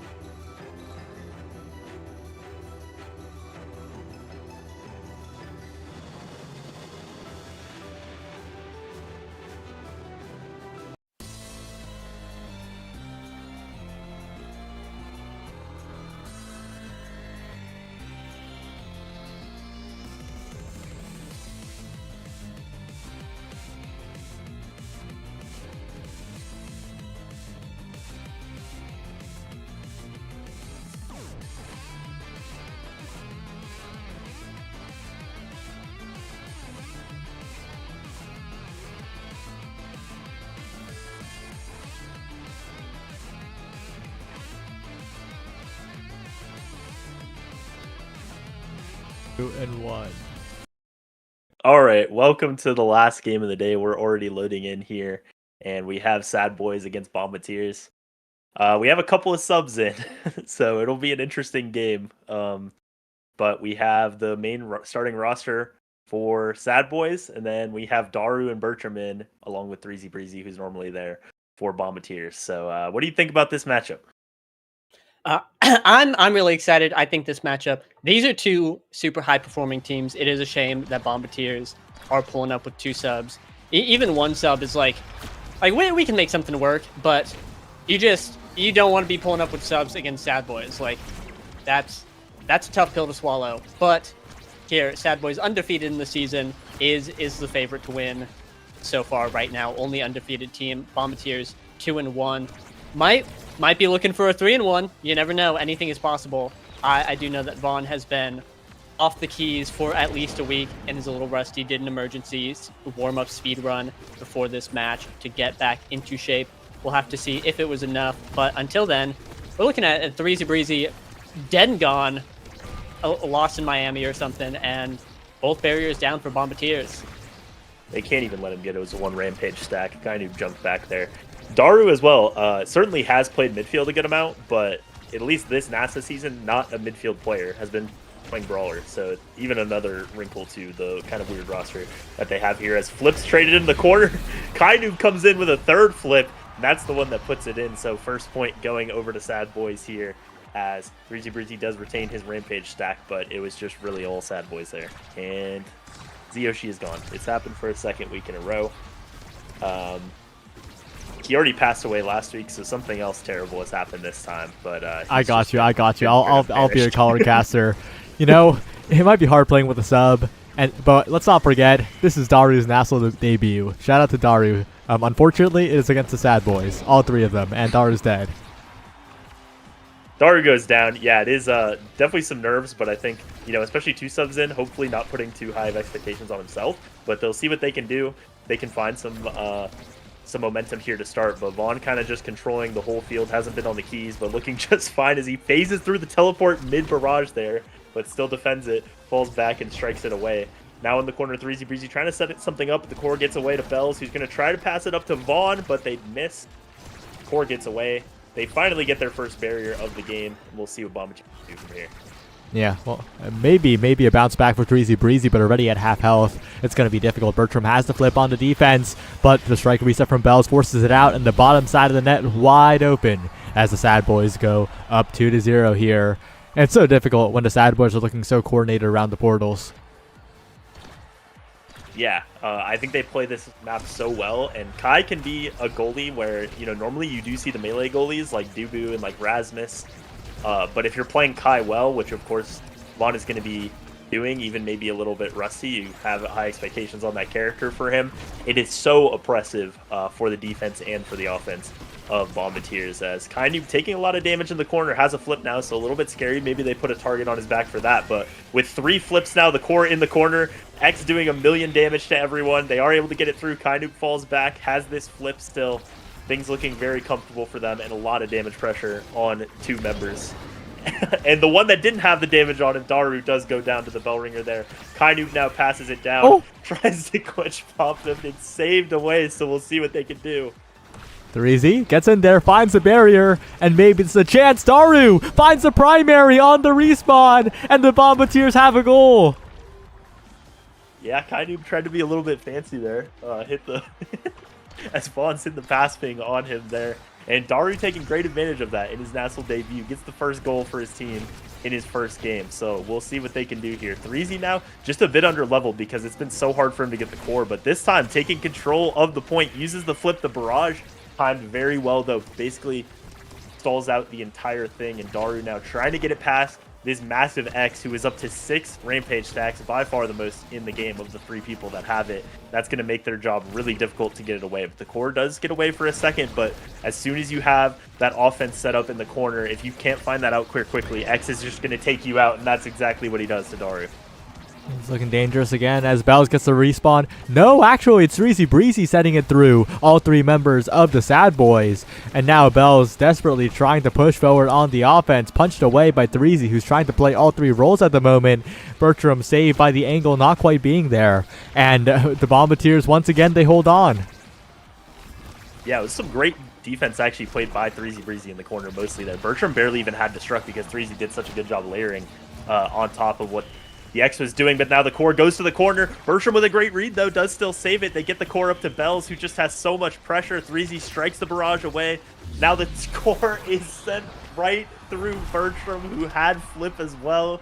The Brain Destroyer from Bells. He saw it a minute away and puts it in, so the first set does go to Sad Boys. Yeah, and Bells the MVP. It's a bit devastating, but taking a look at the draft, though, this is not the draft you kind of expect as the X, right? You're just going to click build different and have a nice day? Yeah, you click build different and have a nice day. It's not a situational awakening like Bulk Up is, so you just take it straight away there. The orbs for Vaughn is going to give some more speed boosts as well, and the prize fighter is just going to keep that damage up in the corner. The cooldowns could be nice for Bertram that he gets here, and Daru maybe can find some edge KOs, but I think, of course, your X getting even more size, and that you saw that Rampage when it was starting to stack up here. Going to be very scary for even a Rasmus goalie to deal with. Amen. And hello, everyone. I'm back from the tragic accident that befell me, and I'm looking at, I don't know if it was mentioned, prize fighter on Kainoob. That's gonna stack up real quick. That's gonna be a big threat. You know, boys, a notorious damage team just pumping out all the damage. We've got the X. We got the X on the built different. Like, I think this game is going to turn into a little bit of a bloodbath, but not. That was Bells going down. Both brawlers now down. One barrier for each side, and now we're seeing a bit more of an even game, I think. I did not see the first set, but right now this point is looking to go a little bit longer than I think we've been seeing. Yeah, Bertram, Threezy, and Daru have been doing a great job of layering. I mean, they've been playing so much defense, as Kaidi with a great setup there. They've been playing so much defense that really they've had to layer well for the game to have even been going on for this long. They're doing a great job in the corner, but they just can't really keep the core on offense. That Kai, every time Threezy is going to get the core, Vaughn can just use his secondary, speed up past him, get the core right back into the corner, and then the damage starts going up. The X has built different. Amy has a prize fighter now, and it just seems like such a hard game state to even change that pattern continuing. Yeah, but something has to change, and I do think that the Kai is a big problem point. This guy's just so fast, especially when the eject button pops. There's just like no strings attached. He can be wherever he wants to be to get some value. That's going to be one big Daru going down, another KO, a prize fighter stack on Kainoob. I don't think from that KO, but just a great offense, a good collapse right there. Again, like that's just some X and I shenanigans. The dashes, the bell ringer, it just clears so much space, and both these characters work together really well to funnel into one specific space, clear it out, and get the ball through. Yeah, and you said that Kai was a problem. Maybe they can try to kill him. They put a lot of damage there, but 5 orb stacks already for Vaughn. He went up and got that second one, and then is just able to get away from all the damage for a moment. But now without that speed, does take some more damage. That Deadeye from Daru did a little extra damage, but not sure if Threezy can get into a position to actually kill him because they just have to play defense for so long with what this X does to them. Now sends it backwards with the bell ringer. Bertram with a nice hook to himself. The core gets around, but Vaughn is just too fast, and now he has an orb. Even if they got it out, he was coming in, but Kainoob sends it to the corner with the glitch pop. Second set for Sad Boys, and they just look completely in control of this. Yeah, what I think I'm seeing is that I think that both Juliet and Estelle and Kai are all very burst-heavy characters. They press their buttons and expect something big to happen, unlike characters like X and Imi, who are much more consistent. And so every time Threezy is looking to get any sort of opportunity to, use that explosive potential that Julie has, Vaughn is able to pop that speed, pop a barrage, something, Giga Blast, anything. Just neutralize his entire character with one cooldown, get the ball through, and get going. And so that's just going to be a continuous problem is that they have to match the burst that Vaughn is able to put out, or just kind of bleed it out until the Kai just has nothing. Because obviously then it's going to be pretty easy to get through. Until then, though, I think that they're just in such a difficult spot because the consistency of Aimee and X is just so hard to match, man. Yeah, and with that consistency, it feels like one way they could get around that, if they could win a kickoff one time in this game, they can set up that burst in the corner that Freezy is looking for as he goes down there. But once they lose the kickoff, it's in the corner and they're covering the outs as they should, and Vaughn has been using his secondary on kickoff to make sure that they win. It is just impossible for them to not get chip damage down away and away by the Zami turrets, by the X in the corner, by everything that's being thrown at them. Yeah, and we didn't talk much about draft, but I think the biggest thing is that Bell's picked up 1-2 punch. It's just one of the best, maybe the best awakening on X. You are just like, you're getting a ton of speed on your strikes. Obviously, your ult, you are just doing 28% more damage, or 26. You're doing a lot more damage, and like, boom. You get into the corner, and you're so big, especially with these rampage stacks. How do you get it through? Like, I think the game's chalked. Hate to call it before it's over. Now, I didn't hear the bell, but I just don't see a way that Bombardiers are able to match or just stop even the bleeding here. This is just one very large train, and it's coming through. It is, if you're familiar, the X train, and I don't know.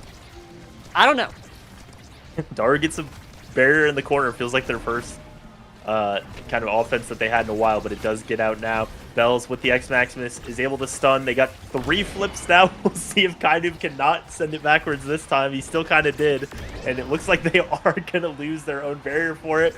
We'll see if Daru can win this, but Vaughn just sends it out to Kainu. And Kainu still glitch pops it, puts it in. That's going to be our first map going to Sad Boy. Crazy aura farm from Kainu at the end there. Just had to let him know. He's still got it like that. I want to see the time on that game because that was a little brutal. 12 minutes. Almost 12 minutes exactly. Just a quick in and out. 5 assists coming out from Vaughn. It felt like he was the midfielder, and then his 2 brawlers were just doing it up. It just seemed like there was no way Bombardiers were able to get it past the midfield, and that's that. Not a whole lot more to say about that, I think. No, I mean you missed a set, but you can kind of imagine what it looked like. It looked like the rest of that game that you saw. So we'll see what our second map is. I don't know if the map pick ban was sent anywhere, so we'll see it shortly once the scene is changed, I hope. But Gates is just a really strong map for Sad Boys, and they looked very strong. And Bell's getting X. I think X is... People have talked about X being really strong, but especially if you have a goalie that can keep the core up, you're just going to get chipped down on the damage very consistently if you have any kind of decent start, and size is a very solid start for Bells there. So I'm interested if... what they do to try to change things for Game 2, but Sad Boys... looking like Sad Boys that game. Yeah. I wonder if the X pick is going to be contested. I do think you mentioned that support from Vaughn as the goalie for X was really good. I think X's biggest weakness is if he's not always getting the ball. If the ball's not always on their side, he's slow. He's big. He can like solo kill a guy. He just does that much damage. It's pretty valuable, but you get a lot less value from the X if the ball is not constantly in his hands, putting on the pressure in the corner. He is a corner character. That is where he excels. But like you said, just if that's not happening, if the midfielder and goalie are able to keep the ball up for the X, it's a shoo-in. It's a slam dunk. Like, it just looks so hard to defeat this complete Goliath of a character. He gets in the corner, and then the enemy team just has to sit there and twiddle their thumbs and be like, well, we did what we could. We did a lot. unfortunately, it still got into the corner. So you got to like immediately pivot into damage control. Like, how can we save a second barrier? Can we not immediately get scored on? Just the frame one conversion. There's been a lot of talk about X and Asher recently. They're two very similar. Another corner heavy character. It's the same. They're the same. It's all the same times the flat circle. And today I will pick Brawler and look at all of my picks like X again today. Daring, aren't we? But I think these are things to watch out for. It's hard to see the counterplay and engage in it. Again, the biggest thing is just don't let it in the corner. Easier said than done. But we'll have to see if Bombardiers can do that, or again, step into the draft and make sure that the X doesn't come through. I don't think I've ever seen. I'm sure Bells has played Asher before, but I can't imagine it in my mind. I can't tangibly think about it, so that means it doesn't exist, and I don't care about it. So that's right. We are on Clarion for our second map, and we have a Among Titans Siege Machine start. Wow. The most nothing start ever, other than Among Titans, of course. I can't imagine that anyone is going to want size enough to take Siege Machine and is a character that would want Siege Machine. Maybe Asher would, but it's banned away by Sad Boys there. So they are not going to let 3Z play it. So we're probably going to see 6 Among Titans here on Aquarian Test Chamber. Very, very exciting. Yeah, I'm strapped in my gamer chair. It's that one GIF where the chair's like going crazy and guys got like the headset on, and it's like that's me right now. That's me in like a hypothetical world where I have that chair and I'm getting ready. You can tell by how excited I sound that this is a big start. But we did see Bombardiers banned Atlas. I think that is not a bad call. The boys banning the Asher, not letting that through, which means that there's an opportunity to let the X through, but Bombardiers have locked in the Estelle instead, which I think is fair. Estelle is it's an honest man's B1. Just get the Estelle in there. It's a top midfield is just always going to perform, always going to have a lot of potential, especially with the midfield sub. You got to make sure that you're getting a pick that you're comfortable on and sending it. That does mean, hello, X. Welcome back, Bell's X. We're going to be seeing a little bit more of that on Clarion. A little bit less of a corner map. Once the one barrier goes down, becomes a very heavy corner map. But I think this map has a lot of narrow passages, which X really, really enjoys. He can put on a lot of pressure because, like, again, he's bigger than you. If he pops ult, he gets some strike cooldowns. He can just force it through you, start hit stunning you. He can look for some cheesy KOs on the edge if you're not paying attention. Hit a sweet spot bell ringer, and all of a sudden, like, your kneecaps just explode, like disintegrate to dust. And you have to limp around saying, like, where'd they go? Look for the orb that heals your kneecaps and get a little bit of health back. But we're going to have to see how this goes. And I don't know who's playing Mako. Like, it might be Kainu. I think it's got to be Kainu. It's probably Kainu. Yeah, Vaughn professes being a not Mako guy, not liking the pick, not wanting to play it, etc. The Kai is a very, very much a Vaughn pick. We saw it last game. We might be seeing the Mako midfield return after, I don't remember it's just 3 or 4. And many moons ago, we were seeing Demons Raw Kainu Mako midfield, and it was winning. It was doing it. And like, in my personal humble opinion, bear with me, I think Mako midfield might be the worst midfield pick ever. I think if I had to pick one of the 21 characters to not play midfield, I think it would be Mako. But I think that's a little bit of sauce that I'm looking for in this game. Among Us, Siege Machine, whatever, yawn, I sleep. Mako midfield, I'm there. Maybe you take Siege Machine on Mako here for the projectile range. We'll see. But they did pick Estelle for Daru, which importantly, you need 20 minutes on a character to show up on the stats. And that first game was only 12 minutes. So Daru, as long as this game takes at least 8 minutes, he's going to show up on the stats for the rest of the season. So that's good for Daru. They got the Estelle. Yeah, that's a big win.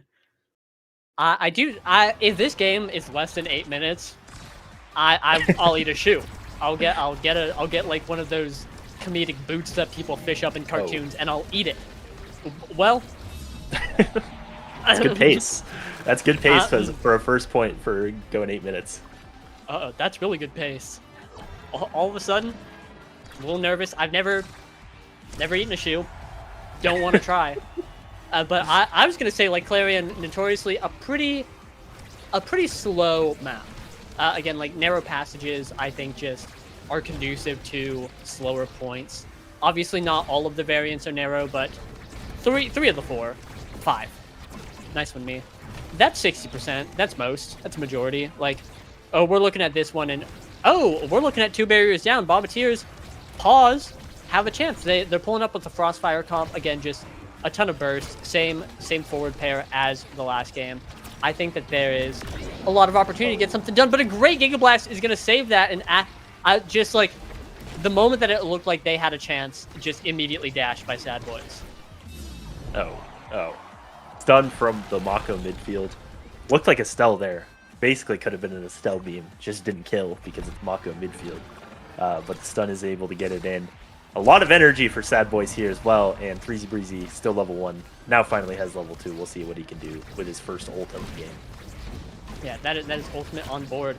What I'm noticing is that this comp and the way Sad Boys are playing it is very reminiscent of the era double brawler comps you see, but obviously with Kai instead. And honestly, with how Kai has fared in recent patch notes and in the game's meta, I think that this might be the strongest iteration of this team. Obviously, Kai cannot give your team any speed, but I don't know. It is just two brawlers. We got the Mako brawler pulling up, and then Kai doing all the midfield work, and they are rolling them. They have shown up and they said, we're going to hit stun you, or we're gonna continue to hit stun you. I think we're just gonna keep hitting you, and the Kai's gonna do all the work keeping the ball up, and it is working. It is what we're seeing here. Yeah, I don't really know how, but the Mako ended up MVPing that one, so going to be rewarded with Quick Strike. Basically, the way that it's kind of like the era comp is that Mako just holds secondary in the middle, and then Kai just runs up and becomes the midfielder. And so really, it's like you're playing just Mako goalie for a little bit, and then you eject button back. X gets rewarded with Berserker in this incredible X draft, and Julie. Both of our brawlers are just crying at the end of this draft. But we'll see what they can do to switch this out. We'll see if Mako midfield can MVP another set now that X has another awakening. But does X really have another awakening? It's Berserker. It's Berserker, yeah. Incredibly uncharacteristic bad brawler draft. It's 1 in a million. I think this could be the first time ever that it's happened across the entire nearly 3-year history of this game since launch. Just couldn't fathom it. But here, all barriers down. None of them are around. And some good defense coming out from Bombardiers. Daru is staggered. Is going to be having a bit of trouble avoiding the X and the Mako, who are definitely looking for his head. Really? Really? We need him dead. He's got to go. Take him down. And that's going to be Sad Boy securing a kill, securing a power play, securing a point. Oh, wow. Vicious. Violent. Mako's still maintaining the MVP of the game so far. And yeah, they did not want Daru to have a good time at that point in the nasl debut for Daru. We'll see what they can do, as now gets trapped in the Dubu wall, but is able to get out for a moment. They have some core speed. The Julie ult sends it there for a second, but Vaughn is not stunned for long enough to get a barrier there. Is able to eject button back after that play as well. And kind of just walking them down. Sets up the stun on Daru. Now some dribbles to keep it in the corner, but they do get it out for a moment. The flip is burnt to send it back up top. And Bertram and Daru on this point so far doing a good job of keeping away from the barrier, but never mind. Daru is sent out now. Mako sends it up, and Bells does put it in here. Yeah, another rapid fire point. We're on track to be hitting a swift set 3, and we are 1 point away if Sad Boys is able to secure it. I think if you're in the shoes of Bombardiers, I don't know what you do. You gotta. I think that the number one priority is just get some security in the midfield, because it seems like Sad Boys just has the ball all the time.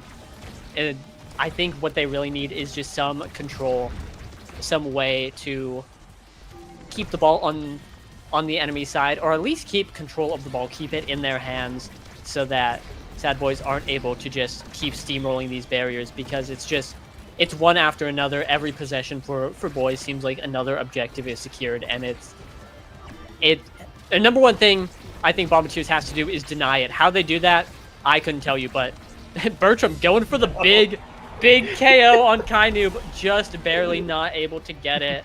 And that means the ball is going to roll straight into Bell's hands. It's going to be going in. No Mako midfield MVP. That's going to be the X. Probably specialized training. Another just not like overwhelmingly phenomenal brawler draft, but this game, dude, I'm going to eat a shoe. I'm going to eat a shoe today. That's what's going to happen today. That second point of the game was really long, but we're in shoe eating territory. Yeah, what we need to investigate is the death ray that is casted by a wizard of Sad Boys on one of the opponents every single week. At least one. This time it was 2 of them, apparently. But they have played a sub every single week, which is pretty funny. So as A very eloquently put in chat, we need to make sure that rats are okay next week. And my team plays them in the very last week of the season, so I'm a little bit scared of what's going to happen to us right before the season ends. But we'll see what they can do in this third set, as Mako midfield did pick up that reptile remedy, so going to be able to stay on the field and do what Mako midfield does, which I'm not sure what that is. We're still looking. We've got our top scientists on the case.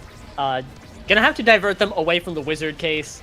It's really tough, but we'll find out what Mako midfield is doing right now, putting it in the net, and also just denying that reptile remedy from the enemy team. I'm sure any one of the Bombardiers would love to have a little bit of reptile remedy right about now, but like I don't know, man. Daru and 3Z are both level 3. Bertram pulling up at level 4.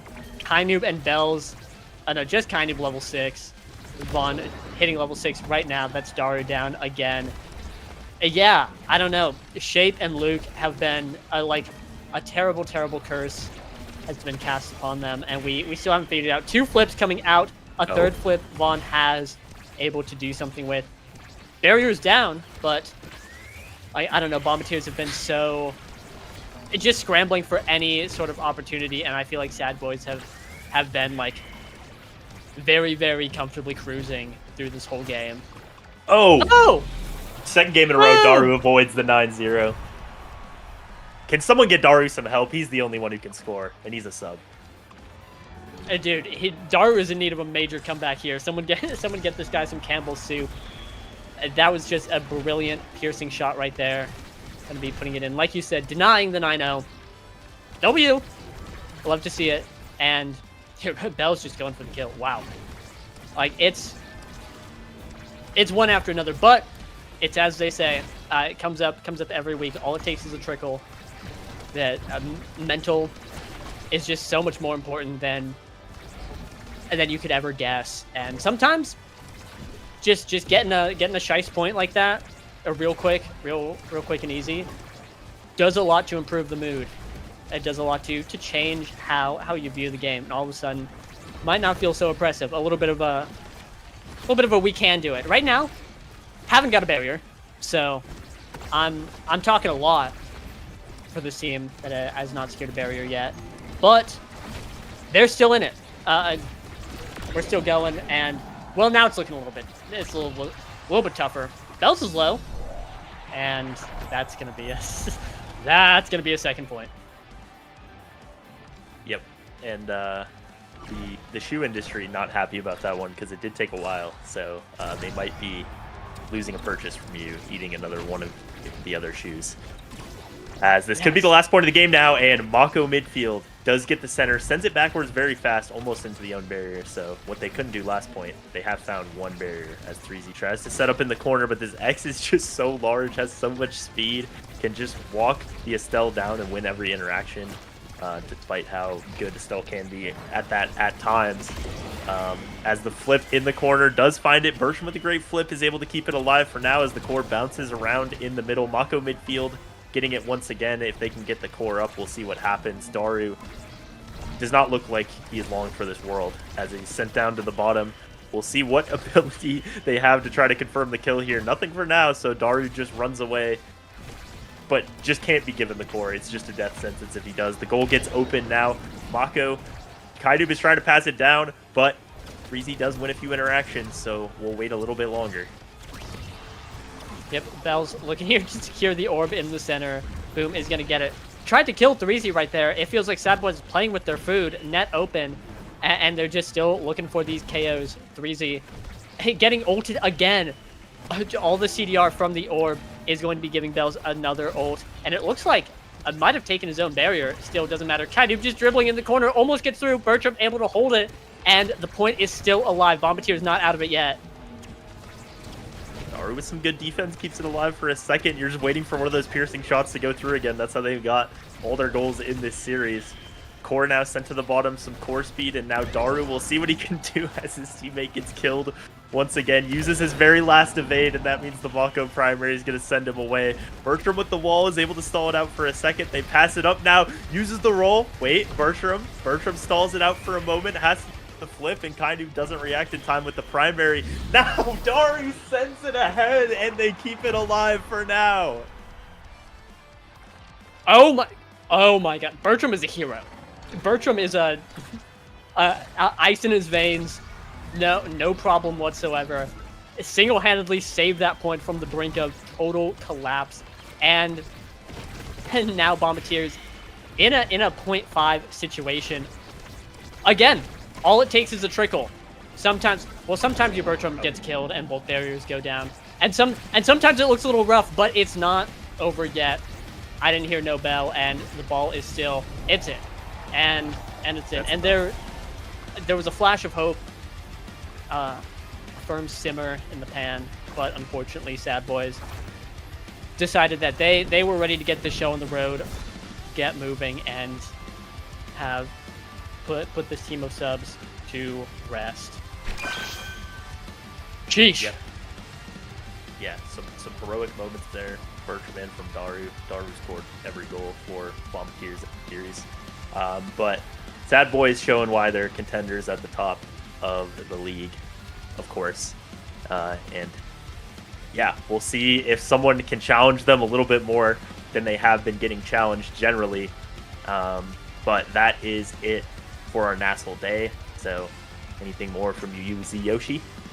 Oh, I got a couple more things. Number one, 12 minutes, 27 seconds. Famous footwear will not be seeing me today. We have dodged that bullet. Or I guess like weird rubber and like, I don't know what shoes are made of, like polyester. I guess it depends on the shoe. Yeah. I guess I was thinking rubber like a boot, like a rain boot. Doesn't matter. Don't care. Who cares? I kind of lament that Bombardiers did not have full roster. I think that this would have been a very, very exciting matchup if they didn't. I think Bombardiers is one of the teams that looks likely to challenge Sad Boys and their reign of insane dominance. And so I definitely think both these teams will be finding themselves in playoffs. I mean, I think Sad Boys is like 1 game away, 1 or 2 games away from series, I should say, from confirming it. But I think that we could see them match up in playoffs, and then we will be delivered that very exciting series. Until then, we are going to have to wait. But like you said, that is all the games to be played for nasl Week 4. We will be having a post show coming up, so stay tuned for that. But until then, directed by the Fool, the Fool, who also did the pre-show. If you didn't see that, I suggest taking a peek. I didn't see that. I'll be taking a peek. But until then, we'll be back in a little bit. Bye now. Bye.「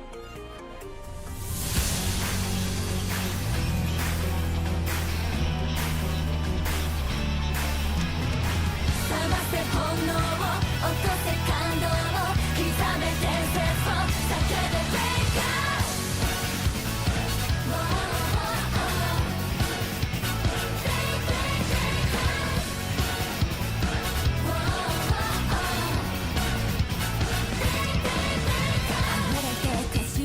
悔しくないのか寂れてく舞台を前に潤ってるのか改めて切り開いて見返す番だ目を離すな歴史を塗り替えてやるさだんだんだんだんだんだって完成巻き起こしていく時だんだんだんだんだん待ってあと少しせめぎ合うしっぱし挑みたい掴みたい刻みたい大体革命の火ぶた切って伝説の花掲げてゆこうさあねじゃんじゃんじゃん僕に飛び込んで熱狂を起こすと猛者になれレジェンじゃんじゃんタイタニックぜ本能を覚ませ感動を起こせ伝説刻んで大地蹴って蹴って蹴って break Match point of Grand Finals, a long journey, all comes down to this.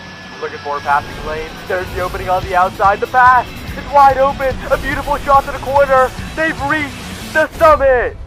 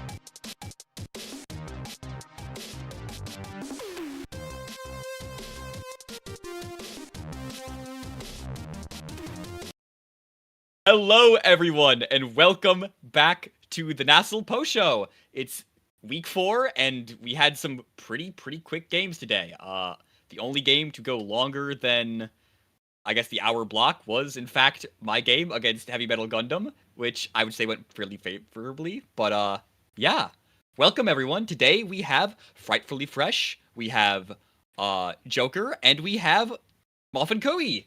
Yay! How are you all feeling today after your glorious victories? Starting with who? I'll go first. Whatever. I'm feeling pretty good. I feel like we kind of lucked out with them having a sub roster this week. Mary Meg is no slouch, but like Katsuna just has that aura. It scares the hell out of me. But yeah, I mean, we had a lot of fun with the game. I feel like, yeah, I don't know. I feel pretty good about it. Fair enough. Moving on to the Joker and his 9-0 over Bozo Bunch today. How are you feeling? I feel good. Just proud of my team. They all played so well. They carried my ass in the first game pretty well, so I was like, I gotta show up for the second game and go crazy and carry them back. So yeah, pretty happy. Massive W. And then finally, Muffin Koi. How are you? I feel pretty good. Besides the the orb dancer in draft 1 for game 2, that kind of sucked to see. Yeah. Hey, I think you all handled it well. Bulk up, W Boo, W Doo Brawler. Oh yeah. Inspired possibly by a Tempo Melon in the same situation. I'm calling you out, Leo Leon. I wanted to talk to you about that, but I mean, very good games today overall. Feeling fairly confident. Fresh, I'm sorry for your illness that is going to befall you in next week as the boys get ready to face you. It's going to be a shame that one of you has to sub out. It's really rough, you know?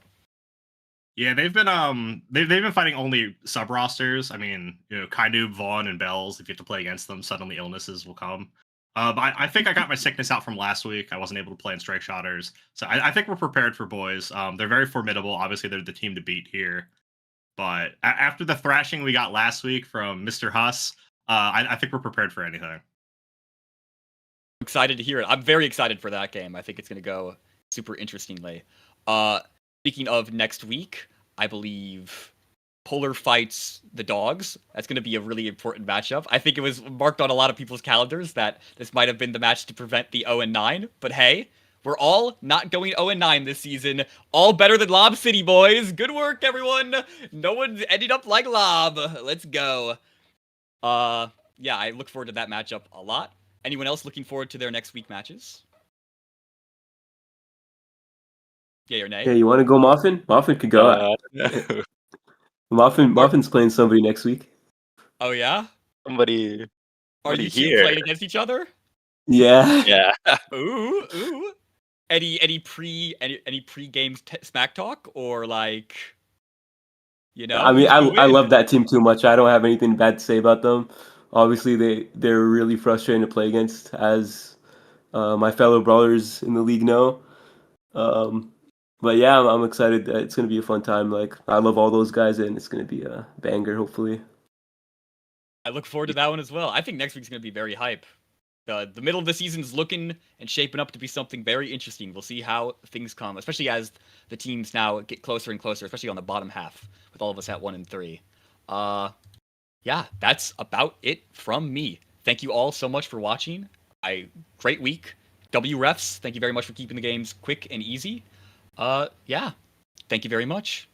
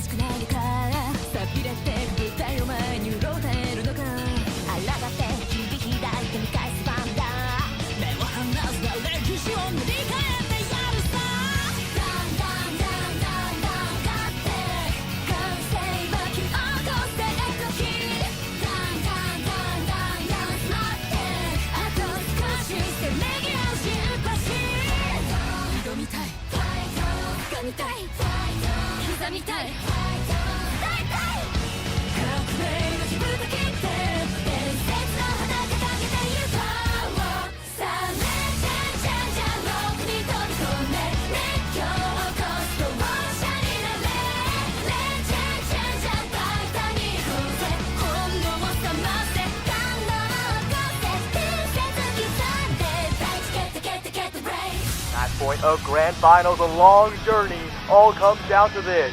Looking for a passing lane, there's the opening on the outside, the pass is wide open, a beautiful shot to the corner, they've reached the summit!